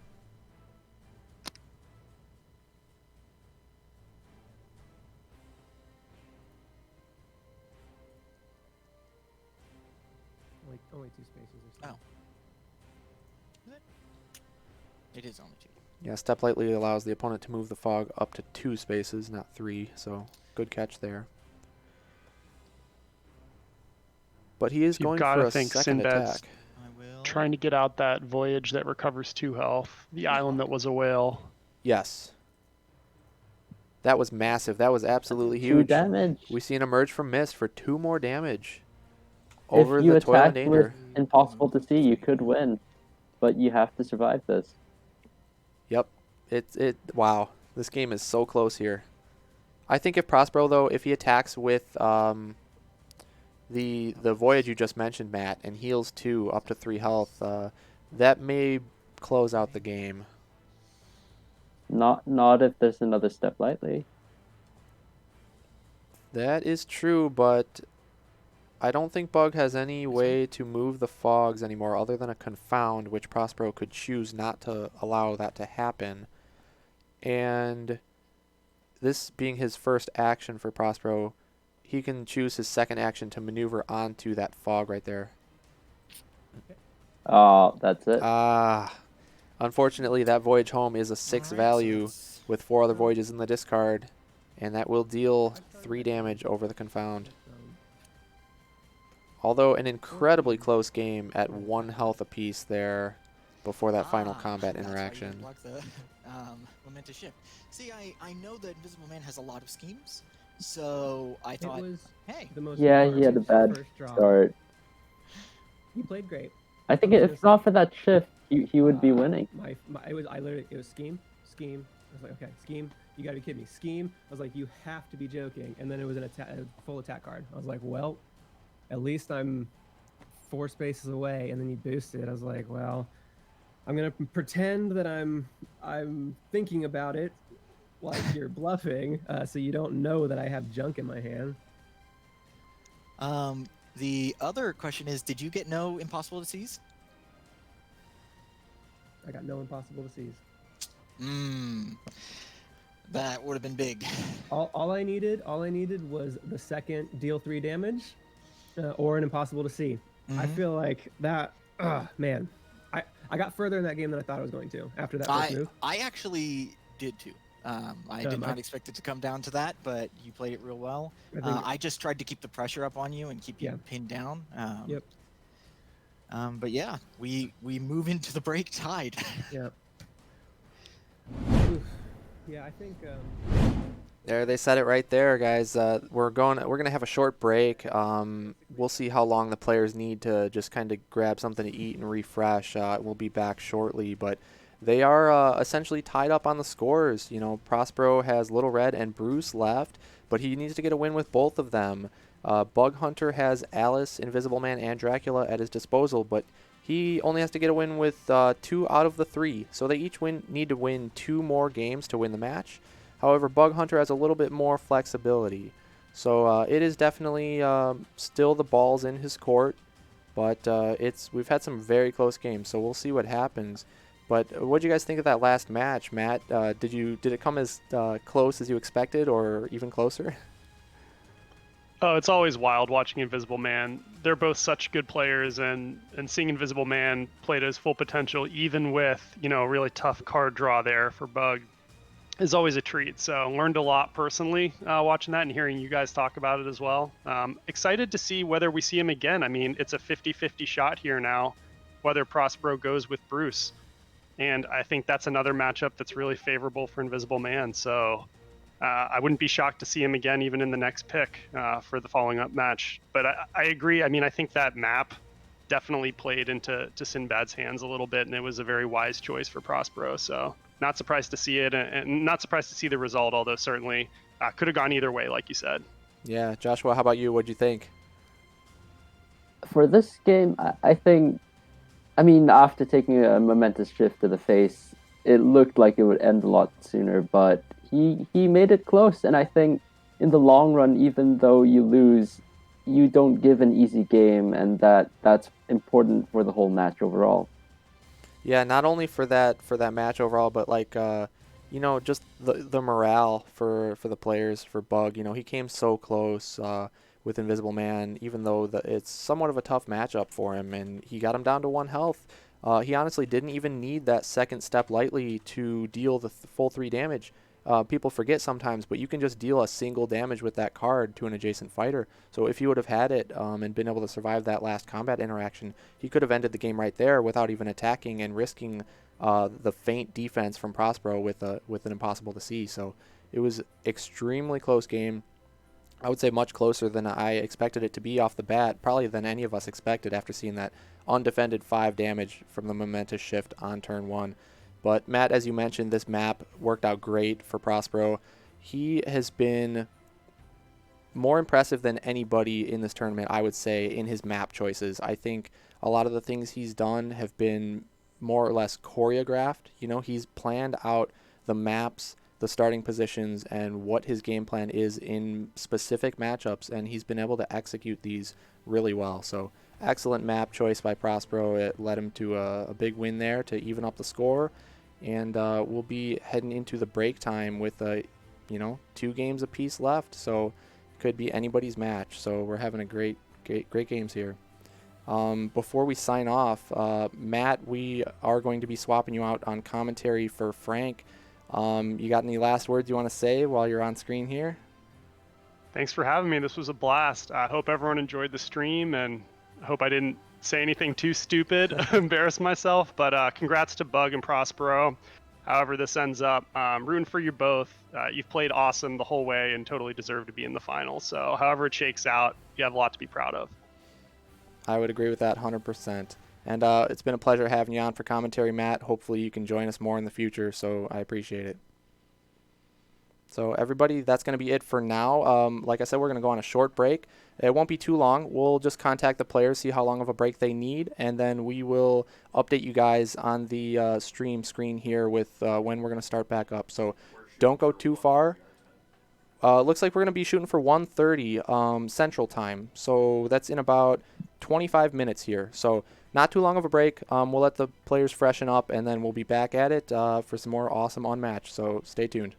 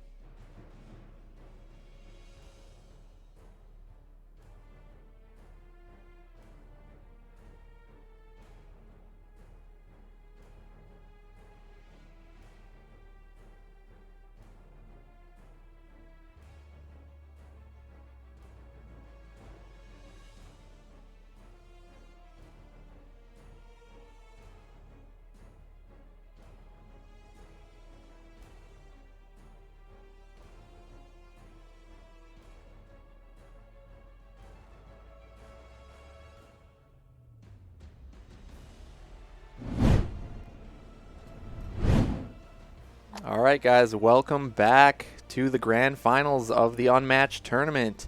We've already seen some great games today with Prospero versus Bug Hunter, and we saw a win from Bug Hunter with Sherlock, and we saw a win with Medusa and Sinbad so far from Prospero.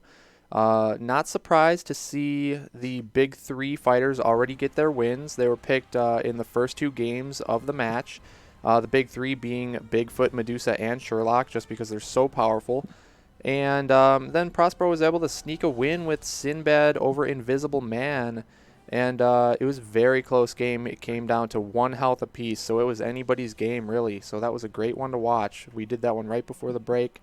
So players got a chance to freshen up. You know, they're ready for some more games of Unmatched. Bug Hunter coming from the winner's side of the bracket. He needs to win 2 games here. He has 3 fighters at his disposal, so he does not have to get a win with every single fighter. He just needs to win with 2 out of the 3. Prospero, on the other hand, he started with a game deficit coming from the loser's side of the bracket, where he has to win with all 4 of his fighters in order to take the match. Now, he has won with 2 out of 4 already, so technically the game count is evened up. They both need 2 more wins to take the match. But Prospero is locked in more so with his fighter options because he has to play with Little Red and Bruce both, whereas Bug Hunter has a little bit more flexibility to use throughout his fighter lineups.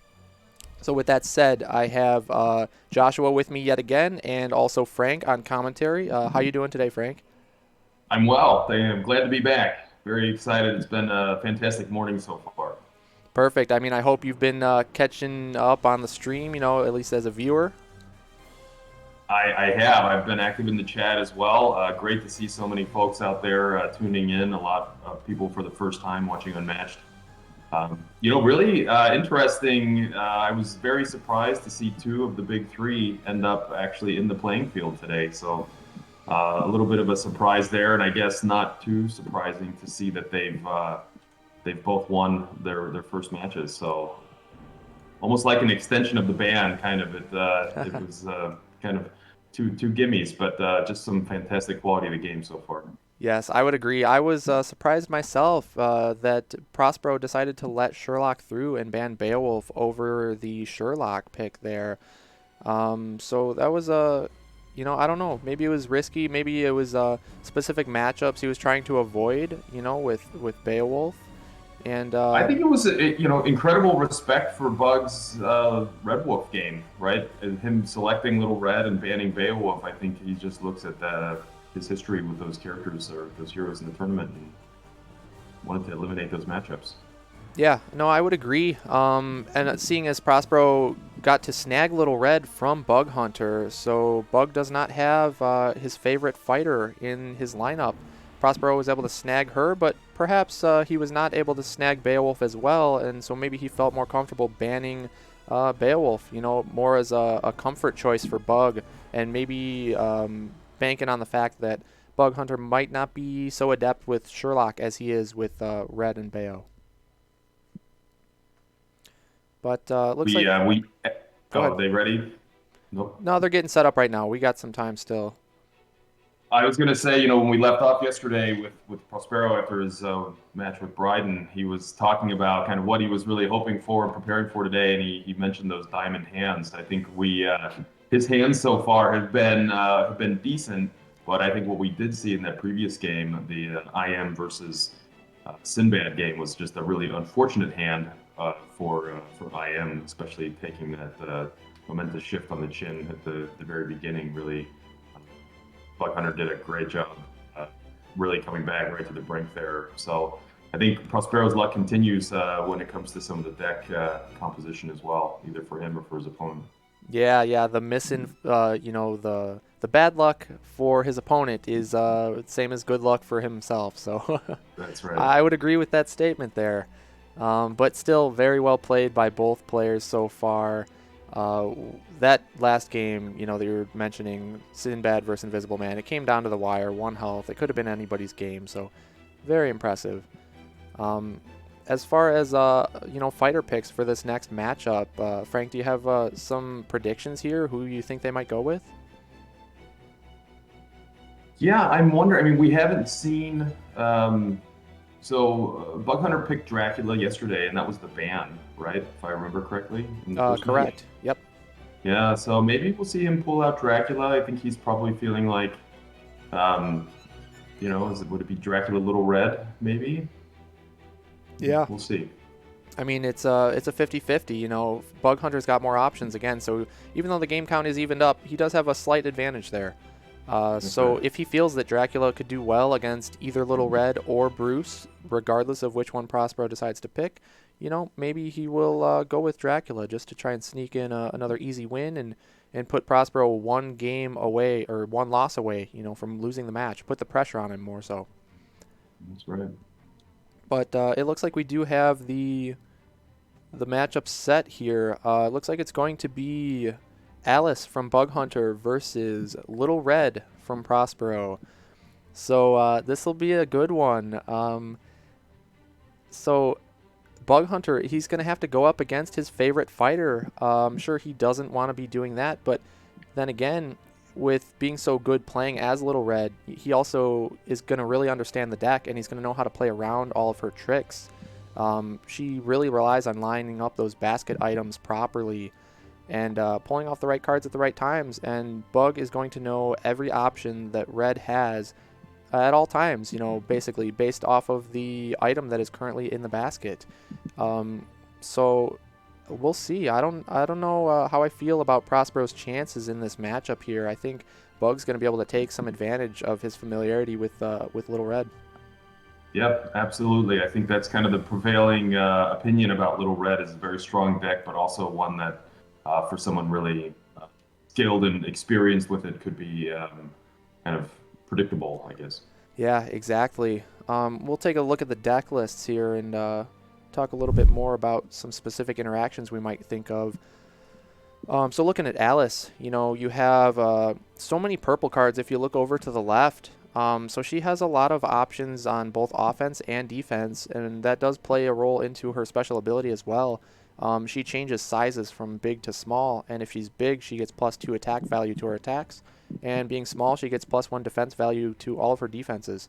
So those the cards may look a little, weak, just base value, but when you factor in that size change bonus, they really can be some heavy hitting cards. And looking at some of the keys, we got Looking Glass, one of Alice's best defenses and best defenses in the game, really. Just a 2 value, but that could be a 3 if she's small. And on top of that, she can have a plethora of different effects after combat, being card draw, healing, or warping to any space. So a lot of flexibility there.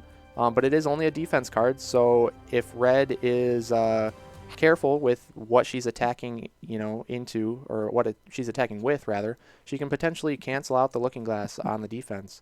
But then we got Momentous Shift and Mang Some Foe. Those are just some heavy-hitting cards, especially used offensively from a big Alice. Snicker Snack is a key card for looking at Red's hand and discarding one of those key cards, not only getting rid of a strong card, but also it interrupts her combos for her basket item. Because Little Red, her special ability is just that all of her effects basically are based off of the top card of her discard pile. So the last card that she's played, every card has a symbol on it, and if the symbol on the top of the discard pile matches the symbol stated on your card effect, you get to trigger that effect, and if it doesn't match up, you don't get the effect. So Snicker Snack is great at interrupting those matching symbols there. And then Jaws That Bite is just a heavy hitting card for Jabberwock. He's got multiple of those. It's just a big, strong 4 attack, deals 2 auto damage after combat as well to an adjacent fighter. So those are going to be some heavy hitting cards there from Alice. And let's take a quick look at Little Red as well. We got some of her key cards there. Stones in the Belly. Discards a random card from your opponent. Can be used on attack or defense, so it's really versatile there. It also adds the discarded card's boost value to that card's value, so it buffs up that 2 value into something bigger. As well as knocking a card out of your opponent's hand can be huge. What's that in my basket is that symbol on it is the wild card symbol. That means that it will trigger any of Red's effects that she uses. So with 4 What's in My Basket in the deck, it gives a lot of unpredictability to what Red is doing, whereas otherwise, if she doesn't have the wild card, she is much more predictable and linear in what options she has at the moment. What Big Eyes You Have is a great cancel card. She does not have any feints in deck, but she does have 2 of the Big Eyes, which act as a even stronger value feint, because a feint is a 2 value, whereas this is a 3. But it also has the bonus ability of, if she has that pink flower, the Wolfsbane, in the top of the discard pile, then she also ignores the opponent's card value, which negating a whole card's effect and value just blanks the card completely, and that's incredibly strong. Can be used on offense or defense.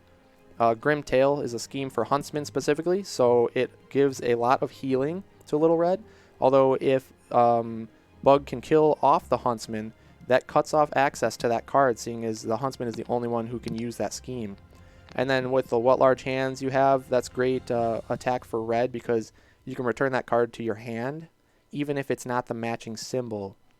So it's just a reusable attack that Red can keep using over and over and over to try to pull defense cards out of his opponent's hand. And that card is best used, I would say, against 1 HP sidekicks, because you can kill them off and still get the card back to hand. But it's still got its uses even in a normal matchup like we're going to see here with the beefier single sidekicks. But looking at the deck list, I mean, do you guys have any specific card interactions you want to talk about? I would just one call out here, looking at the Huntsman, a Grim Tail. That the potential to restore 8 health, recover 8 health, is just massive for Little Red. So I think key strategy would be to try to neutralize the Huntsman before they can get that in. I would agree with that, A because key Snicker Snack could change things.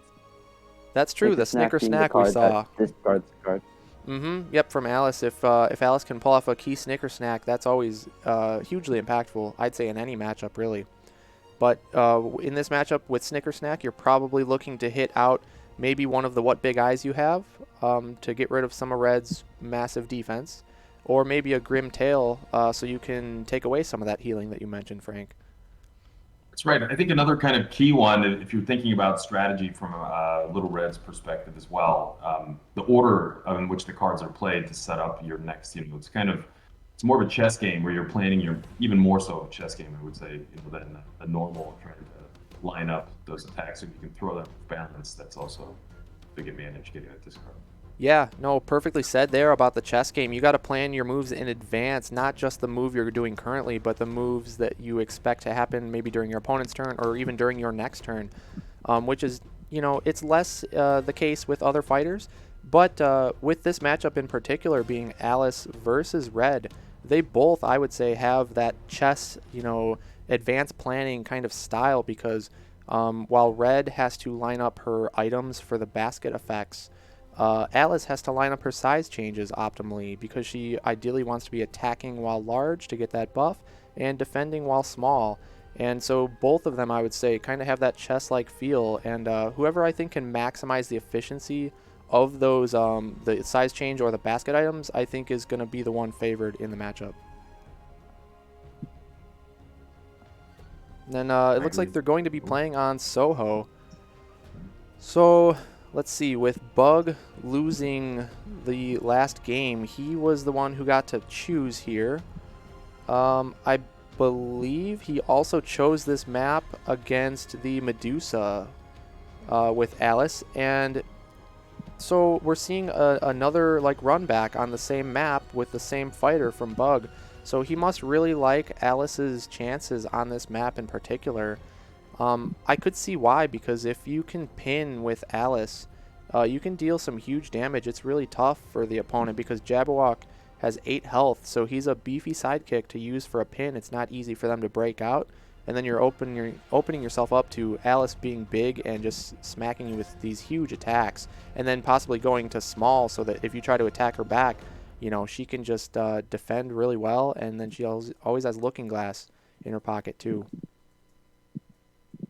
Are you surprised by the popularity of Soho in the tournament? It seems like it's actually been one of the more selected boards. I'm not really surprised. I think it makes a lot of sense because, like I've stated before, I feel like Soho is one of the most neutral maps. There are some spaces with interconnections. There are some opportunities for pins with corridor type spots. There's the zoning on Soho there's some overlap between certain spaces, and then there's other spaces where they're completely different zones yet still adjacent. So I feel like it's very neutral. It doesn't really give a glaring advantage to any one style of fighter, in my opinion.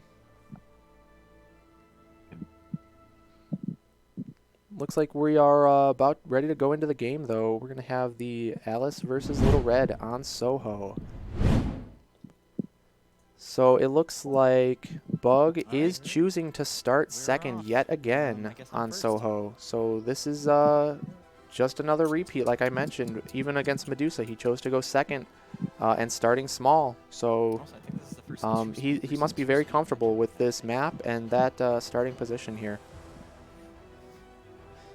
But this will be game 4 of the grand finals. So with both of them needing 2 more wins, it's anybody's match. So let's take a look.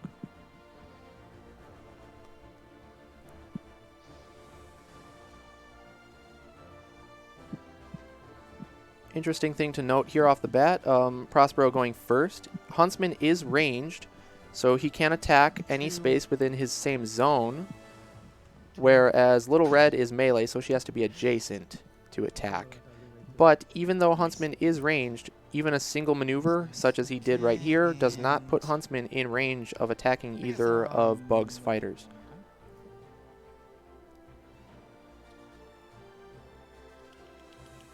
So it makes sense why Bug would feel very safe opting to be player 2 on this map.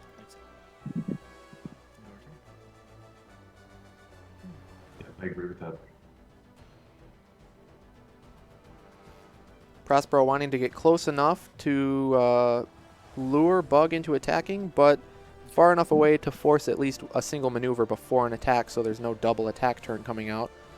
And the interesting thing with that play is that Prospero went first, so he drew up to 7 cards. Bug starts with that hand deficit, so if Bug wants to go in and attack right now and take that opportunity, he can choose to do so, but then he is putting himself at a hand disadvantage.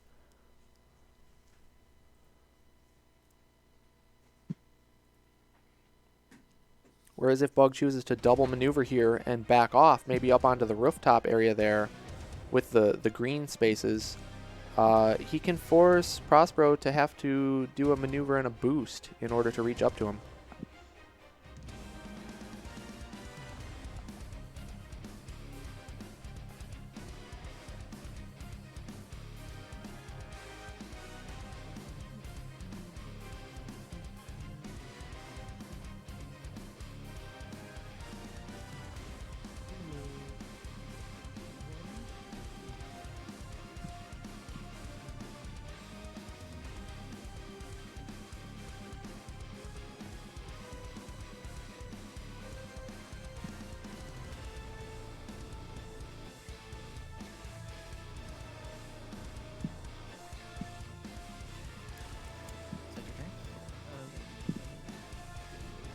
So it looked like Bug did go for a double maneuver turn here. We'll see if he decides to back off, though, and force Prospero into a boost.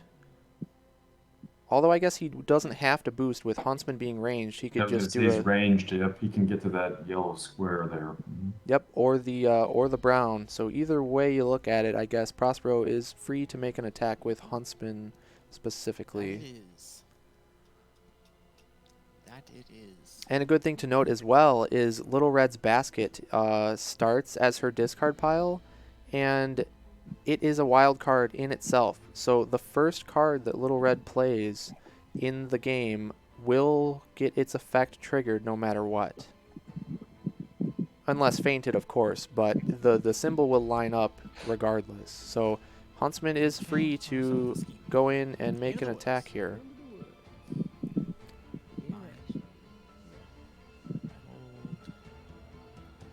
Although we see Prospero choose to do a scheme for Little Red, so he would rather attack with Red than Huntsman because Into the Woods lets Red move up to 3 and then gain an action. So he's essentially still on his first action and adjacent to Jabberwock to attack. Maybe he values killing off that Jabberwock early, much as he did in the Medusa match. Yeah, the Jabberwock has between claws that scratch and jaws that bite, two pretty powerful attacks, especially against the Gearbolt. Yes, definitely powerful attacks, but pretty lacking on the defense. So I wouldn't blame Prospero for wanting to take out that threat early. That's right. Key thing to note, though, is that now Into the Woods was played. It's no longer a wild card in the basket. It is the pink Wolfsbane flower. Okay. So not as many good effects Ah. with the Wolfsbane. But a good I attack there. think he was afraid of eyes. He didn't want to play a Yeah. better card. So regroup coming out as defense, only a 1 value, but it will replace itself with that card draw. But then Jabberwock did take 3 damage from the basket attack. And now it is a wild card. Oh Okay, dear. so And here we go, Stones in the Belly. So you see if the Gonna little be big. dagger symbol. Alice has big boost values. Yep, so this could be huge. This could kill off Jabberwock. If Prospero gets lucky enough to pull a 4 boost, and he Yeah. does. Oh, That's what That I'm was Okay. massive. for. So that 4 boost value of the Snicker Snack in that little circle So there that on the means right I'm side of the getting card adds 4 6 value to points away again. Stones, So the Jabberwock just- which becomes a Did the 6. Jabberwock die round 2? Down to 1 defense regroup will kill off the Jabberwock Oof. on Prospero's second turn. That's pretty big. Okay. Now, see that wild card in the Your basket turn. coming out, and then the Stones. What a good series of cards there from Prospero. That was Sorry. very well played, and that's going to But give him a only a little bit. huge advantage throughout the rest of this game. No, he couldn't have picked a better card to discard, unfortunately, or Bug couldn't have lost the worst card, I guess, depending how you want to look at it. We were talking earlier about the significance of Snicker Snack and its ability to look at the card and pick the discard. That's a really tough one to lose. Yeah, exactly, because not only for the did regroup, yeah. did Jabberwock die because of the high boost value, but Snicker Snack being one of the most impactful cards in Alice's deck. That was just... There's only one. Yep, only 1 copy, so that was a massive loss for Bug.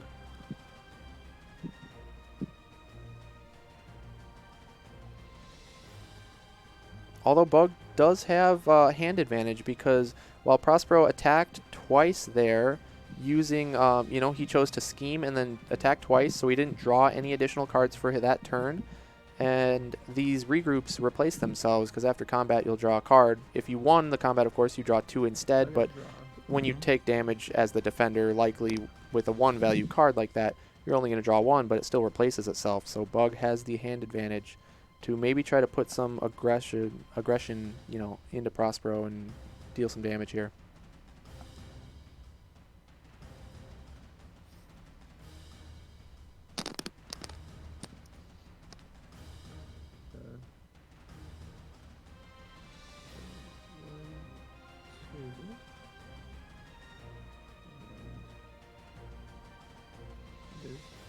Yeah, boosting. Okay. Just right. So it looks to me like Bug wants to return the favor here and target Prospero's sidekick as well.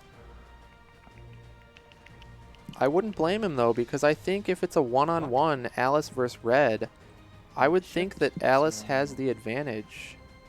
3 damage goes through. I don't. But with a 2v1 going on here, the outlook is not so good for Bug. So I like the idea of going after Huntsman here. The momentous shift becoming a 5 since he started the turn in a different space after that could have maneuver. been a 7 if Alice had started big. Yes, if only Alice was big, but she did start small. But that did deal still 3 damage to the Huntsman, and these basket items did not line up. The wolf skin only draws 2 cards if the pelt is in the discard pile, so 2. it was just a blank 2 defense.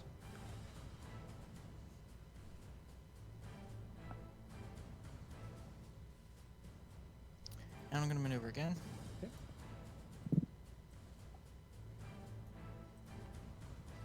With... For anybody just tuning in after the break, the way the tournament format works is that Each player And- starts off with a die roll. The winner of the die roll chooses if they want to pick first or second. Whoever is picking first will pick one fighter out of the whole entire roster of 19 fighters we have in the game currently. And then turns picking will alternate between each player. And for this grand finals match, we alternated until each player had 5 characters, 5 unique fighters. And then each player got to ban one from their opponent's lineup that cannot be played during the match. And now they're playing out games.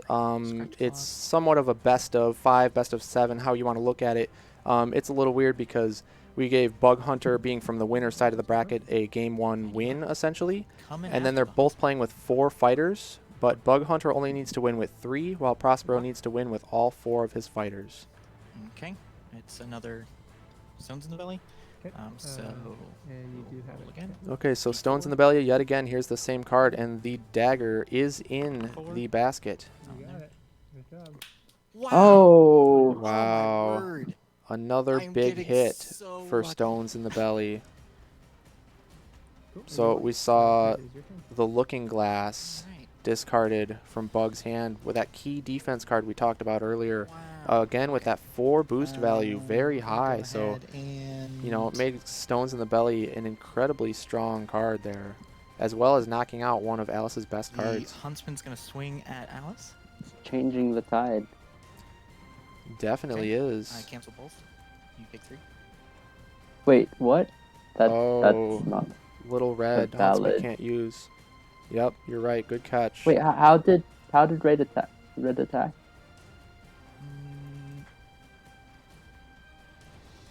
Hold on, Nicole has to wait. Yep.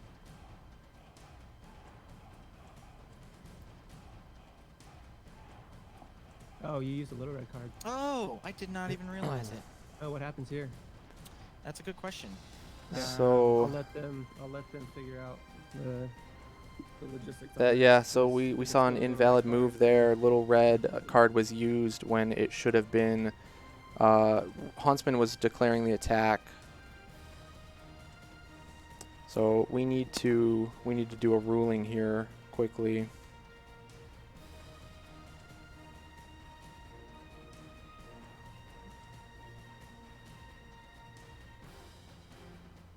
I don't know what the penalty is there.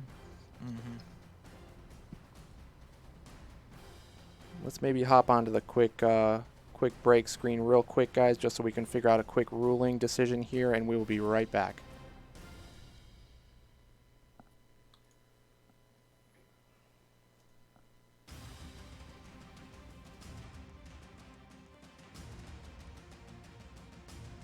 I was like, why didn't I see that coming?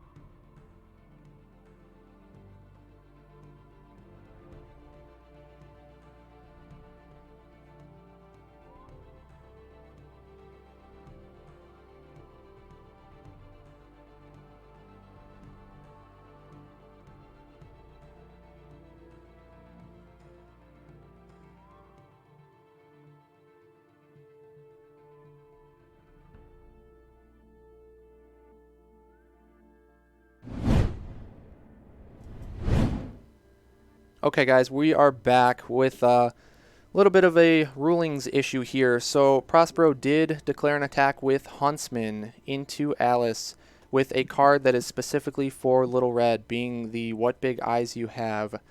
So that being an invalid move, what we decided to do for a ruling is to keep things the simplest, we will force Prospero to do a maneuver action as his first action instead of this attack, so that attack can be a valid option. And then we gave Bug the option to either keep the defense card that he had played, but that would give Prospero knowledge of a card in his hand, or we gave him the option of shuffling that card back into the deck to draw a new card, which is what he opted to do. So we will do a replay essentially. We'll start back up. Prospero is going to perform a maneuver action to make that attack valid, and then Bug will get to choose whether or not he wants to defend. So whenever they're ready, they can go ahead and start back up, and we'll get back to it.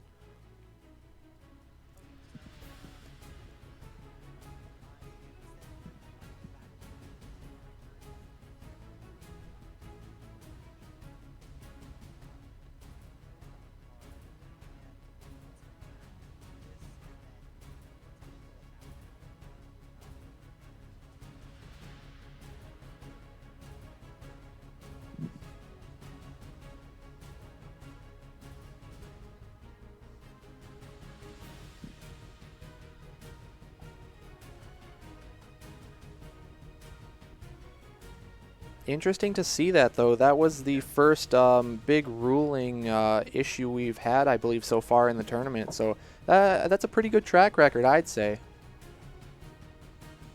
Yep, and I think they were both good sports about it. No surprise. So. Yep, they definitely were. So that was able to be resolved pretty cleanly. So with Drink Me being played here by Bug Hunter, he gets to draw 2. He also gets to change size, so he gets to go into Big Alice form when he is right next up against to Little Red. So he is going to get an attack opportunity here as Big Alice, which could help him out quite a bit.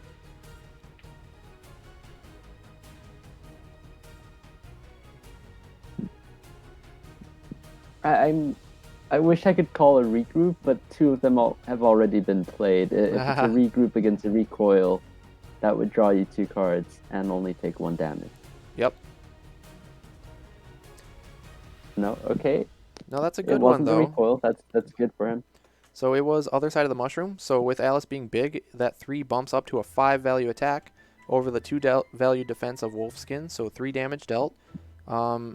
Although, with the Wolfskin, the pelt is in the discard pile. So that is top of the basket there with the eyes. So that draw 2 cards will trigger for Prospero. And then Bug's effect will go off, and he does get to move Alice up to 3 spaces and change size back to small, that is the optimal chess style that I was talking about, where you plan ahead. So you want to be attacking while you're large, you want to defend while you're small. So perfectly played there, doing the scheme to go into big form, draw some cards, get the attack, back off, and back to small. Into the woods. We see another Into the Woods come out from Prospero. It's going to move Red right up Wood knives and gain an action. So 2 attack opportunities for Prospero against Alice, who only has 3 cards in hand. Could mean some trouble. A feint would be good now, just because of the knives. Yep, that is one of the best offensive Into the Woods. Cool thing to note with that card specifically, each one, there's 3 copies in the deck, and each one has one of the 3 different symbols, being the knives, the pelt, or the flower. Yes, I do. And with the knives, that is the most dangerous one offensively, because it triggers cards like Stones in the Belly that we've seen before that forces the random discard from the opponent. And also there is a card called Once Upon a Time, which is only a 2 value attack, but it does 3 damage after combat. So unless that effect is canceled, that's 3 auto damage, which is huge.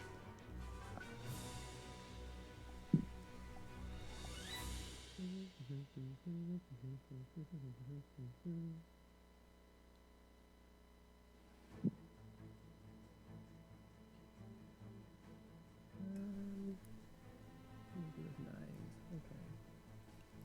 I see. Knives. Okay.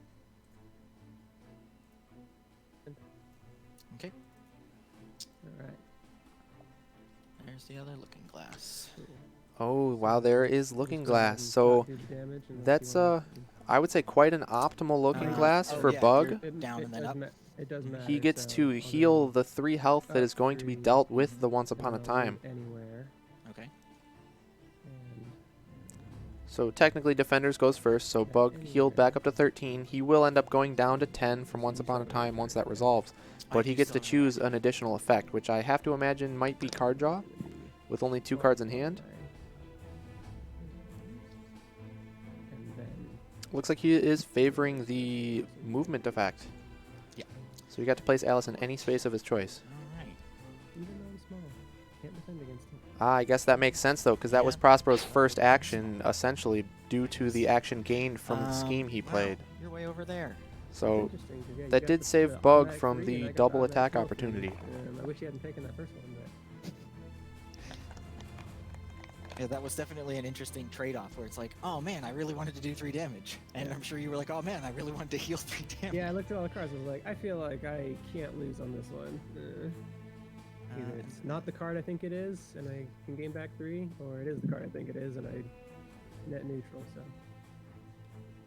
Okay, and then I am going to actually scheme. Okay. And never leave the path to draw 3 cards. I've never seen Interesting anyone use use Never leave the path to draw 3 cards. of Never Leave the Well, Path. I'm a little low on cards, and I'm not getting the cards I need. This is a unique So- card where it has a different effect based on what the basket item is currently. If it's the wild card, you get to choose any of the 3 options. But Prospero I also had have the secret information that you are Wolfsbane also flower getting on the top from that Once Upon a Time that was played previously. Okay, So I'm Never gonna Leave the Path drew Spoiler 3 alert. cards, which by doing so he was able to refuel his hand, which is nice, but it also put him behind in the deck count regarding fatigue, and he also missed out on a potential 2 auto damage that he could have later in the game.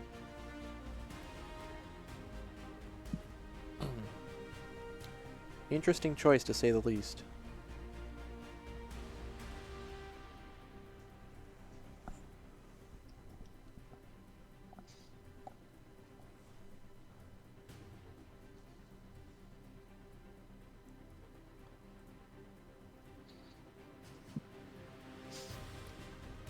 It's apparently a debate in the Discord channel, the Unmatched Discord channel, just among the viewers as to the ruling.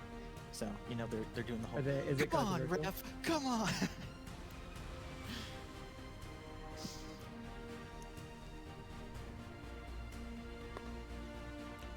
Joshua, I'm interested to hear your take on that use of the Never Leave the Path. What do you think about choosing to draw the cards instead of saving that for a potential pass later on in the game and 2 auto damage?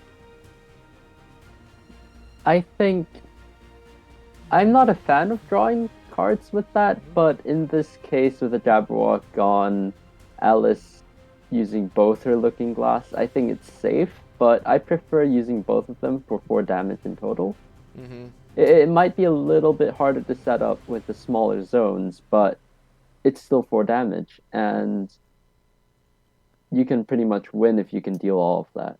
Yep, especially with all of the Looking Glasses out of Bug's deck there will be no more healing. So, if Prospero was able to get Alice down to 4 health and still had both of those Never Leave the Path schemes available, he could end the game without any more attacks.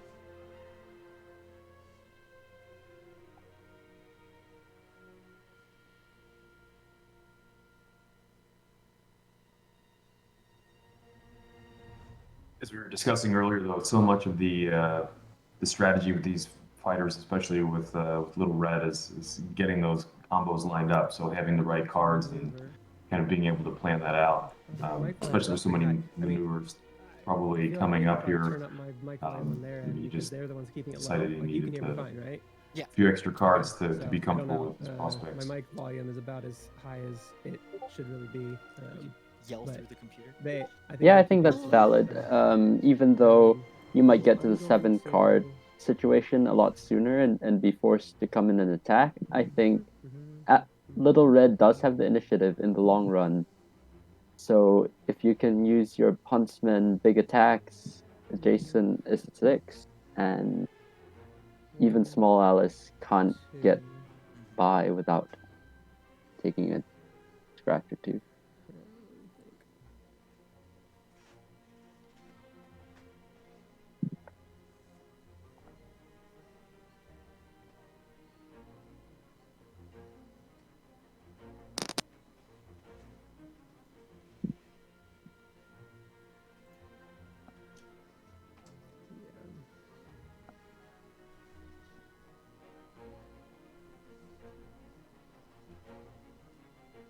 Yeah. Boost.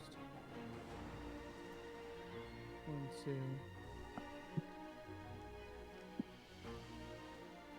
So we do see him And boosting and that's going it for for an attack on Huntsman while being small. So that is a little bit surprising It to is a wolf's see. pelt. It is Huntsman.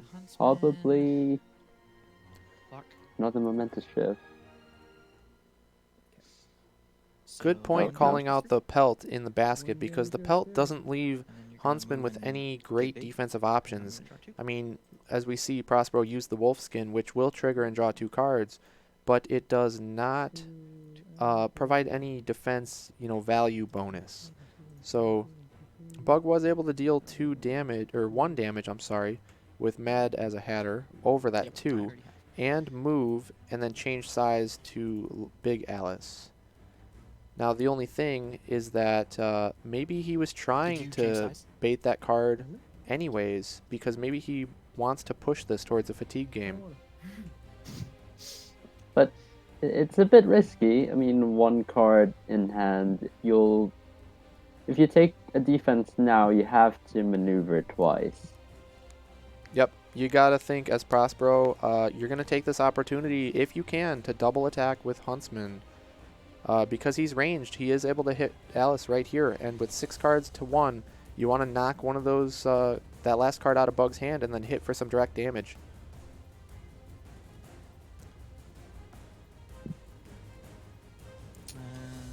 Okay, we're gonna start with a maneuver. Prospero opting to maneuver as his first action. Perhaps he wants to get adjacent to Alice for one of those big attacks you were mentioning, And Joshua. swing at Or Alice. perhaps that is the only attack card that he had. Okay. And figures might as well make the best of it by getting Yep. adjacent. You got me for 3. 3 damage. So Yeah. long have I sought you. It's a red 4 Yep. for Huntsman, but during combat, if Huntsman is adjacent to the opponent, And your turn. it becomes a 6 instead. So it's some There you incentive go. to use it as a melee attack, even though he is ranged. And then there goes a momentous shift from Alice, one of her best attack cards, needing to be used as defense here. You see the purple color there up in the top left corner of So the card, you the maneuver? purple Are 3. you- oh, you're So deciding if it you can be maneuver. used as attack or defense. And although Alice wants to be attacking with it when she's big for huge damage, sometimes you just have to use it as defense if that's your only option.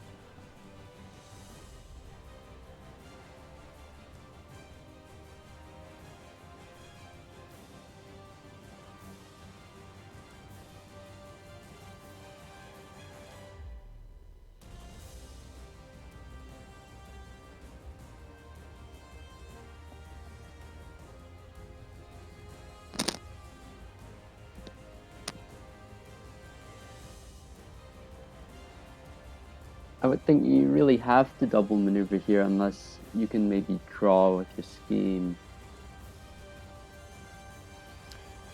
Yup, but even using the scheme, the drink me to draw, I mean, it only gives you 2 cards drawn and it changes you to small, which I guess would be good for running away, but Maneuver again. Mm-hmm.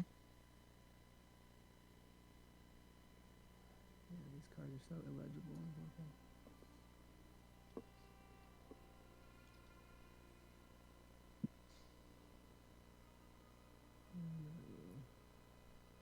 And my turn there.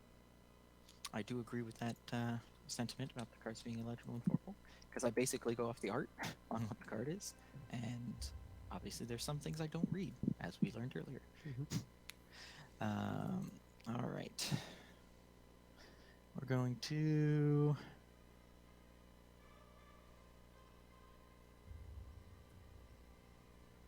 Something. Yeah. Yeah. Oh yeah. I know. We know. Yeah.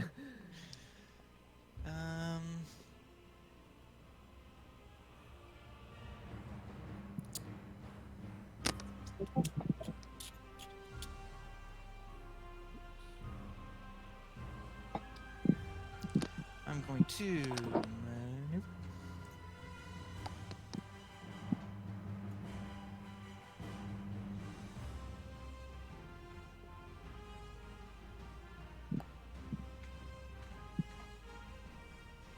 And I'm going to boost with what big ears you have.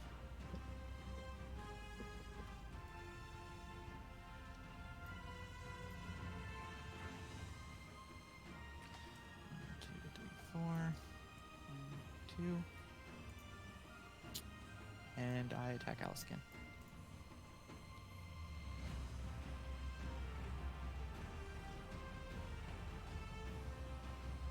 Here we see another attack with an adjacent huntsman. You gotta think it's another one of those long have I sought you 6 value attacks here.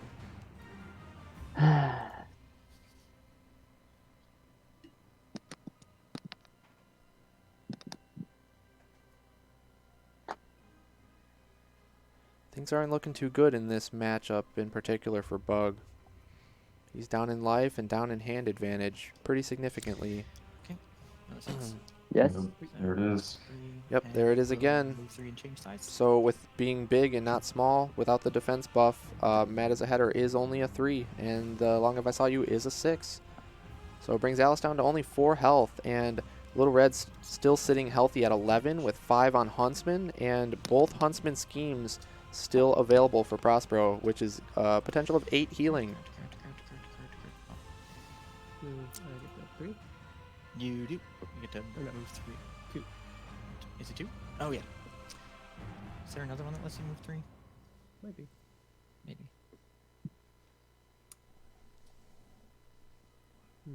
Okay. 1, 2. Okay.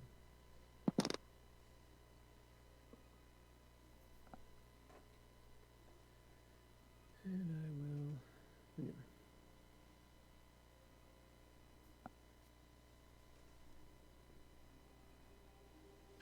So you moved to the end in response to my attack, and now you're maneuvering at the start, the first action on your turn? Correct. Yeah.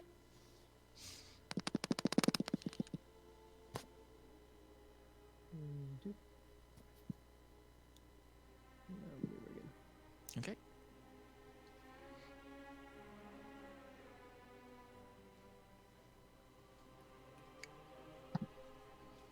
All you.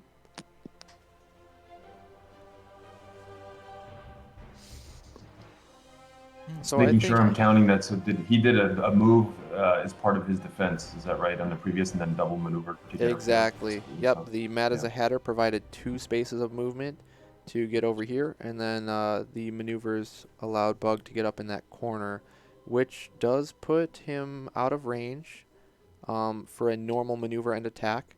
If Prospero has that last into the woods scheme, he could use it here to get adjacent to Alice and still have 2 actions available to him. I will draw a card to maneuver.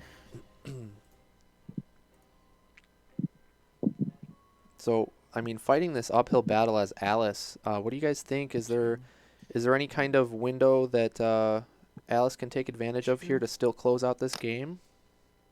And I will draw a card to maneuver again. I'm having trouble seeing it. I mean, I think even 2. at this point, things are closing in for her. My turn. Yeah, because, I mean, you got to think about the auto damage still left in Red's deck. There's still another one of the Once Upon a Time, which is 3 auto damage, and still another Never Leave the Path scheme, which would be another 2 potentially, as well as a Long Have I Sought You, which is not auto damage, but if Huntsman's adjacent, you know, it becomes a 6. So Yeah. there's not really any defenses that can block that fully here in Alice's deck, except for a lucky Manxum foe.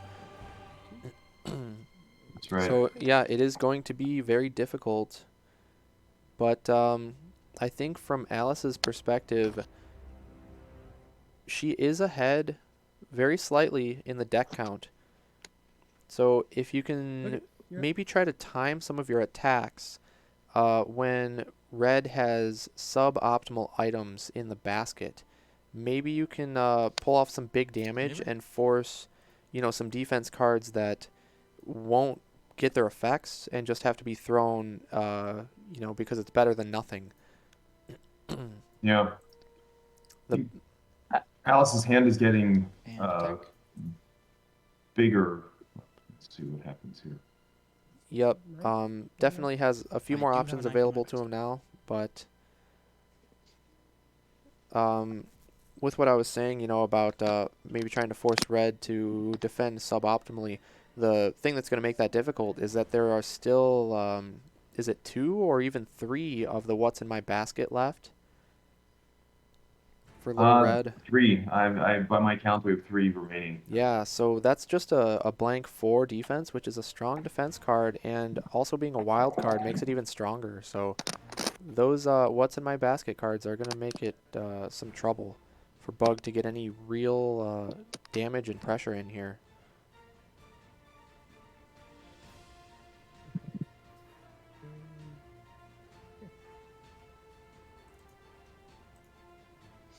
Ah, And it is.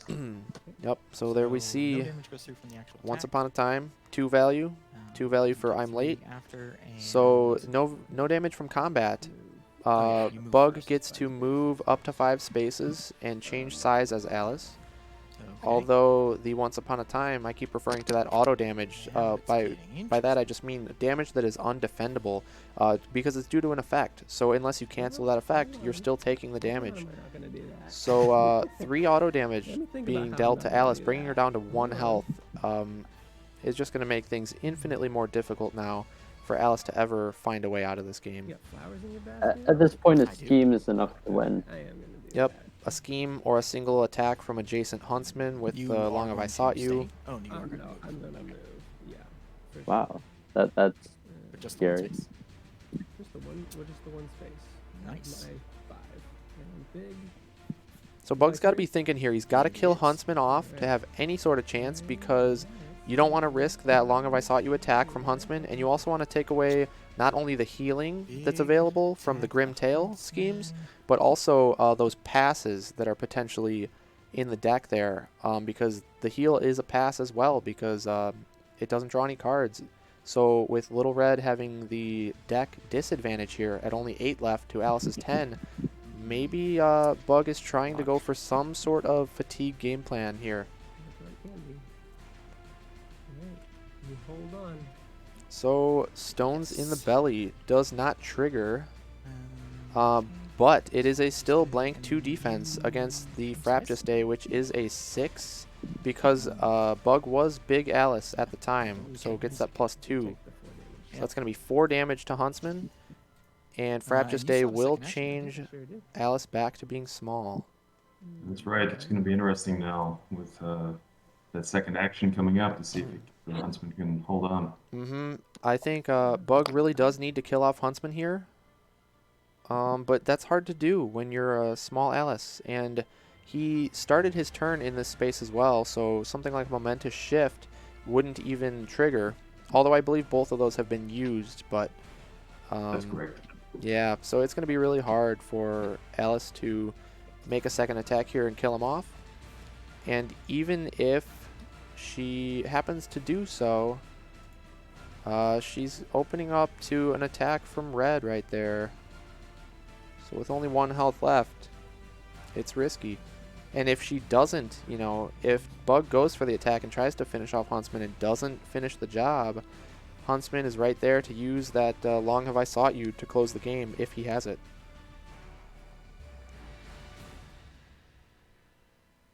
At this point, I think he has to go for the Huntsman. Just because the moment Little Red gets a scheme and any knives to discard to boost, that's game over. Mm-hmm. If Alice had, say, 3 health, she could survive the scheme and maybe make it through, but at this point, I don't think it's likely. Yeah, it's so unlikely. Really, I feel like the only chance may be if, Prospero doesn't have that scheme in hand yet. It could be, his very last card, so there could be some more combat interactions that go through here before that scheme finishes the game, as long as Bug can finish off the Huntsman here. Because both of the scheme as well as the Huntsman Long Have I Sought You attack will close the game for sure. So taking away at least one of those two options here is what Bug needs to go for.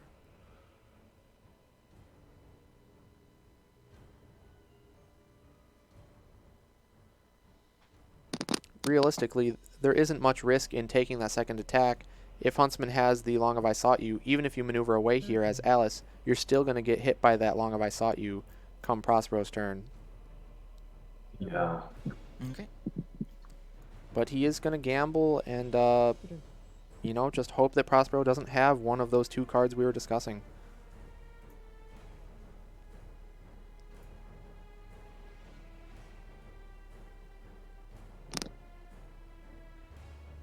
Looking at what's remaining in Alice's deck, three feints. I will maneuver.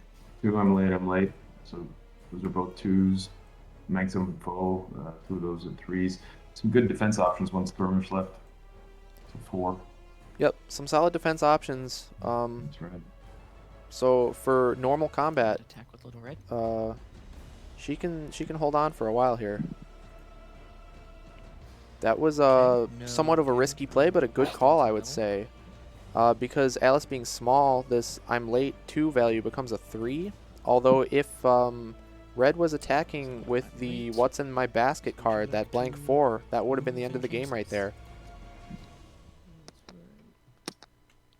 But with what large hands you have, having the flower in the basket, it did let Prospero grab a copy of Stones in the Belly.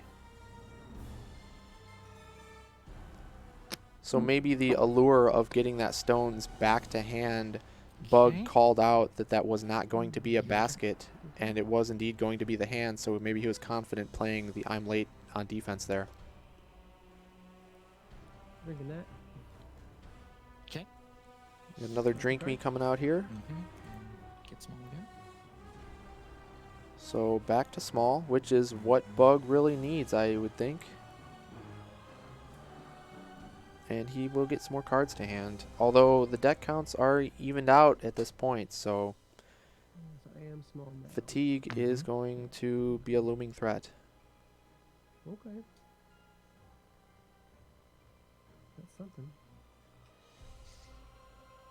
I think your camera might be frozen again. It is. My camera died. Battery issues. Not used to going for this long. It's a party.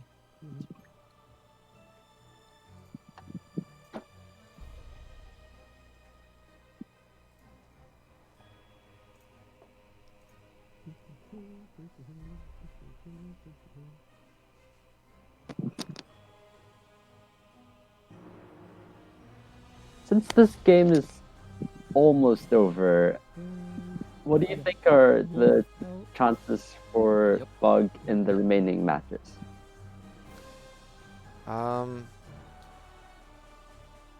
I think he's got a couple of good matchups because you're looking at Bruce Lee left with Prospero, and he's going to be forced to play Bruce in all the remaining games. So I think Bug can get the counter pick opportunities that he's been looking for. He may have targeted Bruce from the start, for all we know. So I'll be interested to pick his brain afterwards, regardless of the outcome, you know, in our interviews. Yep. Your turn. And the thing is, if you're targeting Bruce, you only need 2 wins. So which fighter would you leave out? I'm gonna start with the scheme. And Let's heal. we'll save that discussion for a little later. With the staffing up. Yeah. We'll see them Yes, close out and this game also, first, and then we'll talk more. Because it's quite possible Huntsman might not. So there we go. Yeah. So with Huntsman Blast only at 1 to play them, HP, so. Prospero did Um, use the Grim Tail to heal Red back up. And I maneuver. And if I'm not mistaken, the hands. Yep, the hands is a pelt It's symbol. very safe. So that will be a 4 health gain. It is your turn.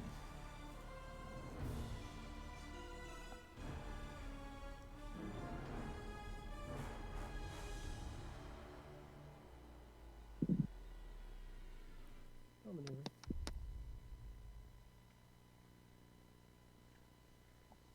And 2.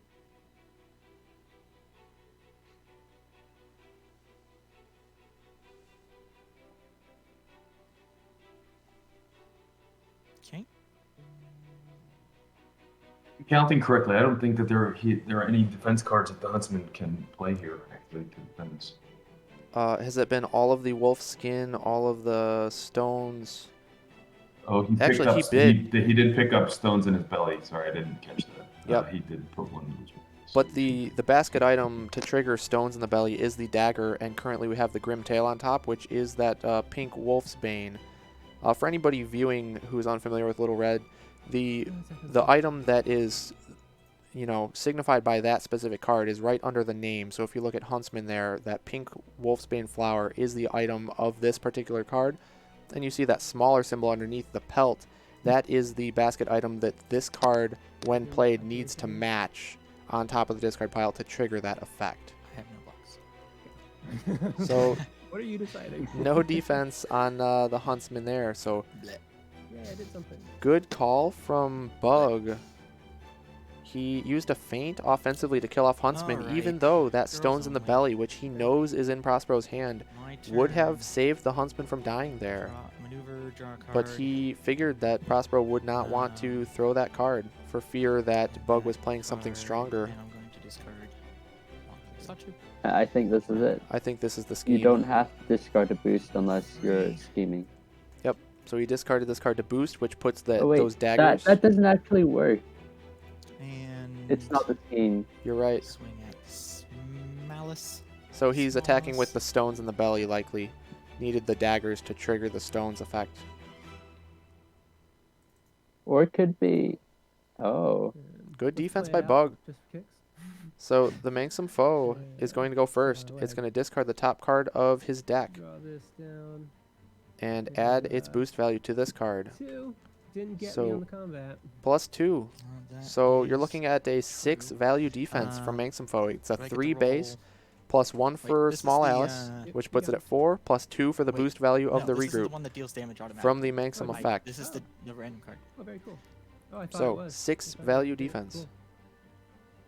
3. I had already done both of those, but I pulled that one back to my hand with what large Yeah. hands you have. Still in. And Stones hits a Claws You that are catch still in. out of Bug's Ah, hand, cool. adding 2, I thought I had making Stones a 2+2 for 4, and into Stones the 6 maneuver and value attack, your turn. defense. So good defense there from Bug. He lives, and a favorable card knocked out of his hand, being one of the Jabberwock cards that was unusable. Okay. Interesting.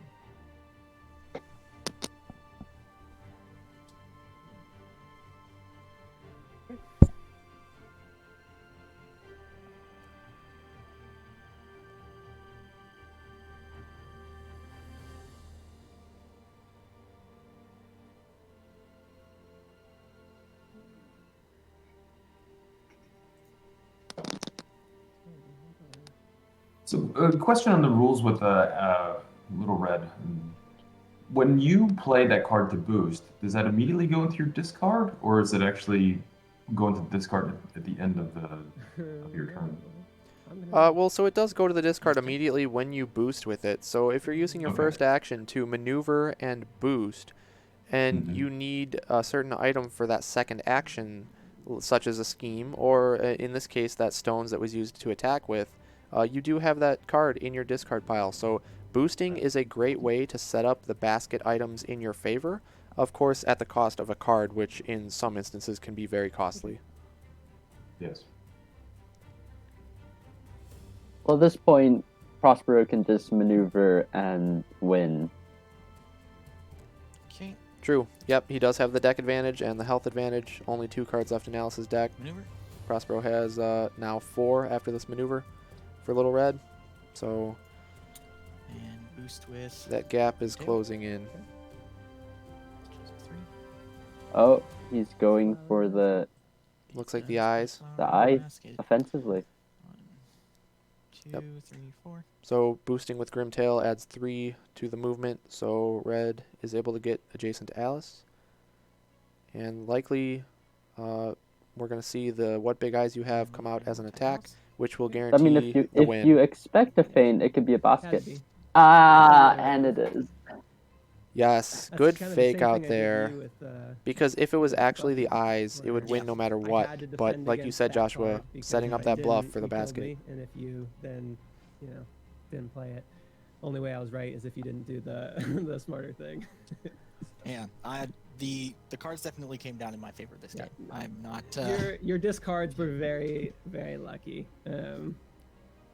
Killing the Jabberwock off a discard and stealing my my Looking Glass it was a up mountain battle for me that whole game. And I knew I didn't have enough attacks to get you at the end of the game anyway. But once I was like, all right, well, I can hold on and see if something cool happens or make a cool move. But now I have the up mountain battle. I have 2 chances to get a win with Bruce Lee. Yeah. But will Bruce be the weak link? All right, that is the question. Will Bruce be the weak link of Prospero's lineup? He does manage to get the win with Little Red against the Little Red Master himself, being Bug Hunter. So that pick, during the pick ban phase, it definitely pulled out for Prospero. That's right. And what about his first turns? Both the last 2 games, the first turns have just been massive, and have really set the tone for the entire match. For the entire game. Yeah, they really have. I mean, just the one previously with Invisible Man and Sinbad, he hit with a Momentous Shift turn 1, undefended, 5 damage. This time, technically his second turn, but still the first turn that we saw combat. And Jabberwock dies, 8 health down. That's just incredible. It was incredibly unlucky for Bug Hunter there that the What's in My Basket hit over a regroup for 3 damage. And then he still didn't have any other good defenses, so he was forced to use another regroup to defend Jabberwock, at least for that 1 point of damage. And then that Stones in the Belly just hit that 4-value Snicker Snack, and Jabberwock was out. And what an uphill battle, like Bug mentioned, in that game. It was a tough way to start that match. Yeah, sure is. It is unfortunate, with discard effects like Stones in the Belly or Ambush, as we've seen. It's just, it can make or break a game. It really can, and it comes down to luck, which is unfortunate if you're on the losing end of that. But it's just part of the game, so you got to make the best with what you got.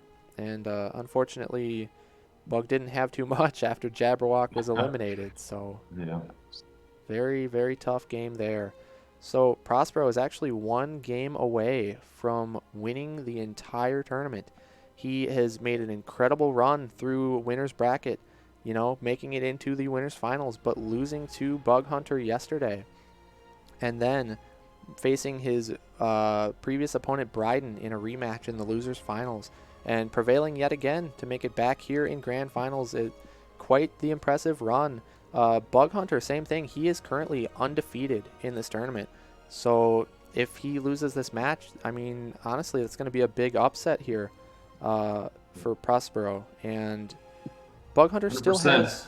Yeah, I mean, he's still got some solid options left, though. He still has Alice, Invisible Man, and Dracula, all of which I would say are very well equipped to take on Bruce Lee.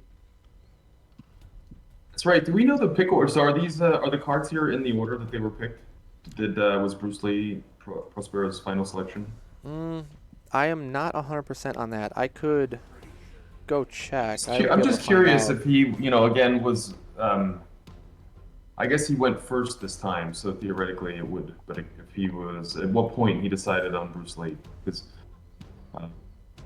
Yeah, because it seems like there are a lot of Bruce Lee counters here in Bug Hunter's lineup, so it would make sense if Prospero chose Bruce early on, that Bug Hunter was choosing a lot of counters because he knew that Prospero had to get a win with every single one of his fighters, and maybe he just wants to lock out, target that one specific fighter and not let it get a win. So, so it looks like Bruce Lee was Prospero's 4th pick. So it likely went Medusa and Bigfoot first. They were the 2/3 of the big 3, not a surprise. And then the Little Red, I'm guessing, to steal it from Bug Hunter. And then it was Bruce Lee and Sinbad last as the comfort pick. And that I can confirm that. That is correct. That is the order that it went down for Prospero. Bug Hunter went with Sherlock first, unsurprising. The big 3, and then he went with Alice. So then he decided to pass up Little Red there and went for Alice. So that's surprising. He has not been able to get a win with Alice yet during this match. But then he went with Beowulf, then Invisible Man, and then Dracula. So Invisible Man was picked 4th right after Bruce. So probably meant to be a direct counter. And Dracula after Invisible Man. So also I'm thinking a counter to Bruce Lee. So I really would not be surprised if when we talk to Bug Hunter later on, if he confirms that suspicion there. Yeah. So is that your prediction for the next match then? Invisible Man? I am predicting Dracula just because we have not seen Dracula yet. If this happens to be the last game of the tournament, I think maybe Bug Hunter wants to show off his Dracula play. We've seen his Invisible Man play. It was very close against Sinbad. We've seen his Alice play. Unfortunately, he hasn't been able to get the win with it yet, but just a series of a few unfortunate events. The Medusa matchup was less than ideal for Alice, and then against Little Red, just that first turn was brutal. So unfortunately, he hasn't gotten the win, but I would expect to see Dracula come out from Bug Hunter, just at the very least to show off some Dracula play. Look forward to that one. Yeah, I mean, we'll see what the matchup happens to be, but looks like they're getting set up now. And it looks like we are going to see a run back with Alice. So Bug Hunter is determined to get that win with Alice. She must be one of his favorites that just barely didn't make the cut in the earlier matches, throughout the tournament, because maybe Little Red and Beowulf were 1 and 2. Maybe Alice was 3rd, but a lot of times he might have been forced to pick, one of the big 3 in her place just to draw the ban. So Alice may be quite a comfort pick for Bug Hunter, and I think she has a great matchup against Bruce Lee. She has just so many defensive movement effects that can essentially break Bruce's combo chains, as well as just hitting him really, really hard when she's big. Those massive attacks. Bruce doesn't have huge defenses, and he often wants to use his Be Like Waters on defense, which are only a 3 value. They're great cards. They get the Jeets back from the discard pile, but they're not a huge value. So large Alice, is going to be dealing some big damage over those. Well, you gotta like maybe that's his idea, is to get that win with Alice and then set up the final showdown with Dracula and Bruce Lee with the beast form and other real big attacks, that can just be devastating with Bruce's limited defense. Yep, I definitely would not be surprised if that's the case. I think Invisible Man was a counter pick choice, but he may not be as comfortable playing Invisible Man. He may have seen some success with Invisible Man versus Bruce, looking at the results tracker from the tournament, because I know I've had some success in that matchup myself. But so he may have looked at that and thought, okay, well, I'll go with Invisible Man. We'll get a counter pick here, and but he may not be as comfortable playing him himself. So I wouldn't be surprised to see Dracula if we see a final game 6 here. But first, he's going to have to get that win with Alice into Bruce. So I have confidence. I think he can do it, so it'll be fun to watch. But let's take a look at the deck list real quick here. So looking at Alice's deck, I know we've seen it a couple times here in a row now, but some of the key cards against Bruce specifically is going to be Snicker Snack. You can guarantee Snicker Snack will win the combat as long as you are Big Alice. Bruce does not have any defenses that are more than a 4 value. So unless that card is fainted, you're going to get to look at Bruce's hand and discard one of his cards, and that could be a Be Like Water, or it could be a key Jeet Kune Do card. So the Snicker Snack will be very impactful here, and unless it's discarded, because one of the Jeets from Bruce does discard a random card out of your opponent's hand. So if we see that Snicker Snack randomly discarded yet again, as we saw in the last game, that could be some trouble for Alice. But otherwise, it's a pretty reliable card in the matchup, and even if it's fainted, it's 5 value, because Feint doesn't cancel the buff from special abilities. It only cancels card effects. So a 5 into a 2 means 3 damage dealt to Bruce, which I would not even be upset about as Alice. Yeah. Also, though, you also have go ahead. The lack of sidekick for Bruce Lee, right? It makes the Jabberwock with his stronger attacks against the heroes even a bigger factor as well. Yeah, excellent point. With claws that catch, it's a 5 value. It changes from a 3 to a 5 if it's against the hero, and since there only is a hero, being Bruce, yeah, those are going to be some huge attacks, as well as jaws that bite, dealing 2 damage to any fighter adjacent to Jabberwock.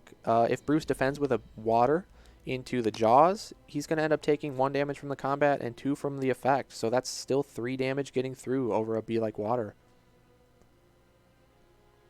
Joshua, I know you had something to chime in there as well. What were you going to say? Bruce does have only 14 health and no healing, so any threes you can land, you just need to land a few, and that's the game. I mean, you have to survive the Jeets, but if you can keep your hand at a comfortable 2 or 3 defenses each time, plus a movement, that should be quite safe. Yep, I agree with that 100%. I think Alice just needs to play it safe and have enough defensive cards and movement cards at a time. And as long as that is the case, she will be able to, land those big attacks. Because you got to think, a momentous shift, for example, from Alice, while she's big, it's that 3 value card. It becomes a 5 if you've started in a different space. So it bumps it up after you maneuver to a 5 value, and then the big Alice buff bumps it up to a 7. So even fainted, it's dealing 3 damage, and if not fainted, it's a 7, which will deal at least 3 damage as well, because Bruce has no defenses more than a 4 value. If you look on the left on the deck list, Skirmish, towards the middle, a little underneath the first half of the deck list, you see Skirmish. That's a 4 value purple. That is his largest defense card, just base value. So a large Alice momentous shift is going to be guaranteeing you at least 3 damage, if not more. So like you said, Joshua, a few of those big attacks, and that'll be game over for Bruce with no healing. Looking at So Bruce's... Go ahead. We've seen Alice start small twice already. Do you think he'll finally choose to start Alice big and maybe first turn? Because that's going to be huge. Yes, I would expect to see Bug start as player 1 and start as Big Alice, because you want to get one of those big attacks in before there are even any Jeet Kune Dos in the discard pile, because then you don't have to worry about Be Like Water getting one back to Bruce's hand, which is a big safety net there. And looking at Bruce's cards here, you see, I think the most impactful card actually is going to be those 2 Jeets that we have on screen. You have the Downward Sidekick, which can discard a random card from your opponent. So if Prospero can get lucky enough to hit a Snicker Snack like he just did, or a Looking Glass, that's going to be huge. And also, Intercepting Fist is going to be a big threat for Bug. It cancels all effects of your opponent's cards, and that's on top of the action gain. So if Bruce attacks with that Intercepting Fist and hits a Looking Glass on defense, canceling the Looking Glass effect, that's just going to be a huge swing in Bruce's favor. But I really do think a couple of those things, those big moves, are going to have to go Bruce's way to win the matchup. I think Alice is definitely favored here.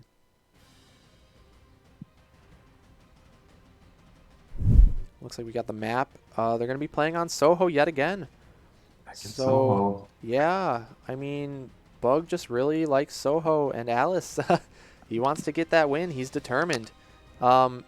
Interesting, though, because we've seen him start as player 2 both of the other times, and I'm wondering if we're still going to see that same choice, starting as player 2 and opting to start off small, or if we're going to see Bug switch it up and go start off big and player 1 and just try to put the aggression on right off the bat. So I'll be interested to see. What do you guys? What are your predictions there? You think he's going to switch it up? So I was gonna just call out of this is one of the kind of more played matchups outside of some of the sets. So kind of cross set matchups at 41 plays, and Bruce is only looking at a 29% win rate. So Alice is sitting at 71% over the history. So I think that's my prediction. Yeah, I mean, it is heavily favored, shown by the stats, in Alice's favor, so I would be with you there, Frank. Joshua, what do you think? Are you with us there? You think Alice has got the advantage? Yes, I do think all 3 of the remaining fighters have a good chance against Bruce. So I think he needs to go big, swing hard, and start first. Yeah, no, I agree with that. So I don't think Bug's going to let that happen. I definitely think he will be starting first, but we'll find out in just a moment.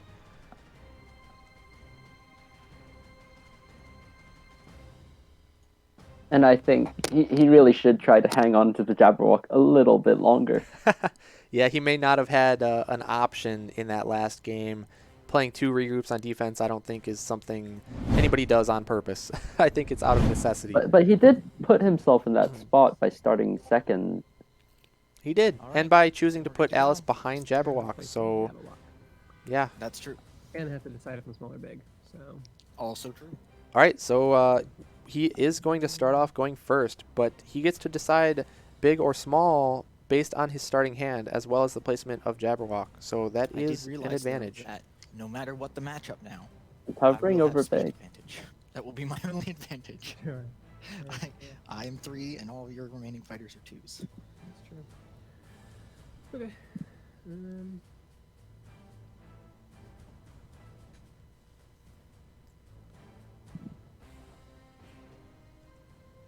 I assume he's still setting up. I don't see the there we go. Jibble on the board. So that seems like a good spot. And I'm Yep, gonna so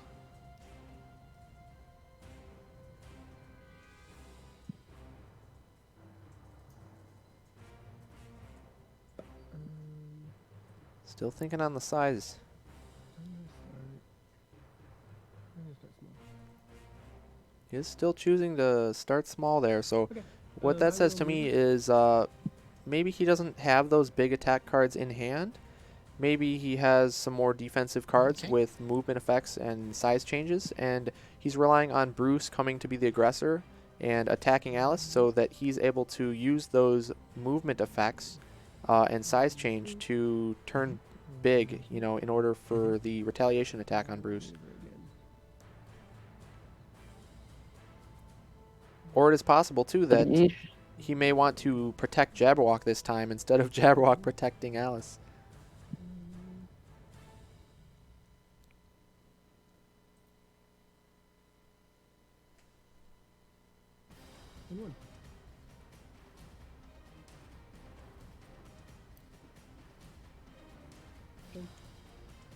It's a risky Okay, start. okay.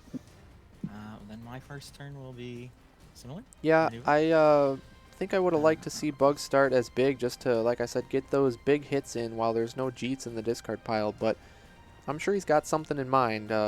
He got a full hand of 7 cards. He's got a lot of options available to him. He's forcing Prospero to advance towards him. So we'll see. I'm sure he's got some plan in mind here.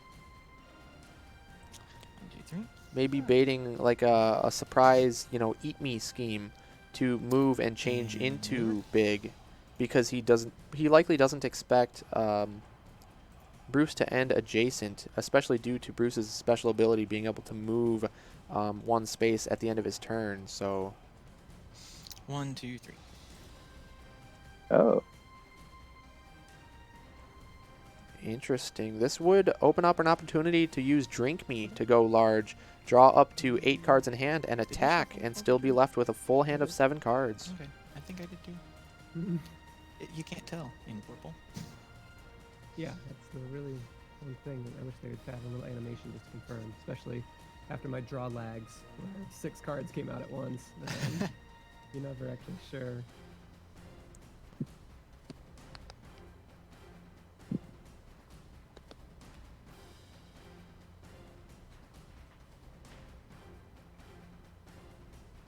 Okay.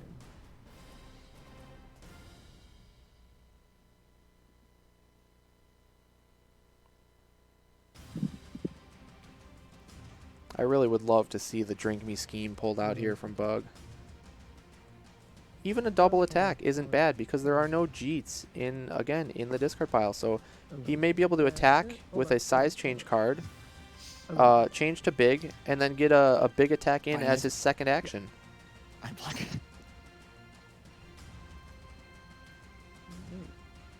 Oh. Expertly done there. So I do go first. this is an interesting interaction because One of the Alice fighters is currently attack, small, so it is choose only a spaces, 3 value. and then you can move Alice, The I got skirmish 3 wins spaces. the combat because it is a higher value, and because of that, Size. skirmish gets to And move so one I of the will fighters up to 2 spaces. move Now, normally, that would mean Me. Bug would not Switch have the back. opportunity to do a second attack because Bruce is backing off like that. But now the attacker's effect goes afterwards, moving Alice up to 3 spaces, that going is back easy. to adjacent to Bruce, Only and one. switching to Big for that second big attack, which would also now trigger a momentous shift. So if Yuppie. Bug has a momentous shift right here, But- I got to expect it coming out. But Prospero also can trigger a defensive momentous shift for 5. That is interesting. That would be quite incredible to see at this point, honestly. I don't know if I've ever seen a, momentous shift versus momentous shift block. both buffed. Block with momentous shift. Ah. So we did see the defensive shift, though. That was great move by Then you get to Prospero. move in. So since he did start Bug's turn in a 2 different and take a space, the momentous bumps up to a 5, Oh, it's each of your matching colors. Matt as a Hatter's 5. Momentous shift, reviews, And Pretty incredible interaction right there. That was a neat turn. So Bug is going to get to move both of his fighters up I to get to 2, move and he both gets of to mine. change size back to small. So back to safety. Let's see. 1, 2. I really would have loved to see 2 momentous shifts there, though. That would have been something else. Oh yeah. It's rare enough to see the defensive momentous shift. Putting the Jabberwock at risk again. I'll maneuver. Draw a card. Yeah, he really is. But you got to expect he's got probably has a feint here. There it is. I was like, ignore. Um.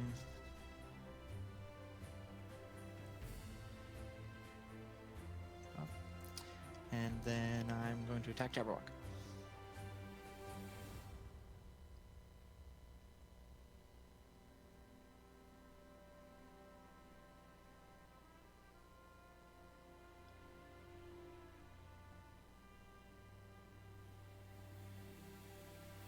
So we'll see how Bug wants to handle this attack. He's been throwing Jabberwock out there into the fray and getting him taken out pretty early. So I got to imagine he is not going to let that happen again.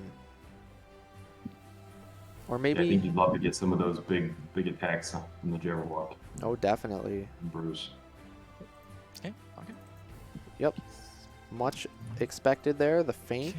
Okay. For then end my fear, turn. of that potential Jeet coming out and being a combo chain for Bruce and knocking out Jabberwock early. So I'm not surprised to see the feint from Bug, but it wasn't a Jeet from Prospero. It was the regroup. So there's another good bait with the regroup. Feints are the most valuable defenses, I would say, against Bruce. Being able to cancel that action gain from the Jeets is huge.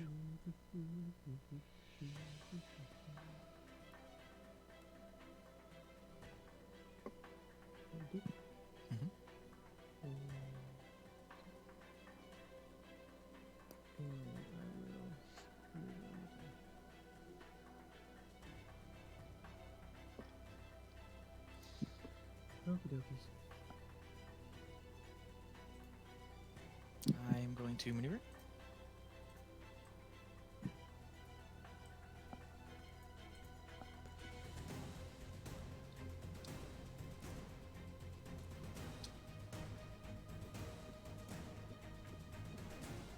Now, while I would say this is still a tough matchup for Attack. Bruce, The Jabberwock. there is a lot of combat interactions that need to happen Okay. throughout the game. I Alice choose not doesn't to have swap. any But auto doesn't look like damage we have necessarily to in her do deck, so other than a couple Jabberwock takes Jabberwock 2. attacks, but again, that's still combat You're right. related. I So, choose not to swap. And I sometimes gain some action. fighters can deal some damage to Bruce and then play the rest of the game without And attacking and action is just going to be- using auto damage schemes to close out the game. But Alice attack the is Jabberwock. going to have to rely on a lot of combat interactions to win the game, and that's exactly what Bruce wants. Alright. So momentous shift down. So there is a momentous shift And gone I get to from draw a Alice, card. 1 of 2, protecting the Jabberwock and baited out with just a regroup. So another good regroup We'll bait. Put the Jacob No cards off to the side. Cool. Just because they fly around a lot. Mhm. And end of my turn, I will. Hook. This other Jeet Kune Do that was used, Prospero could have swapped places with the Jabberwock, but I like to imagine the fight I scene, imagine particularly he with did Bruce not want Lee to do that picking because out then it teammates, puts but him in then a it's pin between Jabberwock and Alice on the Jabberwock. rooftop Just there, imagine so that fight scene. makes sense not Like, to does use he the grab effect. Tentacles? Like, Mhm. yes.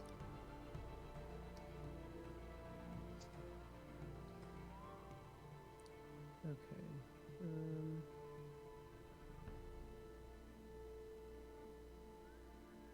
So I maneuvered, Mm-hmm. and I got 6 cards. That's cool. That's cool.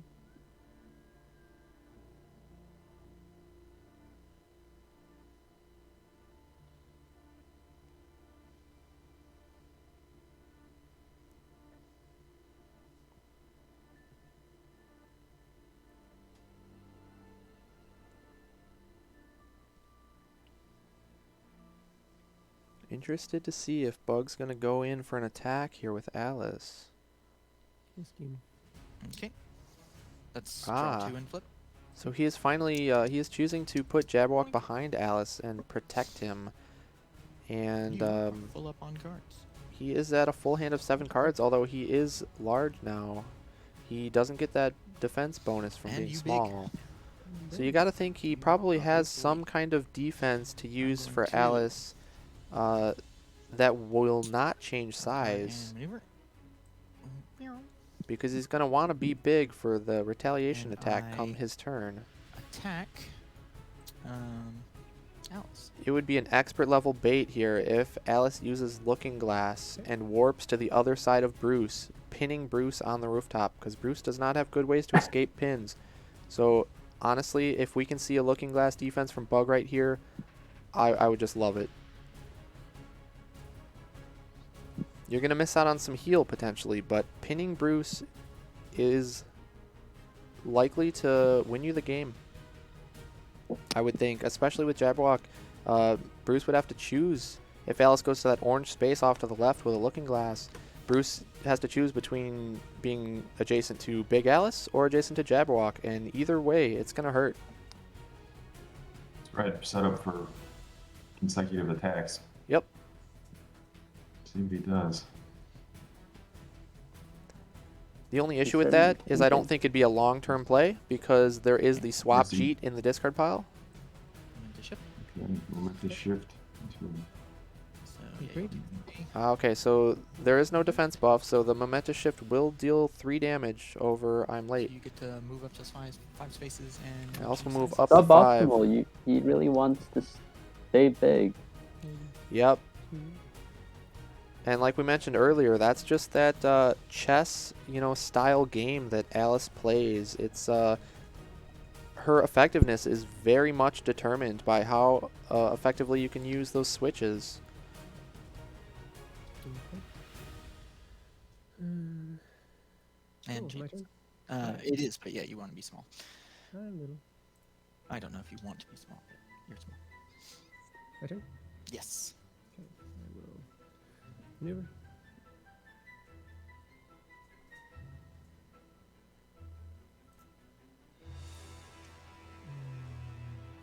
Up. You have to be careful if it's jaws that butt into skirmish. Attack with Jabberwock. Alice can take that damage. Hanging with the Jabberwock. That is a good point. The Jabberwock A. Block. Ah, so it is Jaws that No. bite. But it's not a skirmish. It is the first Be Like Water we've seen this game. So that will be 3 damage dealt to Bruce. And I get. But he does get that Jeet Kune Do that lets him swap spaces The back, only one I've played so far, which is the short will needle. actually help out quite a bit in this situation because he's able to attack Jabberwock with his first action with the Jeet, swap spaces with Jabberwock, still has 2 actions because of the action gained, maneuver up to Alice, and then attack Alice herself. It is risky. Inviting yourself into the pin. That's true. That is true. I imagine this is maybe why My turn? Bug positioned himself where he is. Because you maneuvered and Kind attacked. of bounce back and forth. Yeah. Right, with the corridor style of the rooftop area here, you can put your fighter that you would like to take We're the gonna go beating ahead out front and start protect with your one an attack behind. on the Jabberwock. But Bug knows, you know, there's 4 Be Like Waters in the deck. It was likely for that Jeet to be picked up. And maybe So Bug Jabberwock wanted to takes 3. bait Prospero into getting himself pinned. And you get to draw a card, and then I get to move one of the fighters in the combat up to 2 spaces. But there's a skirmish used offensively. And that Only a fighter will be- regroup as defense.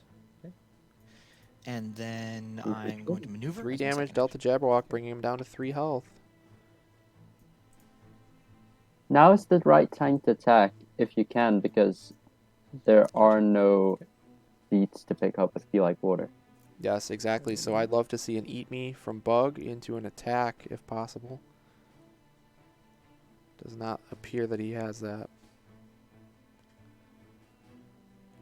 Even a boosted maneuver to bring Jabberwock over to the right side of Alice into the brown area and down into the yellow here in the bottom right corner to attack Bruce.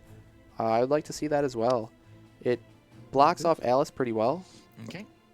We are seeing the boost. 2, 3, 4. All right. Hello, Jabberwock. I like this play. Dragon. There it is. There It's he like you is. had a crystal ball. Yeah, and the thing is too, if Bruce wants to get to Alice, Nice. he could go 1, 2, 3, 4, 5, 6, 7. He could discard a Be Like Water to boost and hit Alice. Although, okay, it looks like he is moving Alice as well. That seems good. And then I will. Attack with the Jabberwock.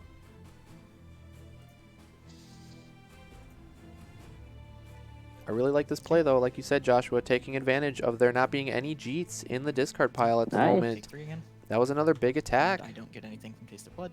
Getting Jaws That Bite, dealing 1 damage from the combat over the Taste of Blood, in addition to the 2 auto damage after combat effect from Jaws That Bite. My turn. Your turn. In addition, Taste of I'm Blood is a going to powerful draw maneuver. tool for Bruce Lee. When he gets lower on health, after combat, if he has 5 or less health, he gets to draw 3 cards, which can definitely unlock some combo opportunities there for him. But there is only 1 copy of that in the deck, so that will not be available anymore. He is I'm running. going to maneuver again. He's running. He- I think he needs passed the up- defense. Yes, he passed up an opportunity to attack the Jabberwock and used a suboptimal defense card. Yeah, I would call it that. And so I think that does indicate that he really doesn't have much defensive options here. He may have some Be Like Waters, but they're just blank 3s at the moment with no Jeets in the discard pile. So if Bug can keep up this aggression, I know boosting is costly, but I would love to see some more boosting and attacking. Keep up the aggression while you have the good window to do so. Yes. And there it is. And now this one's extra interesting because he could have used Eat Me for Alice to bring Alice right up next to Bruce and be big. But he wants to use up these Jabberwock cards while he Nice. can, so I like it. And it goes back to my turn. Although I would have liked to see Alice moved a little more towards the right there so that Bruce couldn't reach her with a single maneuver. He would have to boost. I attack Jabberwock. He's used 3 out of 4 Jabberwock cards, if I count correctly. That's right. He has 1 more Closet Scratch remaining. Yep. Which is still another big attack. I mean, that's a 5 value attack. Unless fainted like we just saw there. It would have been a 5, but the feint cancels that during combat effect to bump it up.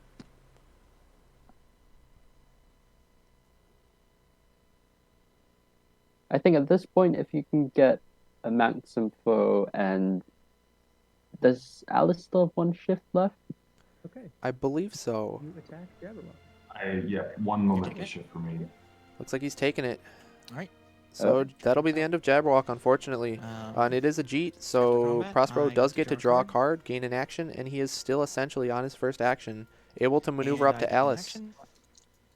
And now the Be Like Waters still are have 2 online actions. to take back this Jeet from the discard pile.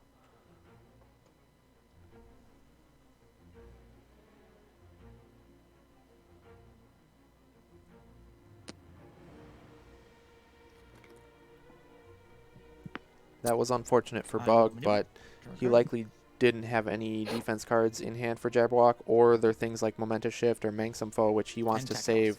to attack with Alice.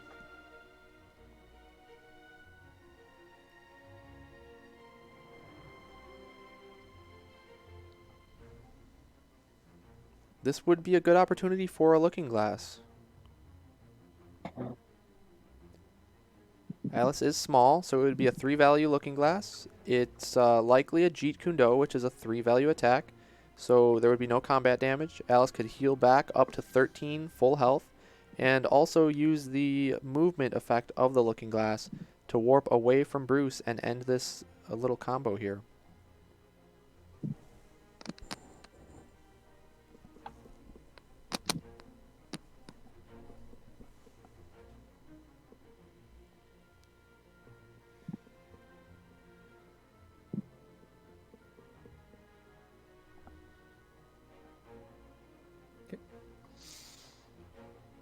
No Looking Glass. Okay, But, well, not bad. Not bad at all. So That is yours favorable turns first. outcome, I would say, for Bug. Yep, so I That's get the last one. regroup from Prospero, so no more baits with that. Move Alice up to 5 spaces and change But there's no side. damage dealt, and I'm late allows Bug to Yeah, switch yeah, into yeah. Big Alice. So hopefully he can Your get turn is an done. attack in here. Yeah, Well, I'll jump back one. But you get to jump back one, sure. Oh, okay. 1, 2, 3, 4, 5. And I'll go big.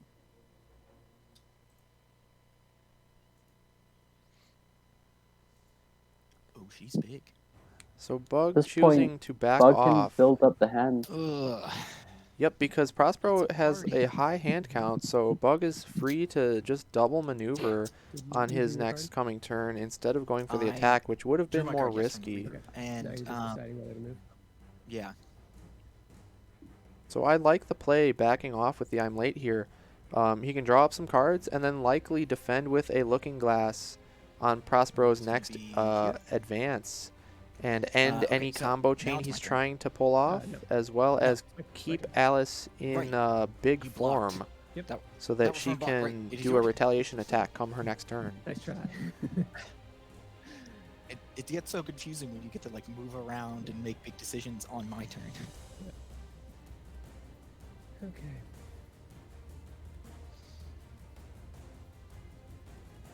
I do hope Bug has enough cards to stay big, land, Okay. survive the next turn, and then land some attack. Yep, I would agree. 5 cards is a pretty healthy hand size, though. Prospero does need to boost if he wants to be able to attack Bug this turn, which All right, I will maneuver. he kind of has to, unless he wants to overdraw some cards in hand and discard one. Yeah, I think he also has the advantage of Alice being big now, that he'll won't get that defense. Yeah, exactly. So he probably wants to take advantage now, but Bug recognizing that, so I'm staying going far to enough out discard of range. Nunchaku to boost. So we are seeing the boost. So I get to move. So he can move up to 6 spaces. 1, 2, 3, 4. Sup?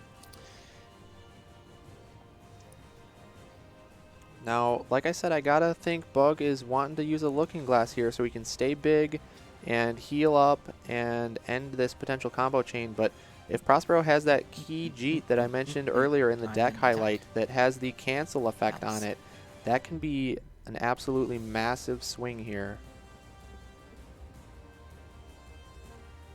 If that's not the case, I think Bug has a pretty good handle on this game, but that card could change everything.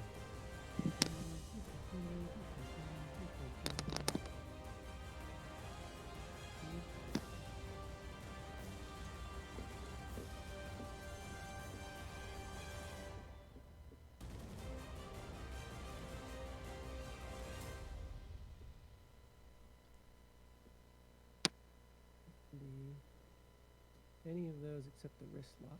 I mean, if Yeah, you I'll want be to play small, it safe, but, you play a feint That is here. correct. Yeah, you'd likely play a feint here if you can. The feint, likely, you want to play the feint when you're planning on going in and attacking on your turn, I would think. So if Okay. Bug is just trying to run away, Looking Glass might be better. Skirmish, Okay. And I have the one that cancels All the right, attacks. there is the Intercepting Fist. That's the card I Which was happens talking about. So immediately. that So no cancels damage goes through, the effect of the but skirmish. You do not get to move. Okay. So even though Skirmish technically won the combat for Bug, he doesn't get that effect because of And the I gain another cancellation action. from Intercepting Fist. So So Prospero does gain another action and gets another attack here. And we know he also still has the Jeet in hand that swaps spaces, so that would be another 3-value attack that gains an action. So we're seeing... Right, that short lead hook he picked back up with previously.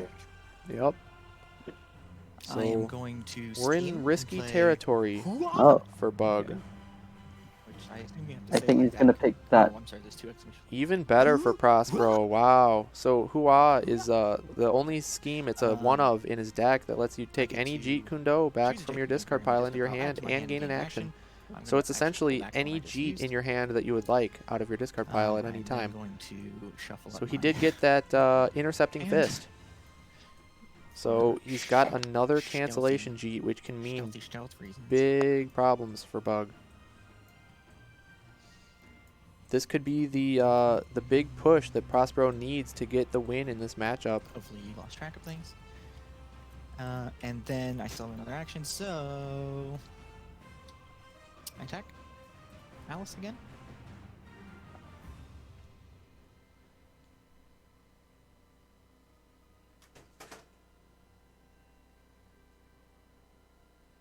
Now here's where the mind games come in, because Bug knows that Prospero has 2 Jeets. He knows what they are. He knows he has the Intercepting Fist to cancel any card effects, so he's not going to want to use Looking Glass. But because Prospero also knows that Bug has that information, he could be throwing out something like a Momentous Shift. And if Bug chooses not to defend for fear of that Intercepting Fist, Alright. it could be 5 undefended damage. So I did not cancel it, so So it is not the cancel, though. It is you the get Swap 2 Spaces boost, Jeet. blind boost. So Mangsum Foe will discard the top card of the deck. Alright. Matt is a hatter. Not very impactful there. I think as Bug, you're okay to see that one go. Although it is a movement And defense I get to card, swap places with you, which it's I not will, one of his mainly for best fun. cards in deck. So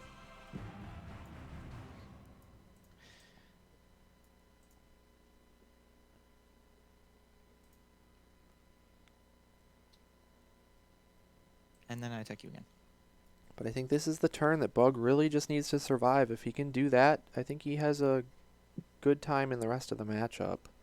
Hua is a big one, getting back that Intercepting Fist for the extra cancel. Yeah, this is the part of playing against Bruce Lee when you just are hoping that it stops, right? Yeah, It just exactly. keeps coming. Yeah. Let's see. Wow. Okay. Funny because Prospero said No he'll damage swap goes through. spaces just for fun. But That's your other little momentous did he know shift. that I get one activated more the action, Momentous and that Shift action is gonna effect. be 2. Although the Intercepting Fist canceled it anyways, so it really doesn't matter in this Maneuver. case, but that's just a funny interaction there. Okay, and Prospero finally Okay. decides to maneuver, so Bug survived that onslaught, taking, I believe, no damage there throughout that combo Yeah, chain. the thing is, Yeah. Big Alice isn't such a And I pain in only this want to case maneuver to because deck. defensively, Bruce, you're defending against lots of 3s, so you need to It's been a survive while each since I one got rather than a big Bruce Lee hit. combo. So Yes, did I actually do any exactly. damage So with? I don't Nope. think so. You didn't do anything. Sad. It was fun. It was fun. yeah, players are talking about it now. Okay. Yeah, Prospero's, exactly. They're yeah, he's exclaiming about his combo he's able to pull off, but just funny that no damage was dealt. Over to this spot, Okay. Oh, okay. and I'm going to attack you. I think Bug is sensing that I'm gonna go Prospero big. only pulled back because he was out of Block. Jeets. Yeah. Here we go. This is great. So Okay. This is exactly what you 5, want to and you get see. to force me to discard a card. he could discard whatever Um, gets But picked you up. get Well, to bring your other- unfortunately- you get Yep. to bring your Yeah. card back first. So the water goes first, grabbing back the Unfortunately, Jeet. I There am is 2 going damage to dealt bring in the back combat Intercepting because Fist, which is the one Bug that is Big cancels. Alice right now. So that 5 damage Snicker Snack for is going to reasons deal that 2 may or may over not the be water. obvious. Also, I take 2 damage. The water will Yeah. pick up the Jeet. Mhm. And And then then you Snicker get to Snack will take a trigger because they're both look-see after combat. at So what offense I'm goes last. packing. And Bug gets to take a look at Prospero's hand and pick the most impactful card to discard. Write this down real quick. So there's the I intercepting think- fist that we saw. There's a downward sidekick, which is the random discard from the opponent. So honestly, those are the two most impactful Jeets in hand at once for Prospero. So that's going to be a tough choice from Bug. But then there's another Be Like Water and the Bring It On scheme. That's why it's a downward sidekick. Yeah, it's his only sidekick. It's true. Okay. This Yep, right here, though, is this the final water I'll be taking this one in hand? back into the discard. I believe that's the right one. Cancel all effects. Yeah. Yep. Okay, so he's willing to discard the other card. My turn, I guess. Yep, so he is willing to take a random discard oh, from I Prospero. suppose- So, Well, it's not random because What do you want to? oh, It's the right. if shuffle he attacks time. first, Woo! it So- might be a Jabberwock In card its being current thrown. state, I can only use one card I have to imagine Bug here has Looking Glass for each type of action. and wants to but use it. That Right? is true. it's cool. Because you know that there's no cancels probably right do that. now because you just knocked the intercepting fist out of hand. Bruce is going to attack. And you must have a Jabberwock card or just a bad card that you're Well, willing to seek out. you are going to draw two cards, I attack. well, Alice? potentially, from Looking Glass if you want to. You could warp and draw and not even worry about the healing because at this point, you don't really need the healing as much as maybe you need the cards. But I mean, you're down in deck, so Okay. That's true. I think warping and healing is optimal. But Bug knows 100% what this is because he knows Prospero's hand. Yeah. It was a water, a Bring It On, and here we go. There's one. Yeah, As expected, good call. we're seeing the Looking Glass. So I am big, so I do take if he advantage of that. doesn't take the cards, do. he can just. Bummer. But, So 1 damage dealt over the Looking Glass. Effect, so I'll recover 3. I think he wants the heal and the warp. Out of here. Yeah, Um, you called it, Joshua. So I that think must that's be a smart because Jabberwock card. Prospero still can move Okay. and attack. You still have 2. Well, and he still has right? Bring It On as well in his hand. So Okay. if this top Oh, card is an yeah. attack, Prospero is able to maneuver. Since he gained an action from the Jeet, he's essentially on his first action. He can maneuver into Alice's zone and then use Bring It On to still attack. Unlikely though. I mean, if you discard the boost, it's functionally the same. Well, and Bring It On's boost Are value you discarding is the card? Okay. a 3. And then Random you card? discard a random card. That random I'll card. there. randomly choose this one. Oh, Okay. that skirmish is And big. I So it gain depends on what action. Prospero draws. So If he two, draws a big one attack from like a here. momentous shift from this or a little dragon or something, he's going to get some direct damage. If he wants to I'm discard, going Bring It On to boost. maneuver. Nope, it doesn't look like he drew an attack. Okay. I think 100% there, if you did draw an attack, you boost with the Bring It On to get right up to Alice, and you attack with that drawn attack for direct damage. And you know you have a Be Like Water in hand for defense, in case Bug tries to maneuver and then attack as well. And you'll get a Jeet back, so you have really no fear. So I gotta guess that Prospero Fine. did not draw an attack there. I think Bug needs to land at Maximum Foe last, and So, Okay. yeah, he still has a lot of, well, I guess I shouldn't say a lot. Has he already used, I don't think he's used Fraptious Day yet. And there's another Looking Glass. So, if Bug was Big Alice and attacked with a Mangsome Foe and hit one of those 4 boost value cards, that's a 9 value attack, which would kill how many Prospero. feints does Bug have? I have that he has 2 more remaining. Yeah, that Okay. sounds correct. So, And there are only 2 Jeeps left. Alice is definitely poised to win this matchup. Yeah, Alice still has a Looking Glass as well for 3 more healing. Yep. And with no intercepting fist to cancel the Looking Glass, there's not really any fear in using it anymore. The only way you're going to give Prospero back that intercepting fist is by attacking into that Be Like Water that you know is in his hand. And again, if you're attacking with something like a Momentous Shift or a Manxum Foe, you could be ending the game right there. Not And with the I'm going Momentous Shift, but to potentially with the Manxum Foe, you could end the game if he discard this defends with feint the to water. boost. Okay. So I go. Oop. I go 1, 2, 3, 4. I then attack Alice. Okay. Feint. So 1 Nice. damage. Now, although the feint did cancel some extra damage for the Momentous Shift, And I will hop back on space. if I were Bug, I wouldn't be too happy with that one, honestly. I'd rather have that feint for any small Jeet combo that Prospero may still be able to pull off. It's not out of reach yet, especially seeing as the last 2 Jeets remaining are the Jeet that deals 1 auto damage to the opponent after combat, and the one that becomes a 5 value, much like Momentous Shift if either of the fighters started in a different space. So those are 2 very While you're doing high that, impact damaging Jeets. do you mind if I switch to your discard? Not for anything tricky, but just pure damage fine. output. Those Under the 2 impression I've been are 2 of the discounted. better ones.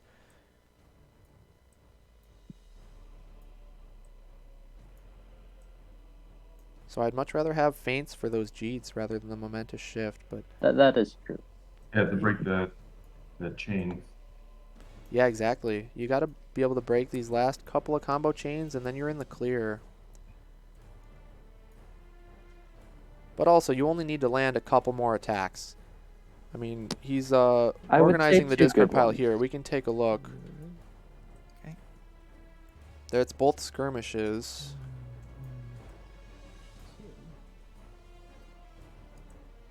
Oh, that is both Momentous Shifts as well, though. I believe only maybe 1 Manxum Foe and Fraptious Day.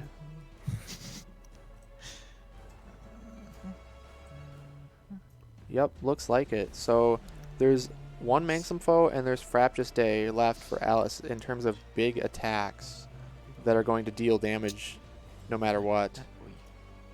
So being down in the deck count as well, she's definitely going to have to pull those 9, 2 10 attacks off. Versus the actual cards, you have 8. What am I missing? Yeah, the thing about not that Bruce has so many cards in his hand, but because you can chain those attacks, I would want to make sure that I get more than just 1 or 2 cards, which is Bug has seemed to at least have 3 in his hand now. Okay. Yep. Figured it out. And he still has 1 more of Thank the you I'm late, for it your appears. patience. So that is Yeah. a great card for getting away from Bruce's combos. I'm gonna maneuver.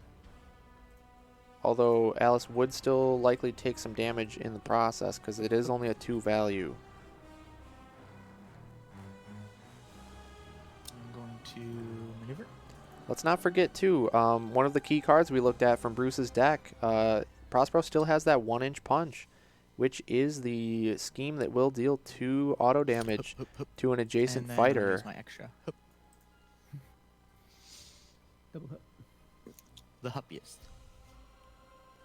So although Bug would like to probably gather some more cards in hand, he's running out of cards in deck, so he likely needs to make a push here, being Big Alice. Do we know how many feints have been used by Prospero? He used 1 to boost before, and I don't. By my tracking, he has the other 2 still. Yeah, he did use 1 to boost. He did feint one of the Jabberwock claws that catch. That's So right. I believe he's there's 1 more should- feint for more, Prospero. yeah. So if Bug has Fraptious Day or Manxum Foe at this point, I would maybe expect to see one of those come out here.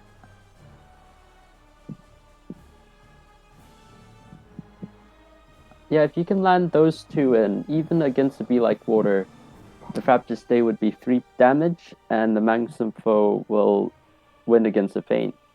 Or the other way around, really. Yep. Manxum Foe into feint, I think, is the ideal scenario because that deals 3 damage, bringing Bruce down to 2, and then you can guarantee that a attack with Fraptious Day from Big Alice will close out the game. And then if the But you feint do need to cancels the survive. Manxum foe, then you still have an extra card in deck. So I think that's what you want to see from Bugs, and you want to go with a Manxum foe attack and get it feinted. But like you said, Joshua, you need to survive Prospero's next combo You chain already here. drew for your maneuver, right? Drew for my You're maneuver, just- yep. Yeah, Yeah. you're deciding if you're moving. But the thing is, if Bug does not have Frap to stay in his hand, and he does have Manxum foe, and Prospero decides to go with a defense other than a feint, such as a Be Like Water, which he probably is tempted to do. We know it's in his hand from earlier. He probably wants to get that cancel Jeet back to cancel that last Looking Glass. But if he defends with that water and Frapture stays still in the deck, there is literally a 25% chance that Bug wins the game on the spot right here, as well as Looking Glass. So if both of those are in deck, it's a 50% chance for Bug to end the game.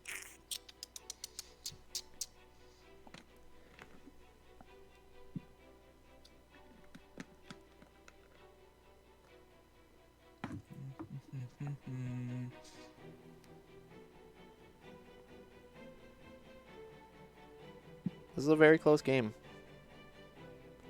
Closer than I expected it to be in the matchup. It looks like Alice is up. She's up 6 health, but she's down in hand count. There's still some combos to come out from Prospero, and she's down in deck count. I thought that might be the But case. this may be the 50-50 that Bug is looking for. See, One for sure. If Looking Glass and Frapture are in There you there, go. it's a 50%. If one of them, it's a 25. This could be it. Ah, For another two. two. So unfortunately for Bug, that isn't It is a it. Jabberwock card. You're not upset Yeah. about that. Then, Yeah, exactly. That part is that's true. That is true, but now the only worry is that Prospero uses his retaliation attacks here to close out the game. Was not cosmic catch, but I guess I'm still alive. So Although, this, if I was Prospero, I don't know, defending with the skirmish might be even more risky than using the water, because so my turn, huh? at least with the water you might be able to get a bigger combo chain come his turn right here. Whereas Because now, he doesn't pick up the cancel, so if Yep. Bug So if has there's a Looking Glass in hand, you got it. let's warp and heal. I will scheme. Warp and heal, and 1 then inch punch. you pull off your Frapture Ah. Stay attack as Big Alice, and you've closed out the game. But there's the 1-inch punch we spoke I of. think And I will maneuver. So that is essentially a pass running for out. Bruce. if Alice has Frapture Stay, that's it. As long as she can reach Bruce. Bruce does move She 3 has big spaces. boosts. She does have big boosts, but there's not too many cards left at her disposal. And then But I as believe there my is still an end Eat Me, which is a thing, 3 I boost will- value, and an I'm Late, which is also a 3 boost value. And even if she has Looking Glass, she could boost with that.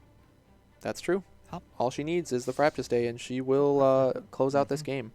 Okay, my turn. Let's see if he's got it. I will draw. Mhm.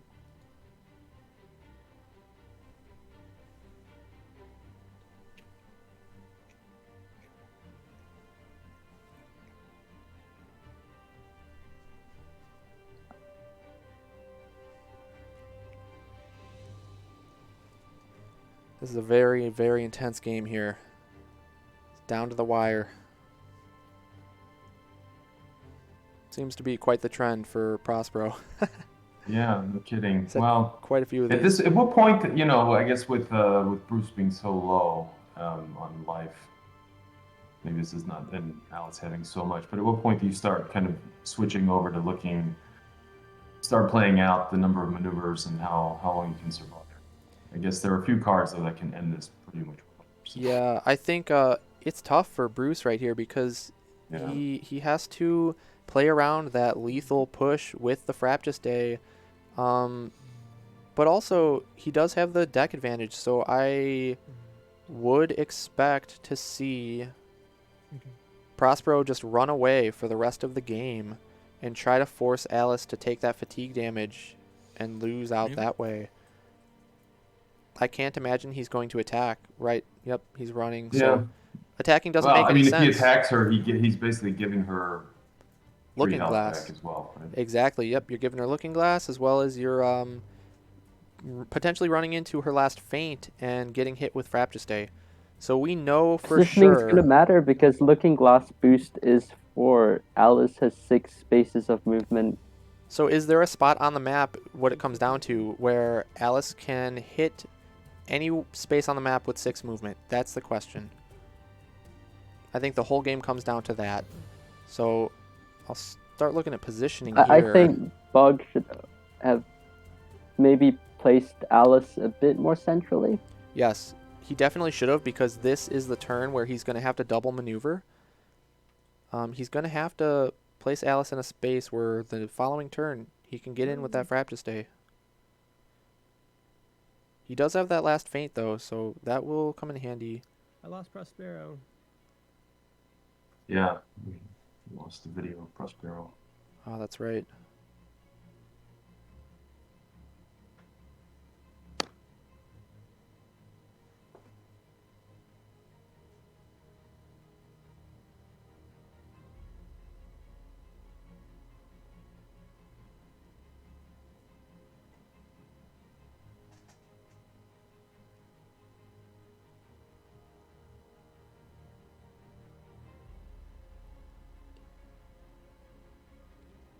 Oh. Okay, perfect. So it looks like Prospero did lose his internet connection. Surprising. That's unfortunate, but he is switching to his hotspot backup connection, so we should be okay. As if the game suspense wasn't enough. Now we have Yes, exactly. connectivity. It's just keeps it building.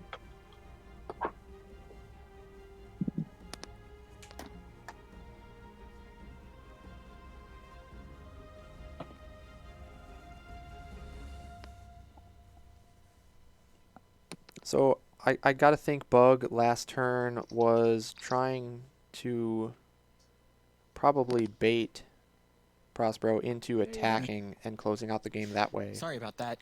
No worries. I've actually been shocked at how well my internet has held up so far. But fortunately, I'm on my work computer, and so I'm using my phone hotspot. Cool. I think we just ended your turn. I believe so. Yes. Okay. You haven't done anything yet. Okay, this is it. This So- is the game. Yeah, so I Bug. think so. I just want to make sure that they're good on the streaming end.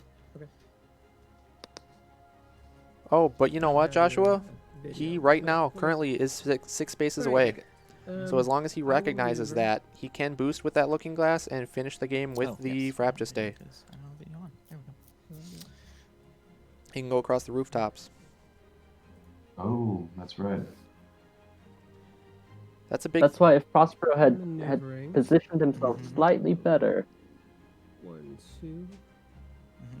he's gonna boost. He took the rooftop. He has to. That's the game. He has to realize that Frap to stay wins. Yes, You know exactly. what's funny? He actually put his he put Bruce in that space next to him. Yeah. there. Okay, he goes for it. Here we go. 4, and attack. Nice. That's it. And this is the Frap to stay. All right. It has to be.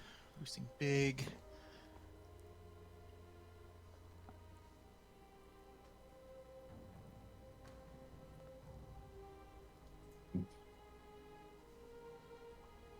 That's a big part of high level Unmatched too, is the positioning. It's crucial, and you got to recognize all of your different options and the different pathways. It's very easy, especially with all the mental fatigue that sets in from such long games, That's to it. overlook Wow. a certain path. But yep, Alright, I guess Bug we're gonna saw come it, down to huh? and that will put us to a Yeah. final game 6. I get map choice.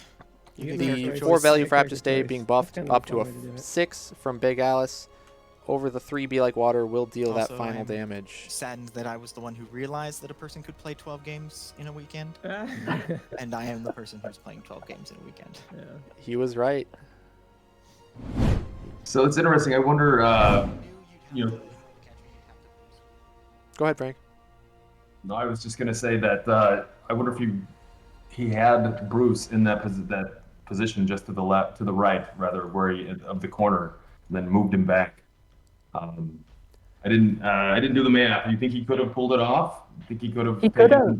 I think so. I think if Well, he would Prospero, have survived another turn. At least, but he had 9 health, and he couldn't really attack, right? Because he would have used the attack to heal, unless he could have Did he have a feint left?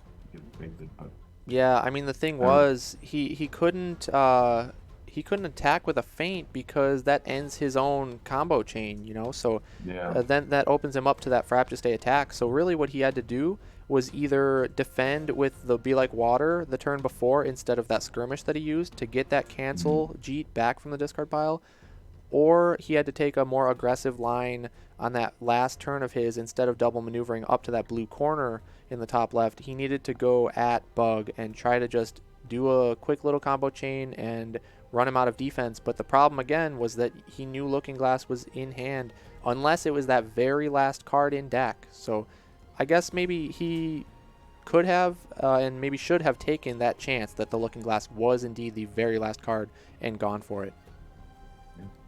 But well, kudos to Bug Hunter for realizing that he was within reach as well and identifying the placement issue. Yep, he saw the win condition and he took it. So that's what good players do.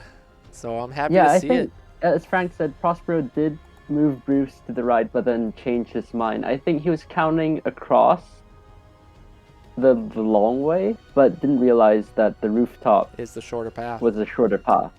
Exactly. And again, it's very easy to miscount because there's so many spaces, so many lines, and your brain is fried at this point. They've played so much Unmatched. Like Prospero just said, he's going into his 12th game of Unmatched just this weekend, today and yesterday. And the highest level of Unmatched play at that. These aren't no casual games, where you're just playing for fun. They take 20 minutes a piece. These take an hour a piece, and there's so many thoughts running through these players' minds. So it's very intense, very mentally draining, to say the least. I bet he's in they're both in their 7th hour of Unmatched today, right? Counting breaks, obviously. But yeah, yesterday he probably had another 6 or 7 hours. Exactly. Games. It's a lot of Unmatched and an hour less of sleep. Both are located in the U.S. With the time change. Yesterday. Yep, that is true. So, all right, well, we do get that final game 6. It couldn't be any closer. Very fitting for the grand finals. I'm happy to see it. But now Prospero does still have to get that win with Bruce Lee. And Bug Hunter has a couple of options here. He's got the Invisible Man or the Dracula. I know we talked about this earlier a little bit, but I personally think that Dracula is going to make an appearance. We haven't seen him yet from Bug Hunter, so he may want to show off his skills with Dracula here in the final game, unless he really feels more comfortable with Invisible Man, because I do think Invisible Man is the better matchup for Bug Hunter. But if Bug Hunter is not 100% confident in his play of Invisible Man, then I would not recommend it. So we're going to have to wait and see. But any predictions? I mean, one of the first things I think of with Dracula or any hero with the 1 health sidekicks in Bruce Lee is the 1-inch punch, right? If you can get that card early on and just kind of wipe out some of the sidekicks, that can be kind of an interesting mechanic. But on the flip side, Dracula just has the potential for these massive beast forms, and Bruce Lee doesn't have so many good defense options. So. Yeah, that's exactly right. And it's a scary matchup. It can go really either way. I do think it is favored for Dracula just slightly because of those beast form lethals he's able to set up.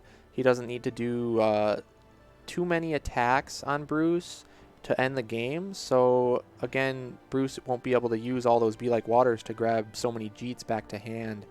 But like you mentioned, that 1-inch punch can play a huge role in that matchup. If Bruce Lee opens with a 1-inch punch and can take out those sisters from Dracula for basically for free, that's going to be a big difference maker in the matchup.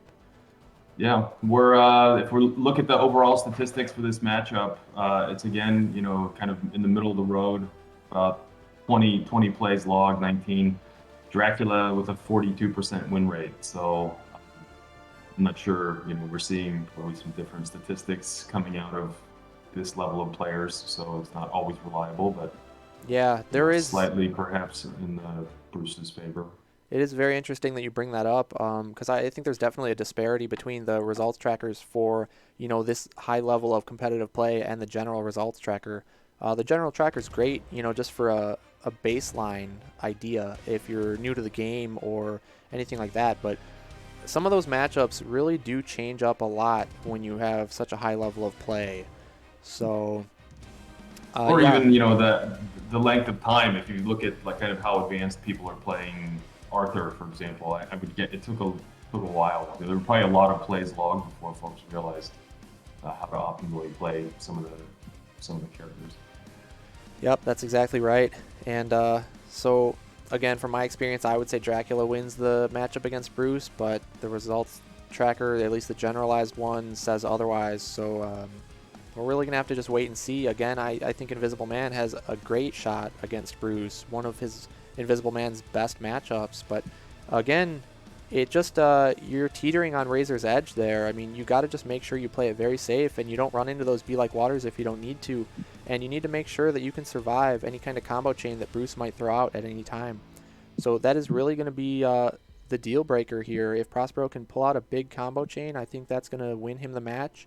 And if he can't seem to make that happen, then I think it's going to go to Bug Hunter. So that's a good call out. So in the tournament, there have been 2 matches between Bruce Lee and Dracula. Dracula has won both, so 100%, and it's split 50-50 from Invisible Man, Bruce Lee. So yeah, I know I had one win myself as Dracula versus Bruce. I and lost that Invisible Man Bruce Lee game. Okay, and I won the Invisible Man Bruce Lee game. So interesting. But I also won one of the Draculas into Bruce. So again, just speaking personal experience, I think either one has a great shot against Bruce. But Bruce is explosive. So if you're not careful. It is scary because Bruce can start first, and Dracula is prone to drawing a hand of attack cards and schemes. He only can defend with 12 cards. Yeah, that's not a high number of defense cards. Granted, he does have some really quality ones. He's got the 3 feints, which will cancel, Bruce's combo. He's got the Do My Biddings, which can also cancel Bruce's combo by swapping out for a different card. And he's got, the dashes that let him get away, just like we saw with Alice, a lot of her defenses. So, Dracula's got a lot of good defenses, quality ones, but not a huge number of them. And in an opening hand of 5 cards only, you might just get unlucky, as we've seen, and just not have any. But Invisible Man falls prey to the same problem. They can replay maps that they've already played on, so I wouldn't be surprised with Prospero getting the map choice to go with something like Sherwood Forest, where he's able to maneuver. He's won in Sherwood. Did he? With he won Sinbad versus oh, you're I Am. right. He did win Sinbad versus I Am. Okay, so Sherwood is off the table, but there is another map, Hiorat, the new one from the Little Red and Beowulf set. So in that map, Bruce can maneuver a single maneuver, and because of his 3 movement range, he can move up and attack player 2 on his first turn if he so pleases. So I got to imagine Prospero is likely to pick Hiorat in either of these 2 matchups, because you want to get that quick attack in right off the bat, turn 1, before your opponent has a chance to gather up those quality defense cards. But it could backfire, because Hero is one of the most connected ones. So if you can land 6 damage from Ravening Seduction, those beast forms are going to end the game. That is true. You only need the 2 beast forms to end the game if you're sitting at 8 health, because even a beast form fainted goes down. That's 4 damage. So it looks like we are going to get the Dracula into Bruce matchup. So right. Very fitting. I called it out. So let's take a look at the deck lists here. And here we have Dracula. This is the first of the weekend, seeing Dracula highlighted here. That key card right there, front and center, beast form. It's a very intimidating card by the looks of it, and it acts very much that way. It's a 6 value off the bat. It can also boost itself up by 1 value for...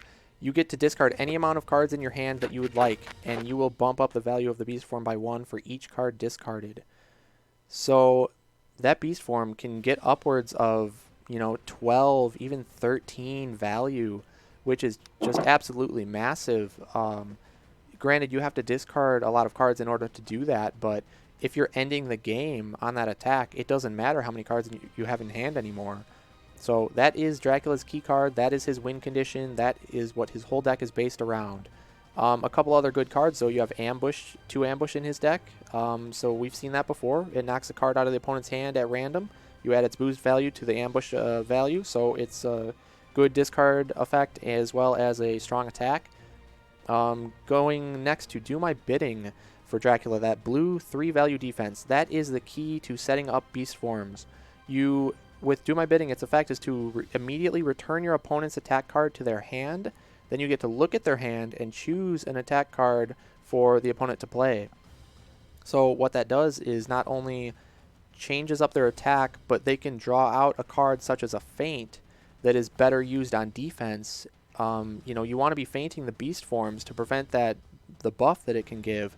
But if you have a feint in hand and you attack Dracula with something else even, then they use Do My Bidding to drag out that feint. There goes your feint. Your opponent, Dracula, has perfect knowledge of your hand and knows whether or not they should go in with the beast form at that moment or not. So it's just the perfect setup card for Dracula's lethal pushes with beast form. Also, Look Into My Eyes. It's just a 1-value blue, but during combat it'll add the boost value from your opponent's attack card to the defense value. And with a lot of those Jeet Kune Dos having high boost values, Look Into My Eyes is likely to fully block most all of the Jeets. And Ravening Seduction, as you mentioned, Joshua, that scheme for the sisters, you get to move the opponent up to 2 spaces. Actually, it's any fighter, but if it's most likely used on the opponent to move, and then after moving, you deal a damage to the fighter who was moved for each sister adjacent. So with all that interconnectivity potential on a map like Heorot, you would be able to deal big damage using those Ravening Seduction schemes, and there are 3 in deck. So Dracula's deck is just absolutely terrifying, very fitting of his character. And let's take a look at Bruce again, though. We've seen it before, but again, look at that 1-inch punch. This is going to function completely differently than in that last matchup.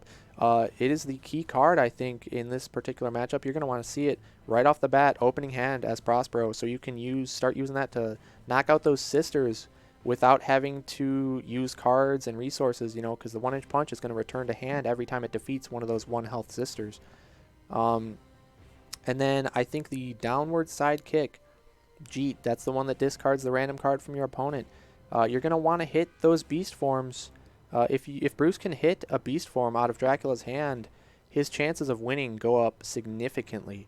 And with the Be Like Waters being able to potentially recycle that downward side kick, as well as the Hoo-Wah scheme that we saw used earlier, that could get multiple uses out of that Jeet Kune Do, and that could be the key to winning this matchup. Because it really is all about beast form and how Dracula is able to pull those off.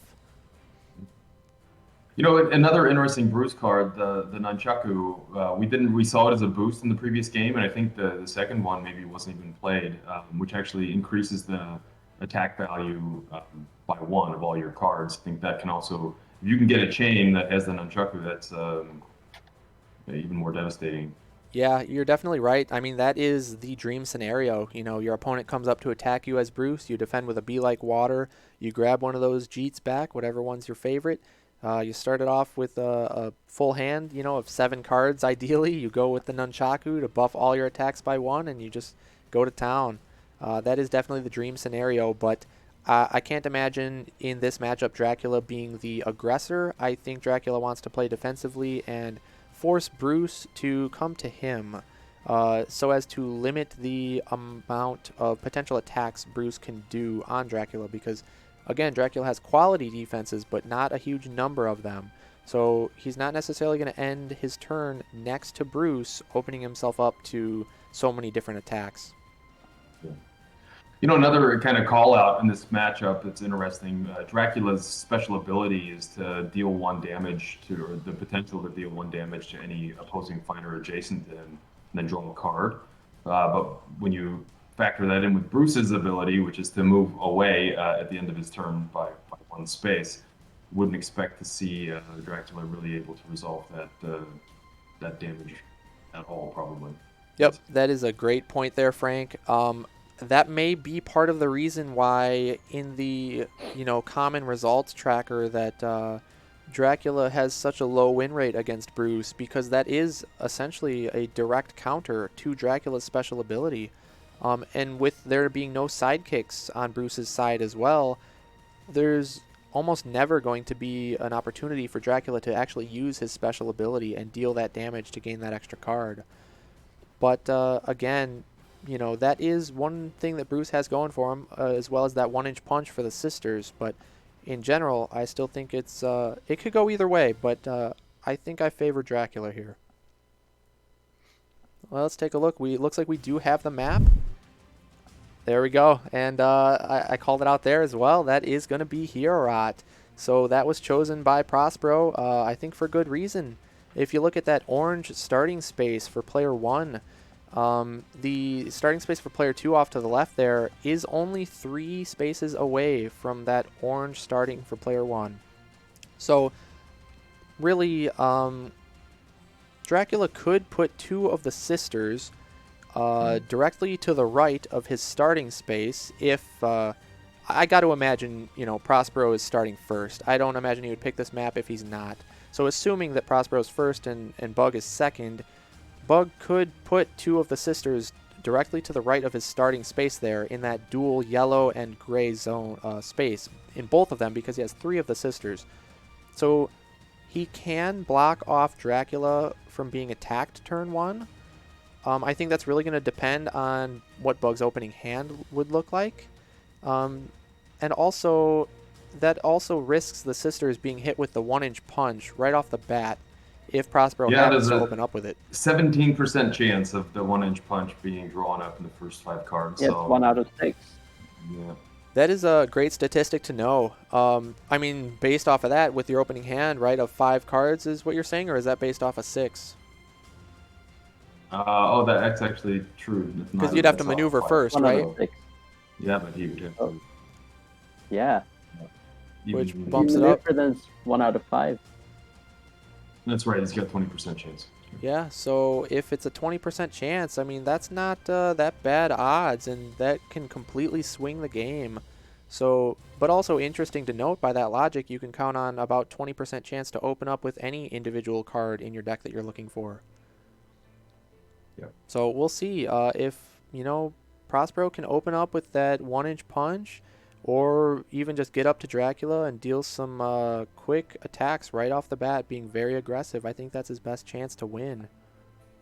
Also, I think it's the first time we've seen this mat in the finals, and we should explain that Hero does have doors. Good. Yes, good great call. point, Joshua. Go ahead and if you want to explain to the viewers how that works. So there are 3 spots, the gaps between this drinking hall that can be closed by doors, and they cut off the zones and adjacency, and you cannot travel through closed doors. During maneuvers, but not during other movement, you can use 1 maneuver point to open a door or close it for no movement points at all. Right, and important to note too, you can open and close doors at any point in the maneuver as well as many times as you would like. So you could open a door, move through it, and close it behind you. Again, opening costs that 1 point of movement, but closing is free. So the doors, just so you guys can see, if you look at that starting space in the orange, if you move just about directly up and down from that space, those are 2 door spaces, as well as off all the way to the left. Right next to that player 2 starting space, that is where the other door goes. Off to the right in that dark blue area, that can be passed through. There are no doors for that one, so that's free to pass through at any time. But the other 3 openings into the hall do have the doors. So it looks like we're just about set up and ready for the game, so we'll head into it in just a moment.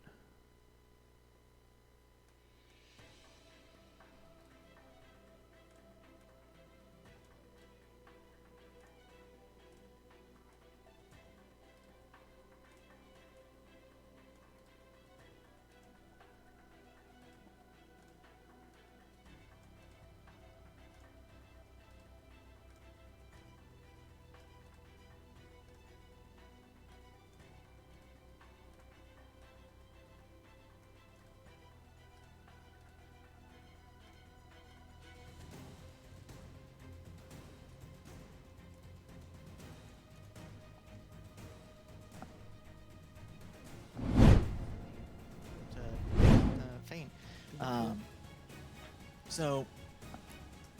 And we are into the game. Alright. It looks like, the predictions were Well, good correct. luck. Here Prospero we is go. starting first. I'm on the back foot here, but let's see what kind of punches we can land.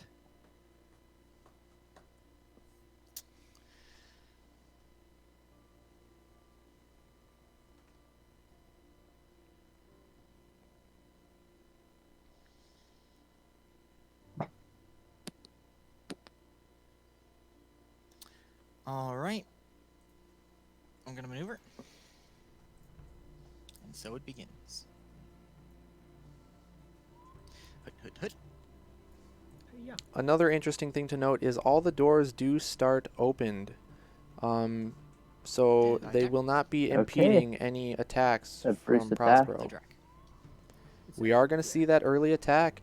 And Distract. Bug choosing not to put the sisters in the way there off to the right like I had mentioned. That's got a signal to me, I think, that Bug has a strong starting hand of defense.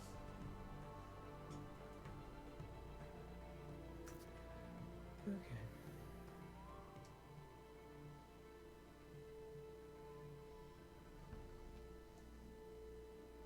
Gonna take some knowledge. Ah, Yeah, I figured that was it, but I was like. So I'll an still early take do my raising if I bidding can, just to is see, interesting. so. It Do my Bug bidding. may have the beast form already, but So his you hand get size to isn't that large in order to take real advantage of it. Look But at the hand and choose. And maybe he record. values Okay. just this hand knowledge more than anything. Wow. As you can see, not a lot of Jacob no cards. So we don't see any Jeets, but we I'm do almost see the 1-inch tempted to punch. play the skirmish here. Okay. Yeah, I would big definitely play the stuff. skirmish got because the you see two no groups, Jeets. You got a skirmish. There's no feints. And so if Bug has a beast form, he can get some big But damage he in. does have the 1-inch punch. He does, as we see. So turns out that positioning by Bug was actually very, very good. He opened Dracula up to the attack, but he had to do my bidding for safety, and he kept all his sisters safe from that turn 1-inch punch. So I really like Bug's positioning Yeah, here. you can't choose Be Like Water or 1-inch punch, but you can choose between the regroup, the skirmish, or the little dragon. It's also quite a starting Why draw don't you choose the other for Bruce Lee. regroup? It's a You're tough one. playing 2 regroups. Okay. That's true. Interesting, Playing little little dragon. Ooh, my bidding. So no damage goes through. Yeah, interesting to pick the little However, dragon because that's going to give Prospero 2 cards drawn there. It does not buff to a 6 because it's not the only card in hand, but that 2 cards worth of draw is going to create some unknown variables for Bug Hunter come his turn. So I am surprised to see that one pulled instead of the skirmish like you mentioned, Joshua.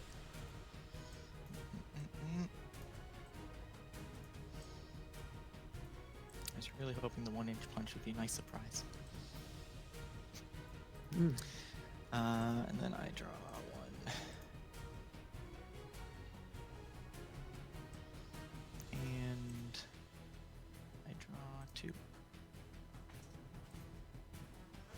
But this does mean that any 1-inch Use a punch discard. and maneuver will And I will hop. it will waste a card, even though he's taking the 1-inch punch back. Are you gonna eat That's a true, sister? but I think as Prospero, I'd still be happy to, Yeah. take out one of those sisters basically for free. Going to draw. You have to imagine he's going to close the door. I suppose I'll allow it. I would think so. Okay. It, let's see well, what I it, can do. it really depends, right? If Bug is trying It's to part of my maneuver, yeah. be aggressive and pull off a Yeah. beast form, Okay. I don't imagine he is because I think, like you mentioned, he would have brought out the skirmish last turn instead. I'm just gonna make sure I get this right. At any part you may close this for free. Okay. I let you come and attack me, and I change what you do, and then I slam the door in your face. Yep. Jump back. And Got freaked out then from the weird stairs. I'm going to move 1, 2.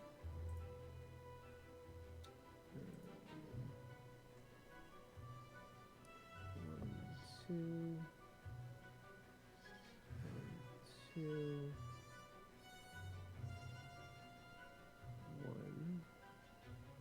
And then I'm gonna maneuver again. Okay.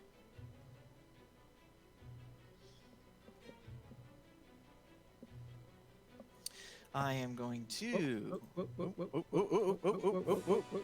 That leaves the I've sisters got- vulnerable I'm still gonna move. Oh, okay. unless he's doing. He something is, else. You had decided that's where you were staying. He is Yeah.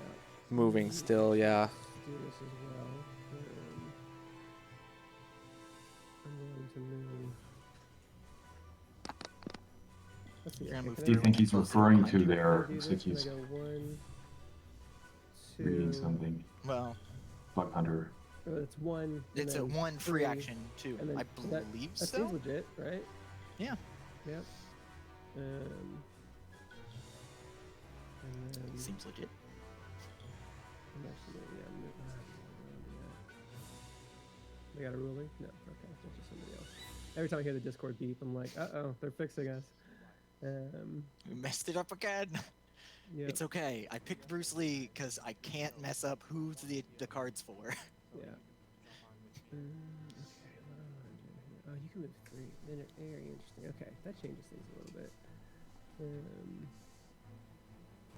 Only a little bit though. Small bit. Yeah, tiny bit. Okay. So the thing is, Bug knows about that 1-inch punch in Prospero's hand, and that is good knowledge. It lets him play around it, but in doing so, it's just going to make things difficult for Bug in terms of planning out, his positioning. There's just so many things to think about now because you so desperately want to keep those sisters safe.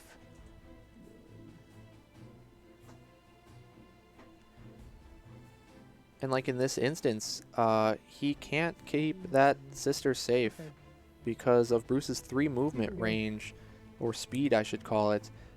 He's able to reach this sister up in that top left corner, My head's to the door. no matter what, unless Bug wanted to Yes, it is. boost. I'm gonna maneuver. I think though the card returns to your hand, so now Prospero finds himself in a position where he would actually have to discard if he does play the 1-inch punch. I think it'd be a regroup if how he's And going for that's Bruce, my but last He for does have Dracula to use. to Last unload movement, his open door. hand. Sup, Drac? Yep, so he was able to go move 1-2 spaces and use that 3rd point of movement to open that door. Don't you know how to knock? No one ever expects me. Your turn. That's only one thing, isn't it? Oh, sorry, it's not your turn. It's your turn to choose a block.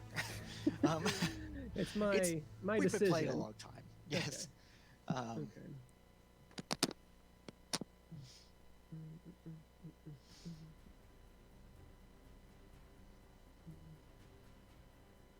Okay, what could this be? What do you have? You drew 2 cards, but I know everything else. It's true.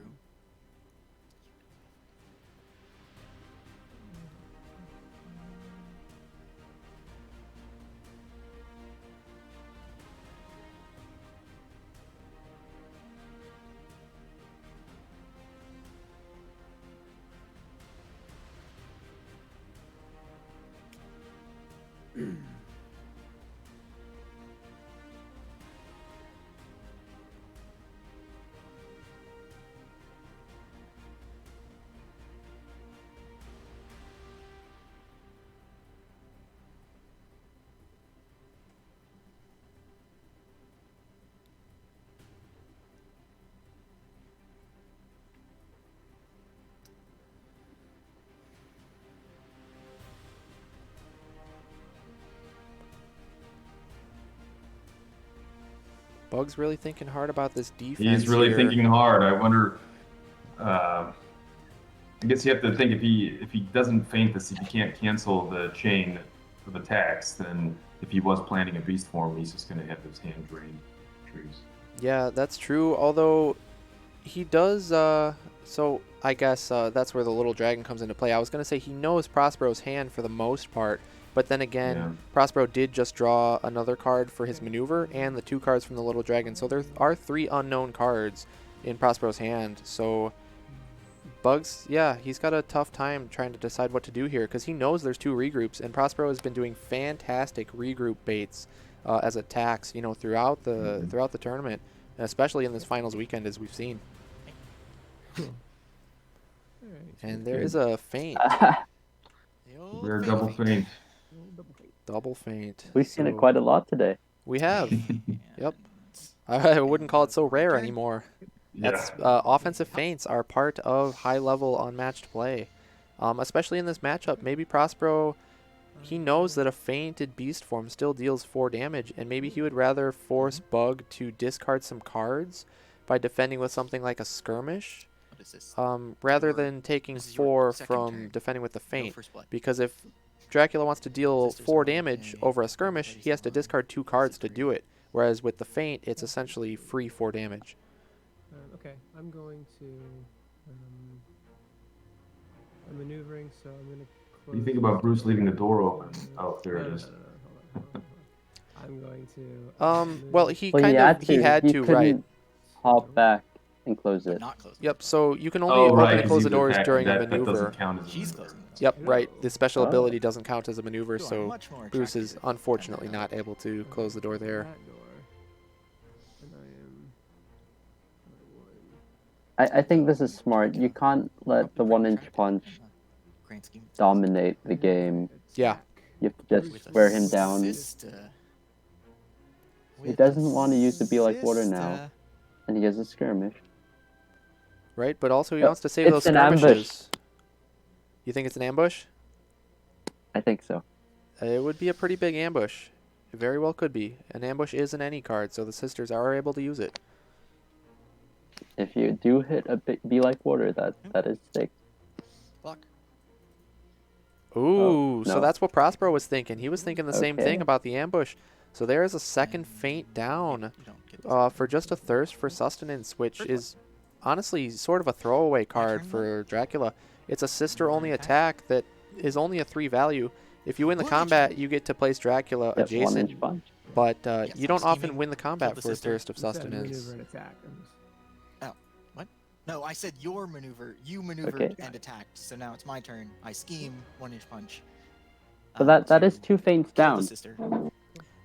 Yeah, And exactly. because it defeated the fighter, I return it to my hand. 2 feints down. There's 2 beast forms in deck, so And if you can't stop both of them, though, Bug will be able to close out this game. You just need the I will misformed double go- beast form signature move. Yeah. and maneuver. But there we saw the 1-inch punch take out that sister basically for Go. free. You know, it goes back into Bruce's hand if it defeats the fighter, and with these sisters only having 1 HP, That's the gonna 1-inch look punch something is going like- right back to Prospero's hand every time. 1. Hmm.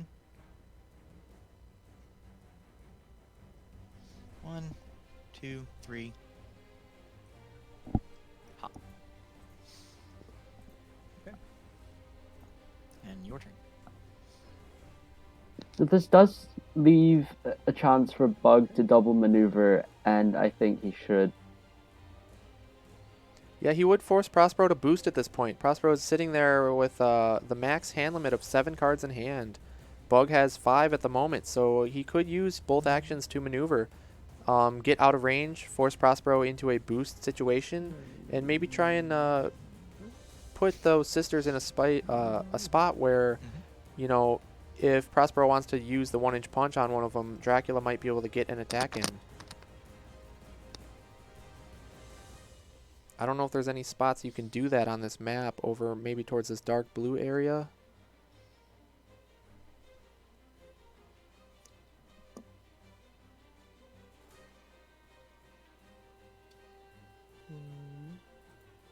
Let's see, I got 1, 2, and 2.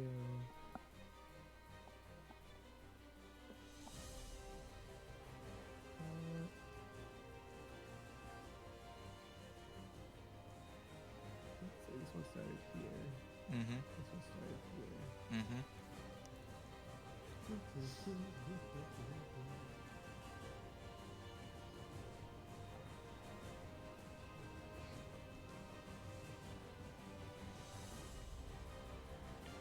You also got to think from Bug's perspective, if he has any Ravening Seductions in hand, he might want to try to pull those off now while there's 2 sisters still left alive. These doors are Yes. funny. Dracula does have 2 cards, schemes called Baptism of Blood, and he does get to heal himself 2 health and revive one of those sisters within his zone. But I'm gonna spend one. there's only 2 of those schemes in deck, Mm-hmm. so they can only be brought back twice. I'll go one, Okay. and then I will close this for free. And then I will maneuver again.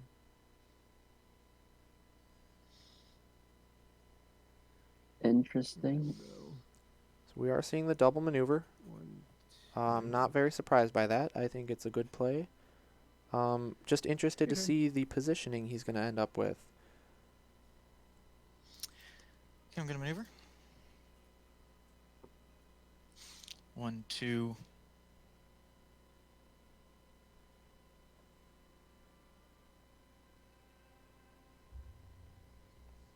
You get nervous when you see Dracula's sitting there with opened it 7 over cards 3. in the end.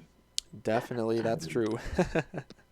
Although it's early in the game, but it's always something that makes me 2 cringe. fakes are out and no Jeets. And scheme, 1-inch punch. I would go for it. Take out Yeah, the an next interesting sister. thing to note too is that every Which will time then turn Prospero one hand, uses this 1-inch punch, and like I right will here, he does have to discard for an a overdraw, regroup at the end of but he my also, turn. It's a he's regroup, not probably. attacking. Well, sure, he's just discarding a regroup, but Yeah. he's not attacking, so he's not loading up any Jeets in the discard pile for Yes. Be Like Water.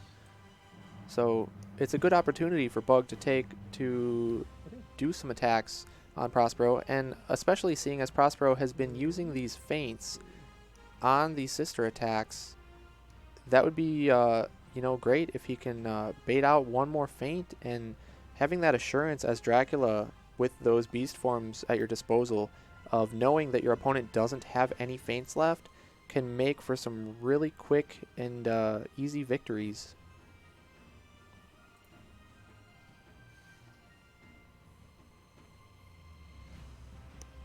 I will maneuver. Okay. Maneuvering.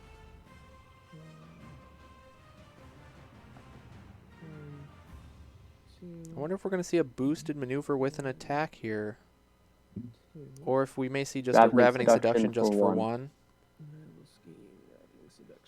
Yep, it is a Ravening He missed Seduction it for last one. time unless he just drew it. Yeah, he may have just drawn that, unfortunately. Ouch. Revenge for my sisters. So it's only True. going to be 1 damage for the True. Ravening Seduction, seeing as there's only 1 sister adjacent. Um, A damage is still a damage, My though, but it allows Prospero to 1-inch and punch I the punch. last sister, and then maneuver as his second action, which will force another overdraw, but I believe he still has another I regroup to goes ditch. back. One more action. I do only get 1 more action. But will you maneuver up to Dracula and risk taking a beast form and Dracula maneuvering away? No way. Or do you run the other direction, force him to use a mist form? You got to run the other direction. There's no world in which, at least in my opinion, if I'm Prospero playing Bruce right now, there's no way I want to And run that's up to going to be Dracula, to- let him use his ability to draw to 8 cards in hand, and potentially get beast formed when I only have 1 feint left in my deck. There's no way.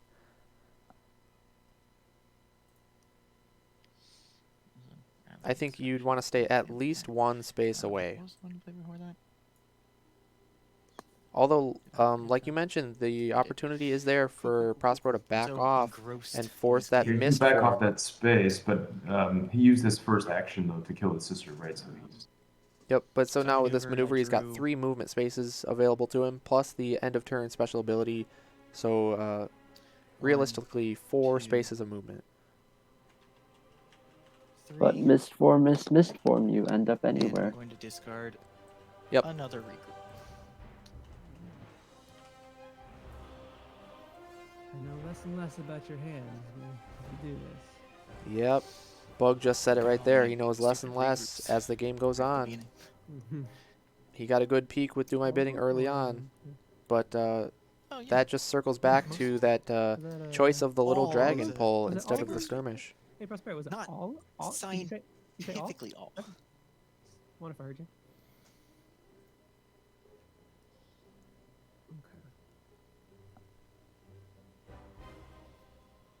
Interesting factoid, if you were watching the chat, I know Justin Jacobson Alright, from Restoration Toronto Games won. posted that You got an 2 original damage only. version of this, Feels of the bad. Dracula deck, had Renfield as the sidekick, the sisters.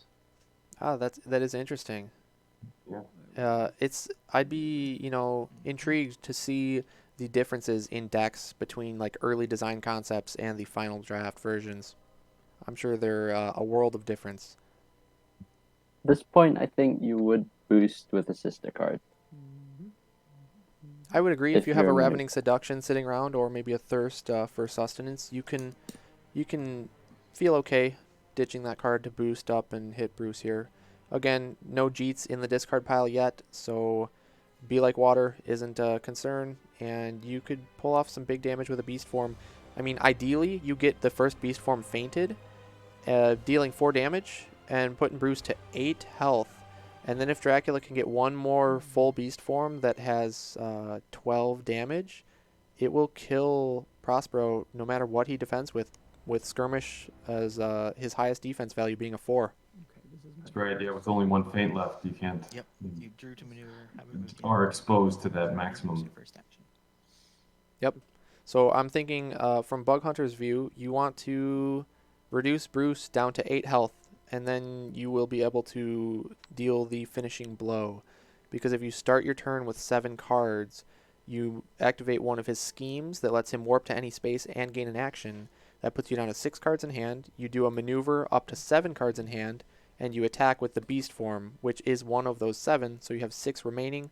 6 for the Beast Form base, plus 6 to discard, makes 12 total, minus the 4 from the skirmish, and you've dealt 8 damage. Guaranteed. So what you really want to do is get a Beast Form fainted here, and then you've got the game set up, at least your win condition in sight. So 1, 2, and yeah, sorry, I forgot to tell you this. I'm gonna boost. So he is going to boost. He's What? discarding a Dracula attack, but not one of the stronger Again, it's a ones. Feeding Yep, Frenzy down. especially Feeding Frenzy gets buffed up, +1 for each sister in the same zone as the opposing fighter. With all the sisters already killed off, that's just going to be a small base of 2. So you don't feel bad about discarding that one. No, but with a boost of 3, it's a nice addition to the movement. Yep.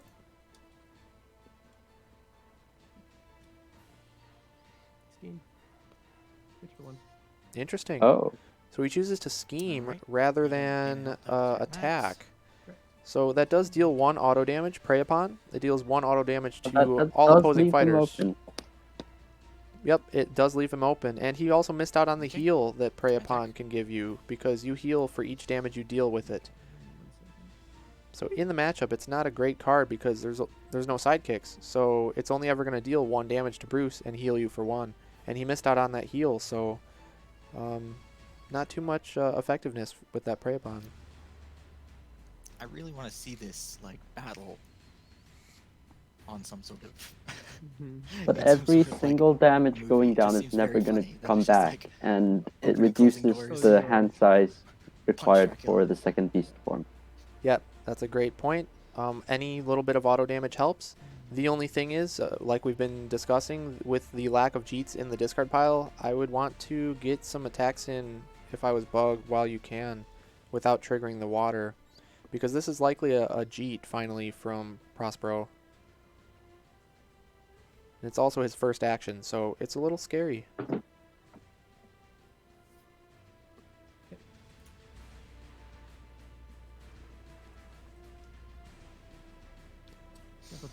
So Dash is oh, yeah. a Oop. fantastic defense Okay, here. well, yours goes first. No damage.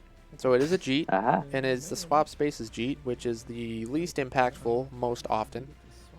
So Dash gets to go first, though, and it gets to move Dracula up to 3 spaces. So that will force Prospero into maneuvering up if he wants to attack again. I will. 1, to. He does gain an action. Okay. Yep, and so that's my, Prospero is essentially on his the first second turn for action that, still. I will go ahead and swap spaces. Okay. Not because I think there's a specific tactical advantage, but because I think it's funny. Okay. And then You still have two full actions, yeah? I have one action. Wait. No, You I have two attack full first. actions. You're right. You're right. I'm not gonna say anything. You're right. That's not how I play. I appreciate that. I'm back. Hey. Who's that? And I think I'd have to expect a feint here from Bug if he's got one. Prospero's got a full hand still of 7 Steve. cards. good job. Oh, Ah. oh. Interesting. And this now it gets discarded finally. I feel like Sacrificing the 1-inch punch, but that does leave him and I open kinda to need the beast space forms. land. And then at the end of my turn, I mean, Baptism of Blood Yeah. I jump back. can bring back 2 Sisters and 2 Ravening Seductions left. Yep. I really, I don't know. Maybe he didn't have any other good attacks. Mhm. Maybe he's got stuff like Skirmish that he would rather save as defense and, be like Waters. So maybe he didn't really have any other good attack options, but I still would have liked to hold on to that 1-inch punch. As you mentioned, Joshua, there's 2 baptisms, so 2 sisters can be brought back, so that would have gotten more value later on in the game. Yeah, okay. I'm going to close this door. Rude. To see you. Wait a minute. Did you get invited into this place? Nope. Yeah. You left all 3 doors open at the start of the game. So that's a de facto invitation for Dracula. That's it.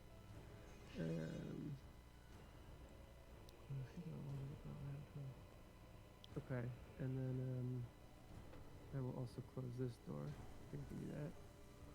Close, move, close. Still Think only so. moved once. I can also do that. I think so. Cool. And now this is my house. I live here. And I'm And gonna Bruce Lee I'm somehow also follows vampire rules. gonna maneuver. Well, Prosper is going to have to discard to boost Okay. if he wants to get anything in. That is true, no matter which way you go, because of that space of movement that the door will take up, you're going to have to go 4 spaces to get adjacent to Dracula here. And if Prospero chooses to double maneuver, which he has no passes in his deck other than that 1-inch punch, which is in the discard pile. So Prospero is in a position where he has to boost and do an attack, or he's going to have to discard for an overdraw here. So I like the Okay. play backing off by Bug. Grouping up to 7 cards again in hand, putting that beast form threat out there. It's cold out here. Because again, Bug wants to get his first beast form fainted to knock out that last feint and then set up that guaranteed lethal push with the second one. So the only real And immediately way discard I would boost. say to, get that feint Draw drawn and out boots at the is beginning. by threatening with such a big That's hand true. like that. You There lie. was one left. I'm a terrible liar. I apologize.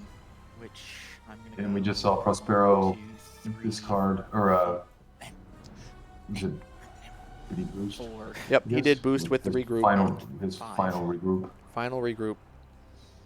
Discarded both of the other 2 over the hand limit earlier. And then I swing in on Drek.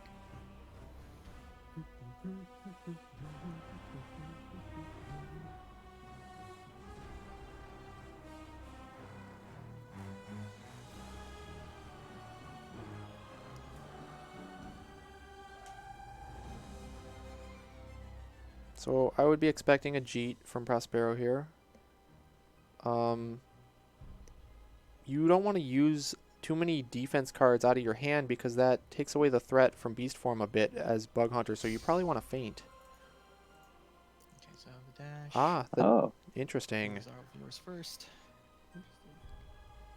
I think Prosper really Spoiler alert, doesn't it's have really good hard to get that cards. card to go off. He might have lots of defenses and no Gs. Okay, you're just I agree with that. I think he's digging for Jeets, especially seeing all the draw he's been doing here.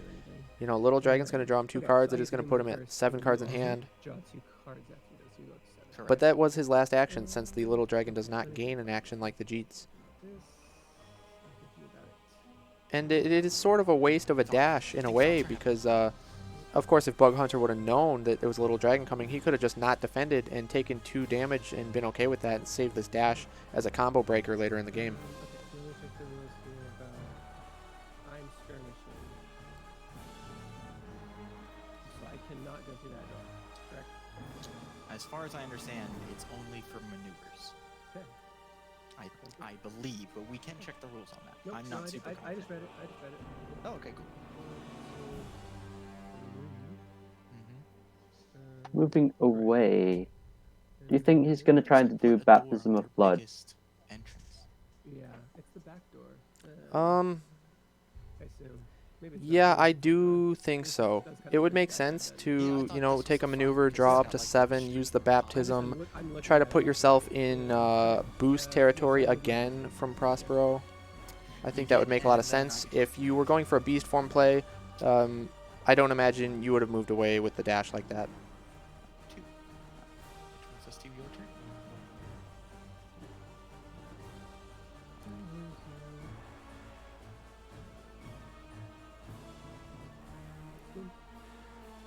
Yep, there it is, Joshua. You Yes, called it. yes. Blood. You get 2 health back, and the sister comes back. Back to full health with Dracula, and one of those pesky sisters back in the action. He may actually take this opportunity to attack with the sister as well. He could if he wanted to. Maybe In try my and hit an Dracula's ambush. orange. Just as a reminder, It is this is risky. not in orange anymore. Correct. Yeah. Yes, I agree with you. It's risky. I would prefer to see him just maneuver away as his second action. Which one do I want? I want this one. Taking his choice of sister. Right there, I believe. That's my first thing I do, and then I'm going to scheme again. And go 1, 2, and deal 1 damage to you. Interesting. Taking the Nice. Ravening Brought the sister Seduction back just for that. opportunity while he can get it, That's all as her well purpose as is. blocking off Dracula from Entire being attacked by purpose Bruce, of my unless life. Bruce wants to boost his maneuver. Because although he looks to be 3 spaces away attack the sister. by going up top and then to the right, the door is in the way. So he would have to use 1 point of movement to get through the door. Yes, because I don't have 1-inch punch anymore. Prospero's wishing he had that 1-inch punch now. I think Bug's likely to let the sister just die off, though.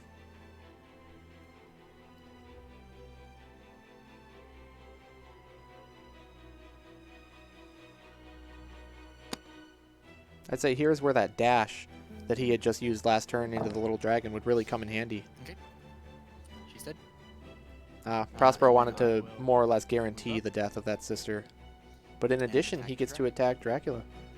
That was a well played offensive skirmish there. The skirmish allowing him to move up to 2 spaces after combat because he won, and the combat killed off the sister, opening up that opportunity here.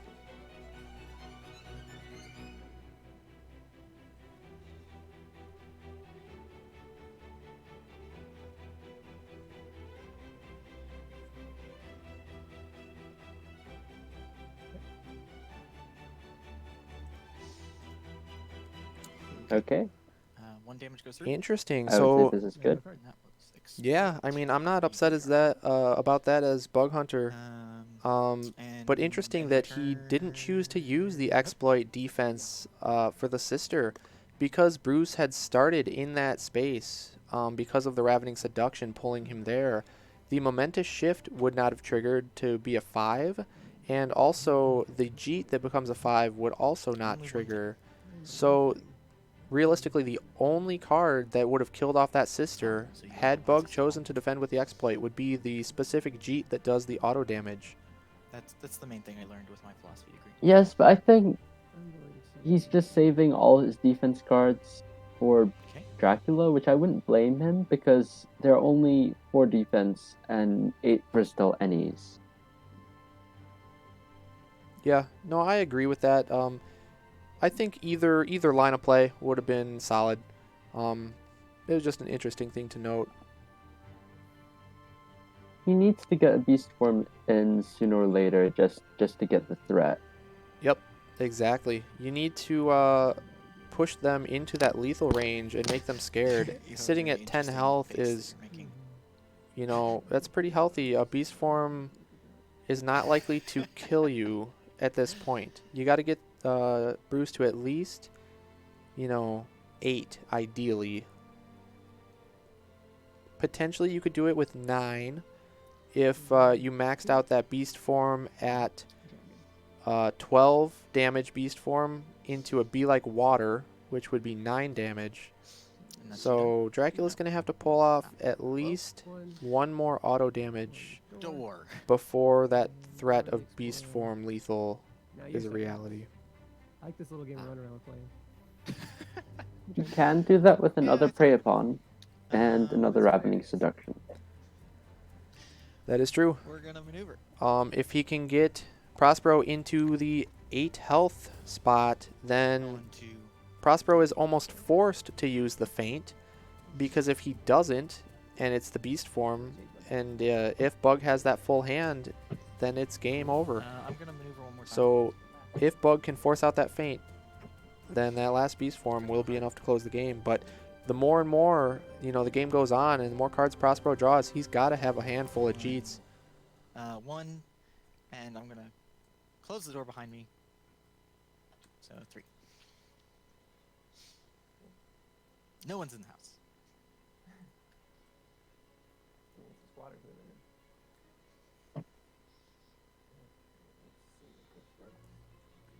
But as you mentioned before, Joshua, the mist form double beast Sounds like form it. play, Using the DSLR to that could potentially, we could see that this game, set up I on can the do it. tripod. Okay. because the first So I beast just form could casually walked out of the be, door you know, and used it to deal enough closed it damage to behind me. put down Bruce into that lethal range where the second beast form will kill no matter what. I will.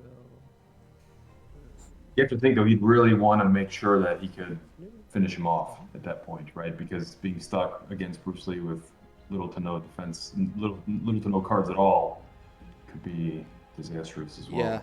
Yeah, exactly right, Frank. He yeah. needs to finish with Oh. the beast form. You can't you can't do, you know, a halfway job there. You need to end the game when you're going for that.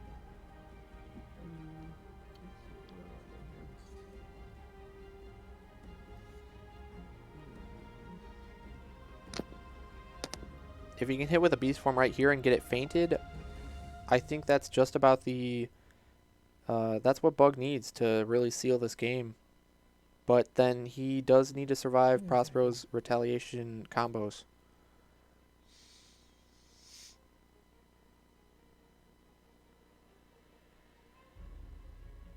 My count, he still has 2 feints left, so that should definitely be a help.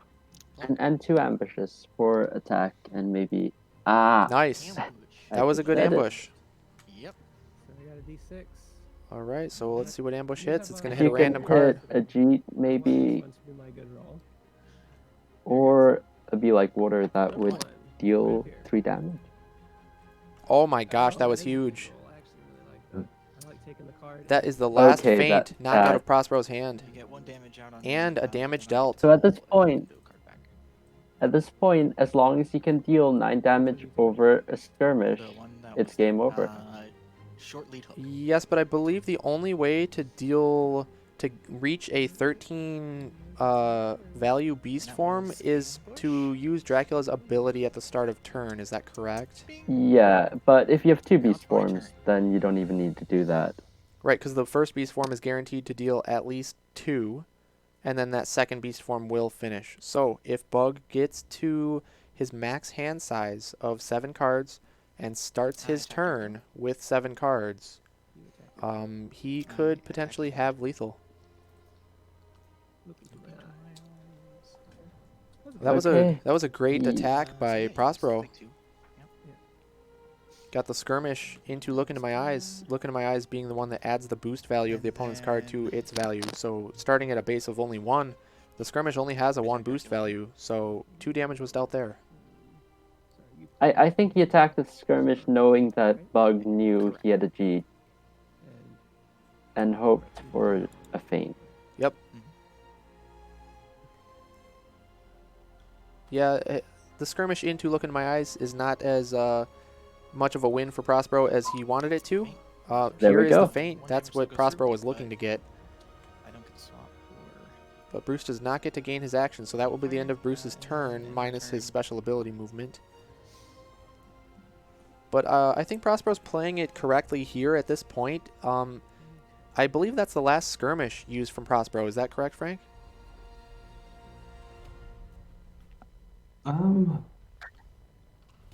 Unless no, He's used at I least think he has. two. He's used it too. Yeah. Let me just confirm something here. So, yeah, it's He's got either one more. He's got one more. one more skirmish. Okay, okay. So, if that last skirmish is used, then Bug Hunter can guarantee that beast form lethal with just a single beast form if he can build his hand size up to 7 cards.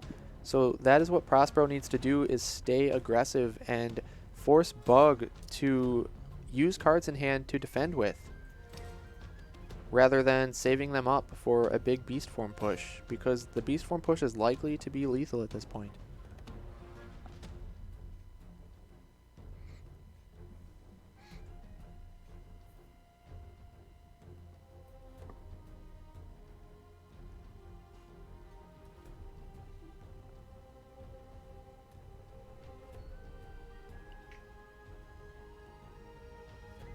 I mean, if you're bugged here, I think a double maneuver is timely because Prospero doesn't want to boost to attack.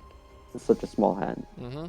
what are the musings? Not of only Dragon? that, but again, talking about those beast form lethals, you want to get up to 7 cards and start your turn at 7 cards. Behold, he stands outside the door and knocks. Sitting on the porch. Although, with that last skirmish still in play, you can't rely on that mist form beast form play to deliver the lethal blow guaranteed. Well, if it's a double beast form, Yeah, then again, you can. sure, if it's double, that's true. So, if Bug just runs away, plays it safe, gets mist form, double beast form, he can close out the game.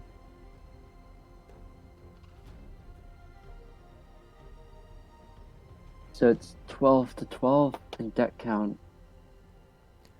Now, one thing that would be very, very interesting, I think Prospero's in some trouble, but if he can keep up aggression, actually, and limit the cards in his hand, if he can somehow end up at the proper time with only Little Dragon in hand, that could save him from that Beast Form Lethal, bumping the Little Dragon up to a 6 value defense, as well as drawing him some more cards to work with. That would be quite something to see. It really would. I mean, those are the kind of things, you know, in these situations, you got to look towards your win conditions, and as far as I know, uh, you have not.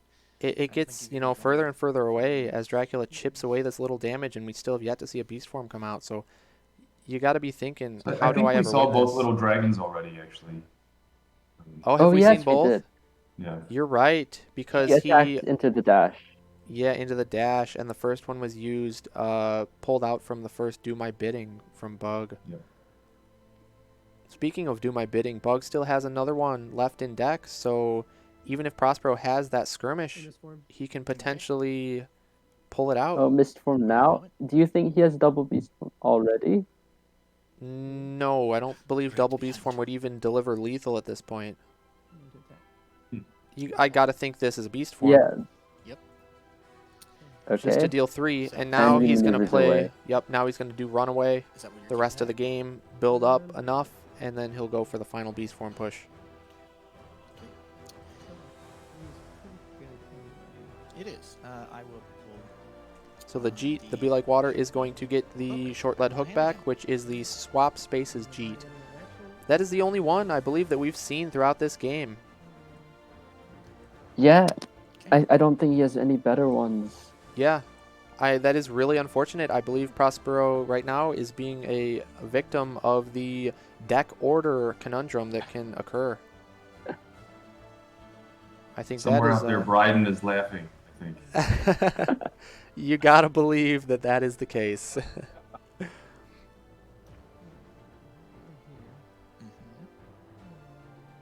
So with Bug Hunter here, he likely wants to do a maneuver that will push Bruce towards the outermost edge of the map to come attack him, so that because he's going to be playing keep away for a little bit, so he was going to want to double maneuver and get as far away from Bruce as possible.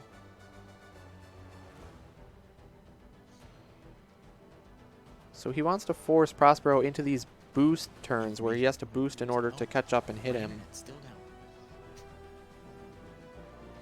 Is he gonna discard the boot? Boosted. Ah. Yeah, that's smart. He may, so that to me signals that Bug doesn't have any defense in hand.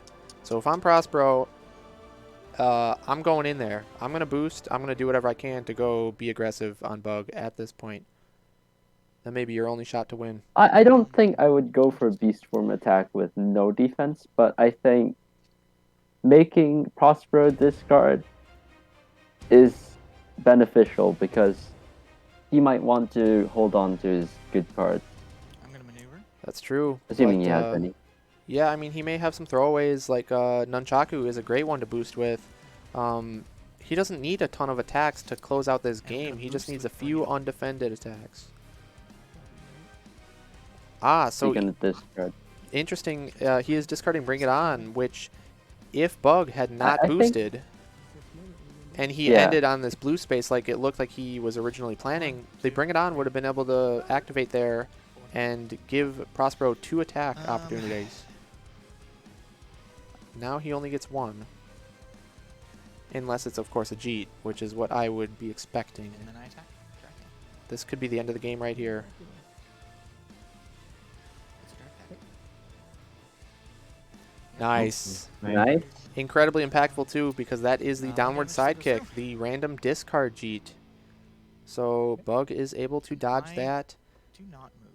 We still have Hua in the deck for Prospero Okay. in order to grab that Jeet back at some point, but I do not imagine Bug will be doing any more attacks other than the That's why I Beast was Form moving. Yep. lethal Go blow. ahead. So I don't think Be Like Water is going to trigger the rest of this game. Ooh, and he elected Oh, to did he take the stay damage. there? Yeah. Okay, so now I'm starting. That Hmm. Mm-hmm. That is very interesting. I wonder if Prospero's trying to Oh. bait an attack. One to you, one to me. prey upon. Okay. He knows the Beast Form is going to be lethal no matter what, so he's trying to force Bug into, you know, staying put, maybe attacking, using a scheme such as he just did, so that But the fact that he's using a scheme means he has to have something good. he has to have defense, right? There's no way he would do that without it. But still, Maneuver. if Prospero has a chain of a few Jeets, you know, if that last card in Bug's hand isn't a feint. I guess one more. Yeah, Yeah, there's no more feints. Ah, He has one more do my bidding, but if they're only cheats, it's not gonna matter. Okay. And attack.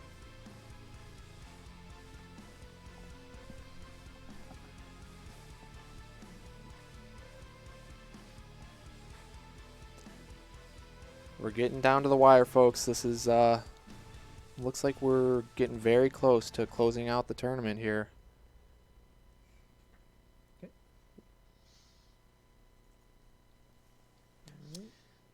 So no damage. There is that swap but I can Jeet. swap It has a spaces. 3 boost value. No damage.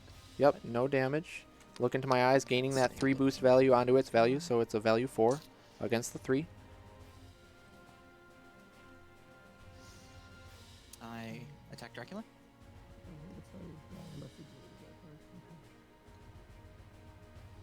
This could be that final push.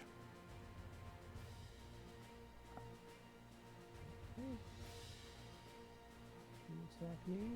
Mm-hmm. You got it.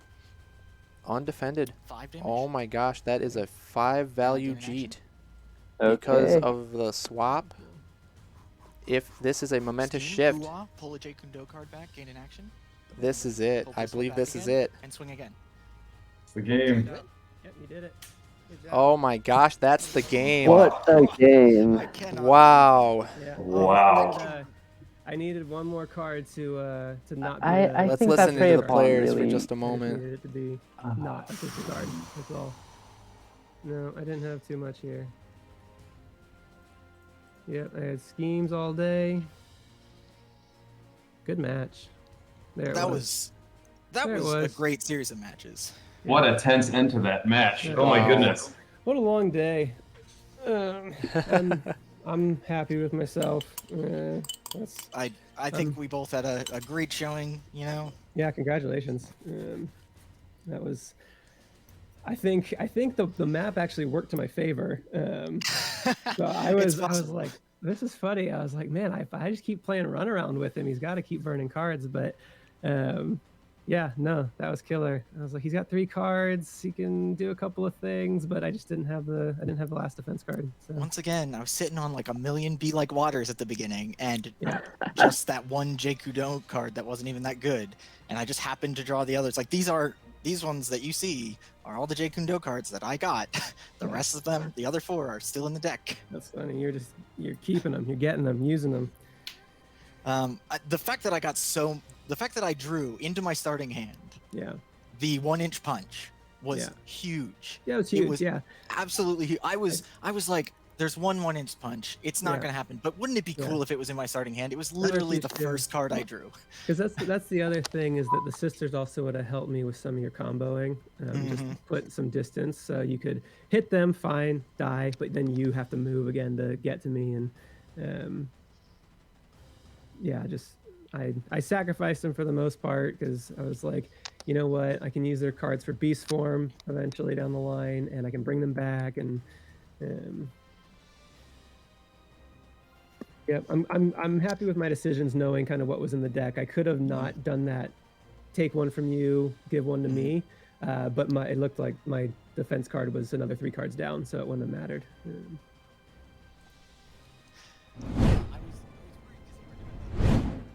Wow, guys, what an ending to such a great series of games. What an incredible match. What are your thoughts here? It just came down from my side. Just came down to the card order. I mean, he didn't have that second beast form. It just was buried. Mm-hmm. Like Prospero Bug, was able to. Yeah. yeah, he pulled it out. I mean, like Bug said, Joshua, you mentioned, you started to at least, that prey upon decision was very risky without having any defense in hand. He did the prey upon, and then I believe he maneuvered after, so he did put some distance in between, but with no defense, I mean, you got to think that's a really risky move. You got to try to draw your defense cards while you can, but as Bug showed, his top few cards, there was no defense in sight. So even if he would have chosen a different line, it would have ended up the same, unfortunately for him. That was such a crazy last game, though. It was really anybody's game. What are your thoughts, Joshua? I think that the Bruce Dracula is a toss-up, and maybe they're both tired, and maybe he just hoped to get the better draw and win a quicker game. Mm-hmm. I think, in retrospect, Invisible Man would have put up a good fight, but he might not have been prepared or that used to playing, so it's hard to say. Yeah, it is really hard to say, especially since we've seen so much comfort pick with Bug Hunter throughout the tournament with Little Red and Beowulf. Maybe he's not as adept with some of these other fighters.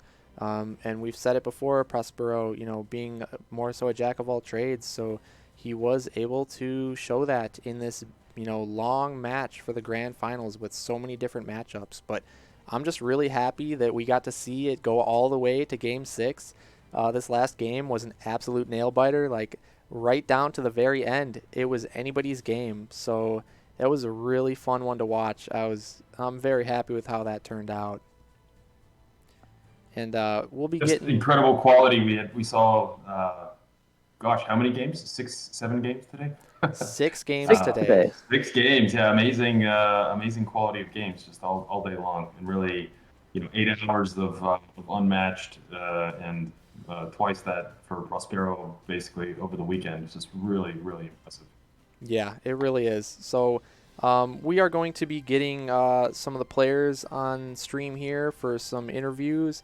So that will be coming up in just a moment, folks.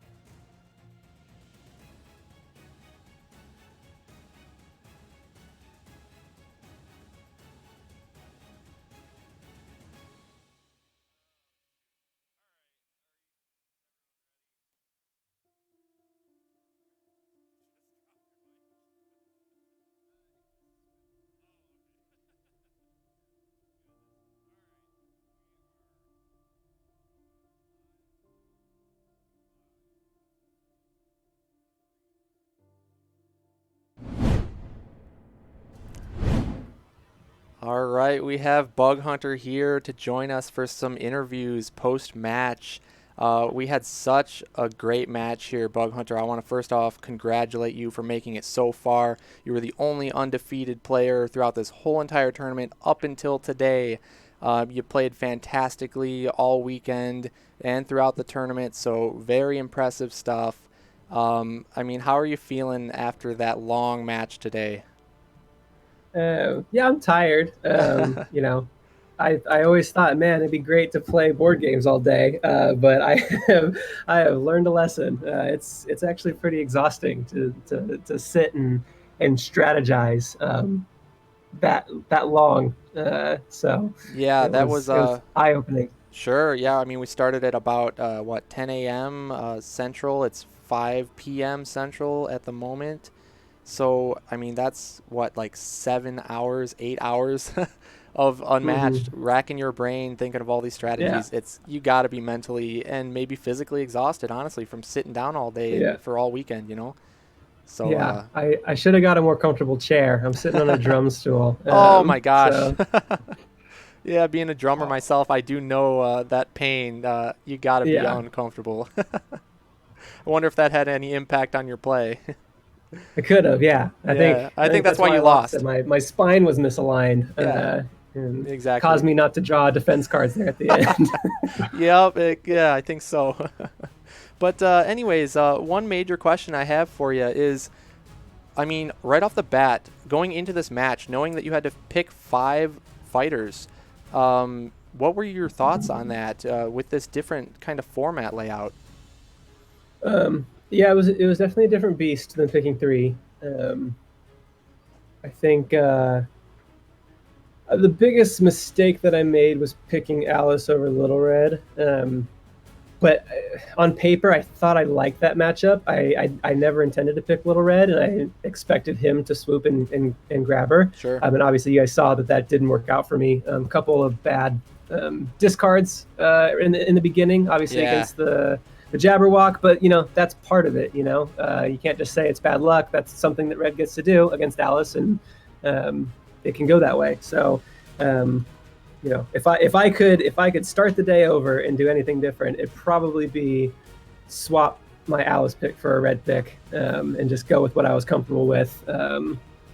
Sure. But I mean, yeah, that was a main point I wanted to bring up was that it looked like Prospero did steal Little Red from you. I have to imagine he won the die roll. Is that correct? I won the die roll. So you opted to go second. Okay. Yeah. So more counterpick opportunities for you. Yeah. But yeah, so he started, unsurprisingly, with one of the big 3. You went with one as well. He got the 3rd. And yeah, I was really surprised that in your first pick, you know, of non-big 3 that you didn't take Red right there. But you just explained it earlier. You weren't expecting Prospero to swoop in and snatch her up. So that makes a lot of sense, but probably a good play on his part. But yeah, the Alice into Little Red matchup on paper, I've done it myself, and I really liked it in Alice's favor. So it really was just an unfortunate start there with Jabberwock dying, you know, turn 2. You know, it happens, though, like you said, and there's nothing you can really do other than just do your best to keep on playing. Yeah. And then in terms of your next couple of picks, you went with Beowulf, which did get banned, unfortunately. Were you surprised at that Beowulf ban over the Sherlock? Oh yeah, 100%. Yeah. I didn't think there was a chance of Sherlock making it into the tournament, but I was happy about it because I felt like Sherlock was a good opponent against anybody that he had left. Yeah. So. Yeah, I really felt the same. The hardest one would have been Medusa, but you know, we didn't get to see that matchup. So how about a little bit about your ban? You chose to ban Bigfoot over Medusa. Is there any particular reason for that? No. No, just No, didn't like just- Bigfoot. Just was like, you know what? I don't like Bigfoot. He wanted Bigfoot first, I think. So I was like, well, I'll just take the thing that he doesn't want and see Yeah. if that helps me. Sure. No, that makes a lot of sense. And Bigfoot is widely viewed as the best even of the big 3. But I was just asking because I think Sherlock has a little bit better of a matchup into Bigfoot than into Medusa. But, you know, the matchup we didn't get to see a big 3 matchup anyways, so it didn't really matter in the end. And then after your Beowulf pick, you went with Invisible Man and then Dracula. Now, my thinking was that those were potentially counters to Bruce Lee in particular. What were your thoughts on picking those final two? Invisible Man was a counter to thinking that he would pick Muldoon. Okay. Just because I like that that matchup for some reason. I just feel like it negates some of Muldoon's strengths. And then Dracula was my last pick, and it was just kind of looking at everything that was left and trying to pick a pretty strong fighter that would probably do well against anybody. Sure. I mean, I definitely agree 100% with the Invisible Man into Muldoon matchup. I think it's greatly in favor of Invisible Man. But, in hindsight, do you think it might have been better to go with Dracula second to last and then save that final counter pick? You were trying to target Muldoon and wait and see if Muldoon was indeed picked since you had that last choice? Yeah, probably. But I don't know. Something in my head was like, he's not Invisible Man. I played with him last night against my wife just to see what would happen. My wife beat me, but again, that doesn't mean anything because she's just really good at this game. Yeah. There was just something about Invisible Man that I was like, I want to try this, and then I knew that it was probably not the best matchup against Bruce Lee at the end there. It was my third choice to go against Bruce Lee, so that's how I ended up with Dracula in the final game. Sure. Joshua, what are your thoughts there? Do you have any specific questions? I did wonder what, for your final pick, did you consider going Invisible Man against Bruce Lee for the final game? Have you looked into that? Yeah, I didn't consider it. I just felt like something about not having any sidekick buffers didn't sit well with me. I wanted to have a couple of throwaway, which the sisters are, right? The sisters, they can go, they can bring him back. If he's hitting, he can hit my sister for 5 damage. Fine, she's off the board.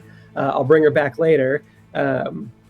But he drew the 1-inch punch in his starting hand, so I didn't really get that advantage either. Did the best I could. I got 2 of the seductions in for 1 hit each. But I was mostly just using the sister cards as hopefully a beast form modifier at the end of the game, but didn't get there.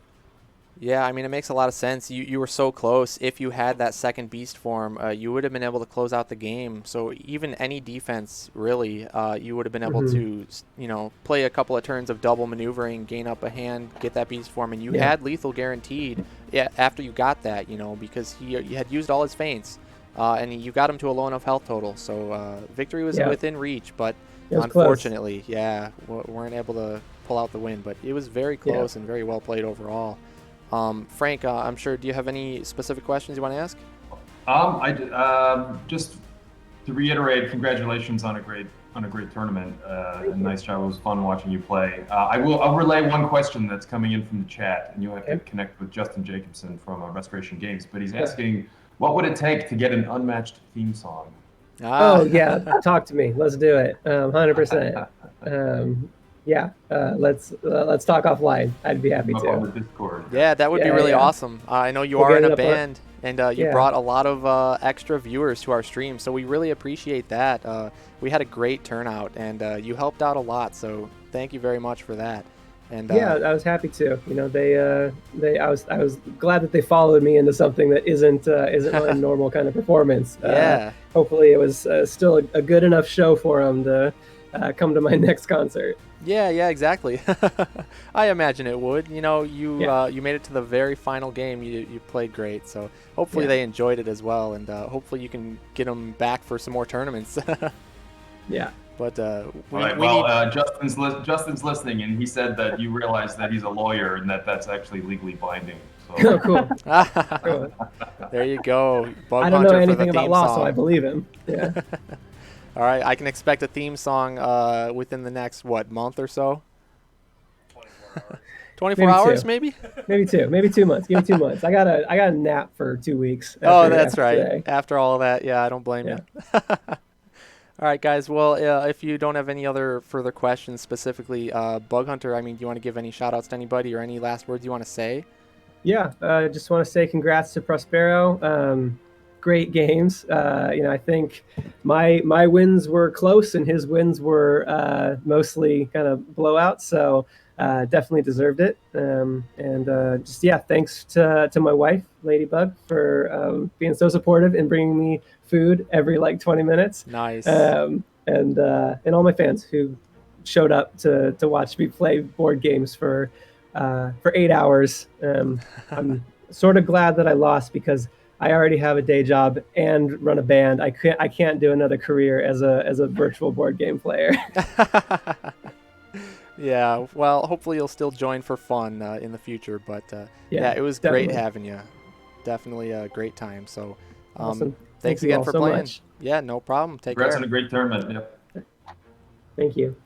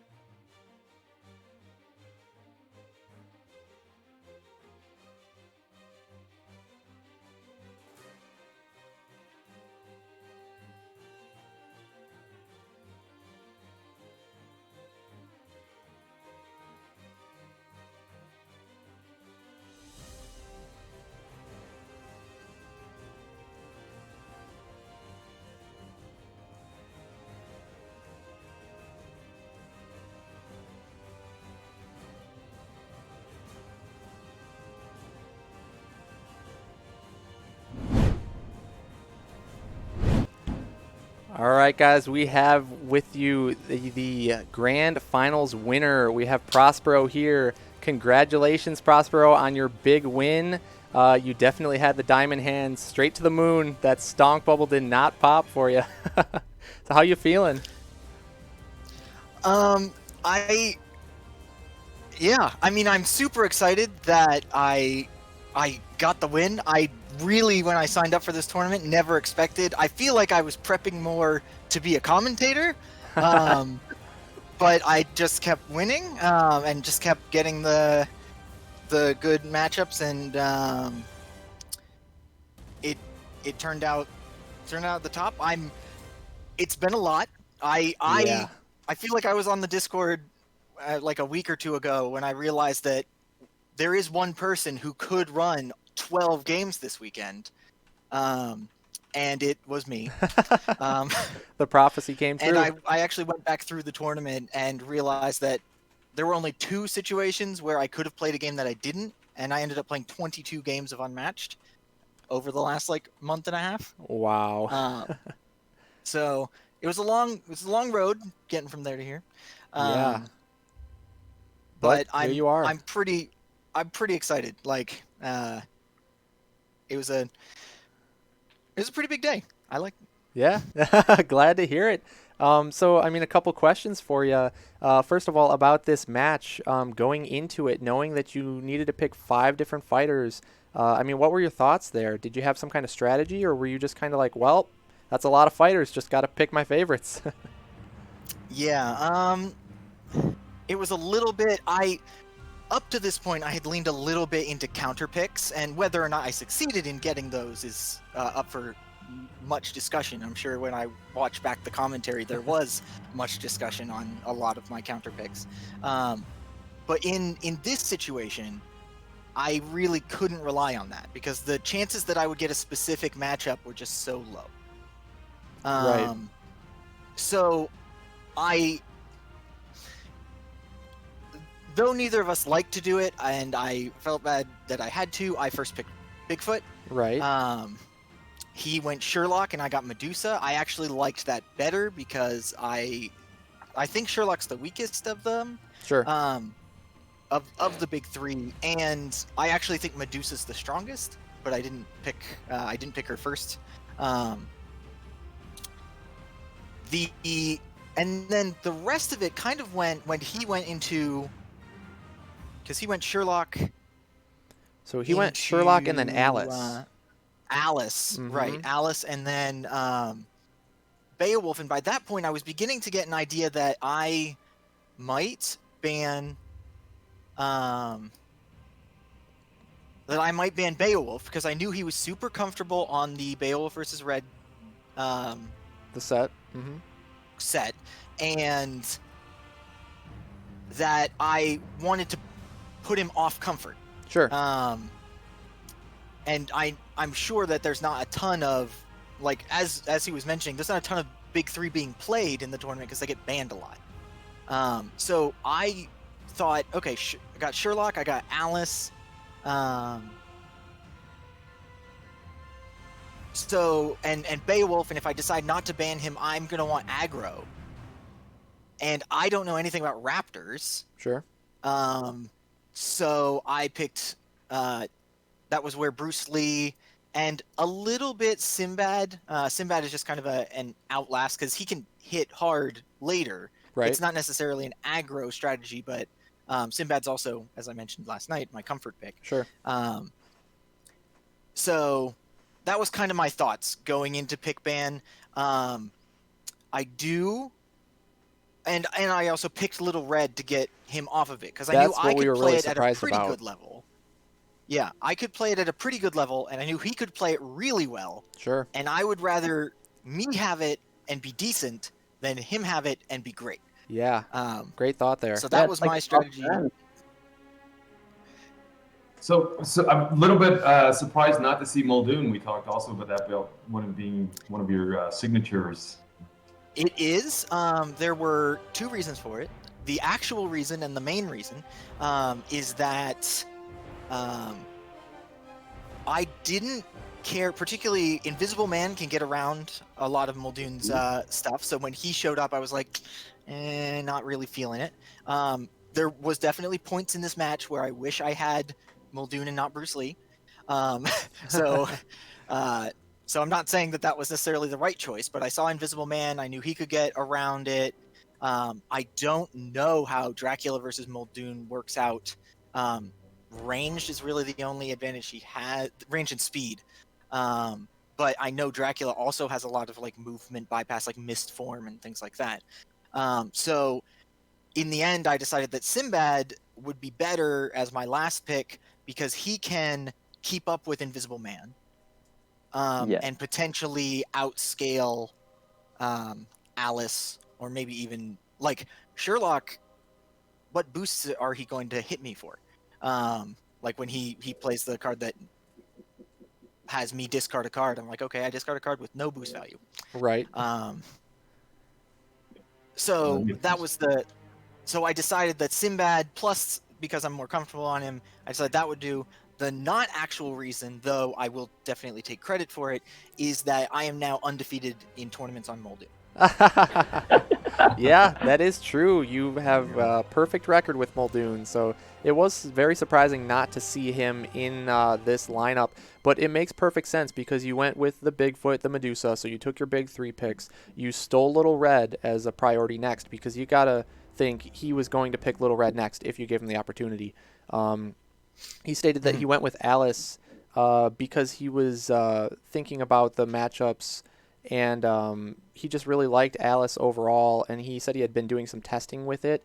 But he said if there was one thing he could go back and change, that he would have taken Little Red in place of Alice there, so you couldn't steal her. But hindsight's Yeah, if he 2020. had pulled Little Red, I probably would have grabbed Muldoon, and you would have seen that Sure. again. Yeah, I would expect that. But, with Bigfoot, then Medusa, then Little Red, like you said, that is, what did he pick then? You wanted aggro, right? This is what you said. So you went with Bruce, and then instead of Yep. Muldoon, because of Invisible Man. So, yeah, I definitely think staying away from InGen was probably smart in this match, just based on Dracula and Invisible Man. But Bruce had a little bit of an uphill battle there at the end. I was a little bit worried for you when it was only Alice, Invisible Man, and Dracula, and I was thinking, well, Prospero still needs to get a win with every one of his fighters, and Bruce may be the weak link there because all of those matchups are not easy for Bruce. So, No, I was not. I didn't have a great hope going into it as it progressed, because I kind of wanted Bruce Lee into Invisible Man, or Bruce Lee could have been good into Little Red if he had picked that. So I was definitely nervous. I essentially got my best scenario, which is I won with Little Red game 4. So Right. I only had Bruce Lee left. So I had 2 chances to win with him. right? I ended up having 3 today, but I had two chances here at the end to get a win with him, and I had map pick on the last one. I'm not sure how Right. much map pick came, but I think as far as like if there's gonna be a chance for Bruce Lee to win, that's the best one. Yeah, and we were discussing before that last game, trying to predict, okay, well, who do we think Bug Hunter's going to pick out of Invisible Man or Dracula? Obviously, Prospero has to go with Bruce. But then talking about the maps, we were like, well, Prospero does get to pick the map in the starting position. And I had brought up Sherwood Forest, and then Joshua, I believe, brought up that it had already been played and won on by you with the Sinbad Invisible Man matchup. So I forgot that wasn't a valid option for you to pick again. So then I actually called out Hierat because that's another one of the maps, only one of 2 being Sherwood and Hierat, where Bruce being 3 move, speed, he can move up and attack player 2 on his first turn. And with you having the map pick as well as starting position, I definitely expected you to do that, and you did exactly what I thought, and I think it was a great choice there. It definitely helped you out, I think, win that last game. So that one, like I'm sure there's a lot of commentary where you guys were like, "Oh, they're gonna do this. It's gonna be so smart," and and so we do it. It was probably not because we're so smart. It was probably just just happened to go that way. But in that case, I had looked at the 3, in that case 2 fighters he had left, but it was actually his last 3 fighters. They were all 2 movement. Right? So Bruce had that on them. Yep. He had that speed, and the jump back was also very useful, particularly into Dracula, because he only got his passive off once. Yeah, so I did want to ask about that. That one time that he did get the passive off, I mean, did you forget about your ability at that point, or was that on purpose? I would not be surprised. In this case, I was just going, okay, he's low on cards. I want to go aggro. I want to go aggro, so I want to be right up next to him, so I don't have to maneuver first action next turn, and force him to maneuver. But I forgot that I didn't forget about Bruce Lee's ability. I forgot about Dracula's ability. Okay. Yeah, we I figured had as been much. dodging it the whole game, and then I forgot why I was dodging it. Right. Yeah, no, that makes a lot of sense. We thought as much. But yeah, it's crazy how Bruce's ability straight up counters Dracula's. I mean, almost 100%. So, yeah, that was interesting to see. But also, you stated that how Bruce had the advantage with the speed over all of those remaining fighters. Really, that was the case with every single fighter that Bug Hunter picked for his lineup. Looking at Beowulf, Alice, Sherlock, Invisible Man, and Dracula. So he did have the movement advantage against all the fighters, which was interesting.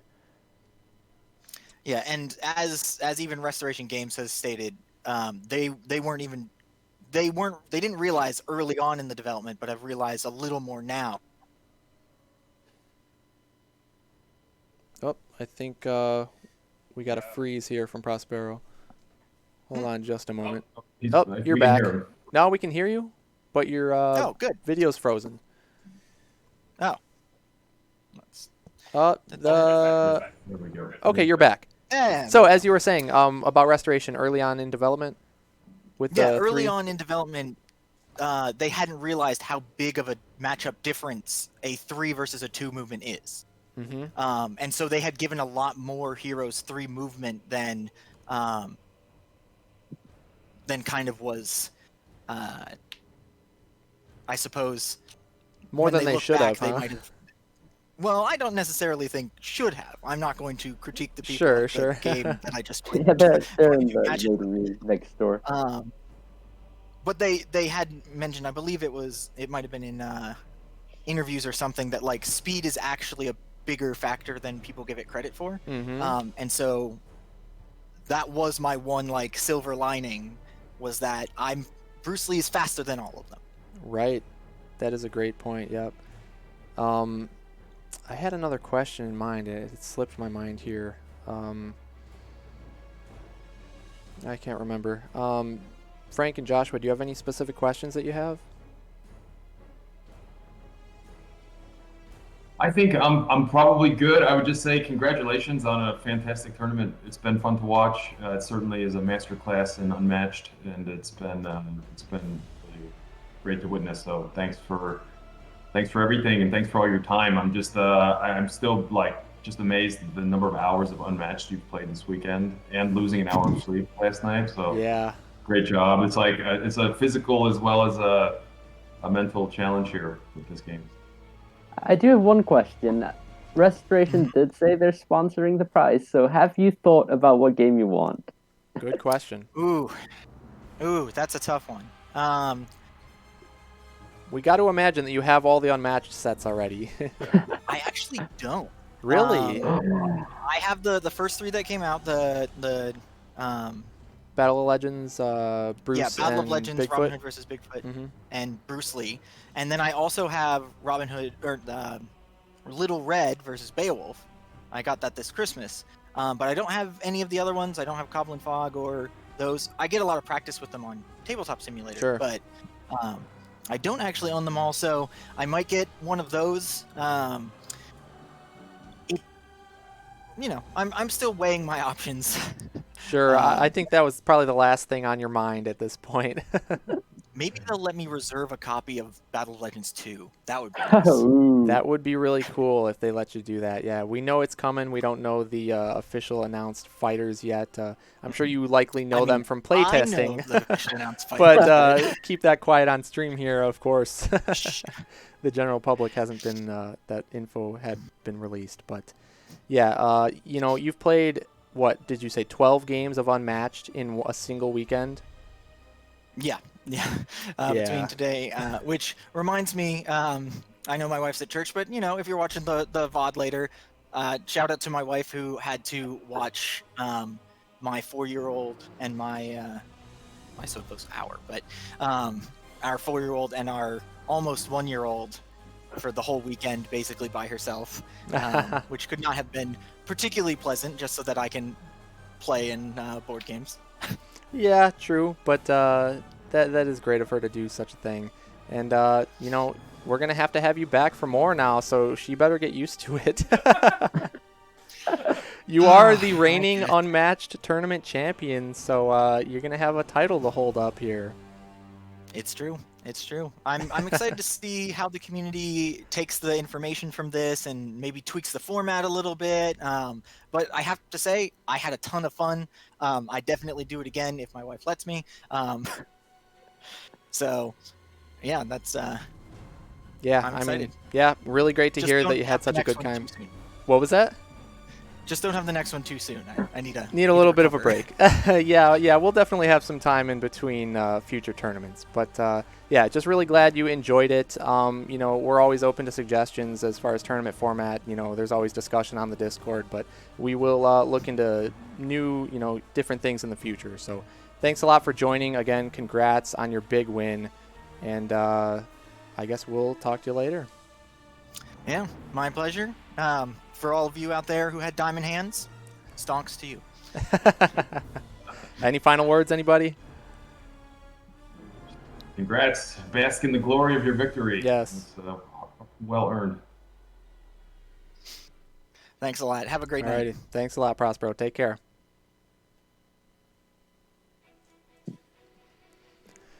There you have it, folks. That was the conclusion of our grand finals. Although I do want to say we are going to bring the other tournament organizer, Gary, onto stream with me and Joshua here.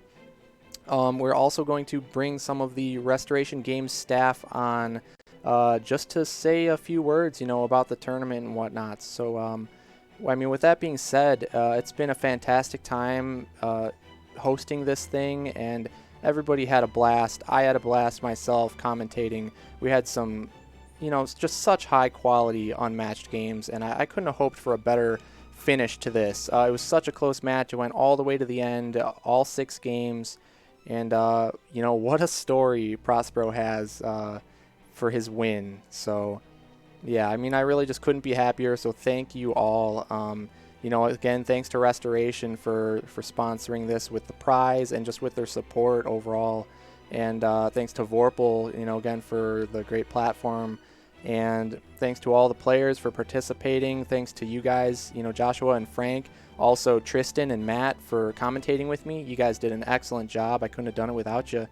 And huge thanks to 645 Development for making this stream a reality. He went far above and beyond anything we would have expected from this. So there is a link in our Twitch channel if you want to consider giving him a tip. He would greatly appreciate anything you'd give. It really was just a labor of love. He wasn't expecting anything out of it. He put in over 100 hours of work into this thing to make it what it was. So, he would appreciate anything. I appreciate him so much. We all do. He did an excellent job. So thanks to everybody involved. It was such a fantastic tournament. And I guess before we sign off and bring on the Restoration guys and Gary, Frank, is there any last closing words you'd like to say? I would just say thank you so much. Thanks for having me on. It's been a pleasure commentating on these games with you both, and great job in the production. This has been super. So thanks, and look forward to watching the rest of the interviews. Definitely, yeah. How about you, Joshua? Any closing statements for the finals here? I'm just happy we went from talking about having tournaments and one day we just said, let's do it. Yeah, that's how it worked out. We just started chatting. Everyone was ranting in the Discord about the different tournament formats, and then we were just like, you know what? We're doing it. Let's do it. Here we go. Now, what do we do now? What time is it there? Yeah, Joshua, also, what time? It's got to be like middle of the night It's or almost morning? 7. Almost 7 a.m. So you stayed up all night to commentate with us. That is incredible. That just shows the dedication right there. We really appreciate that. So, all right, with that being said, yeah, we're going to get the Restoration guys and Gary on here in just a moment. So stay tuned, viewers. It will, one last little special treat here. So it won't be too long. But take care. Bye, all.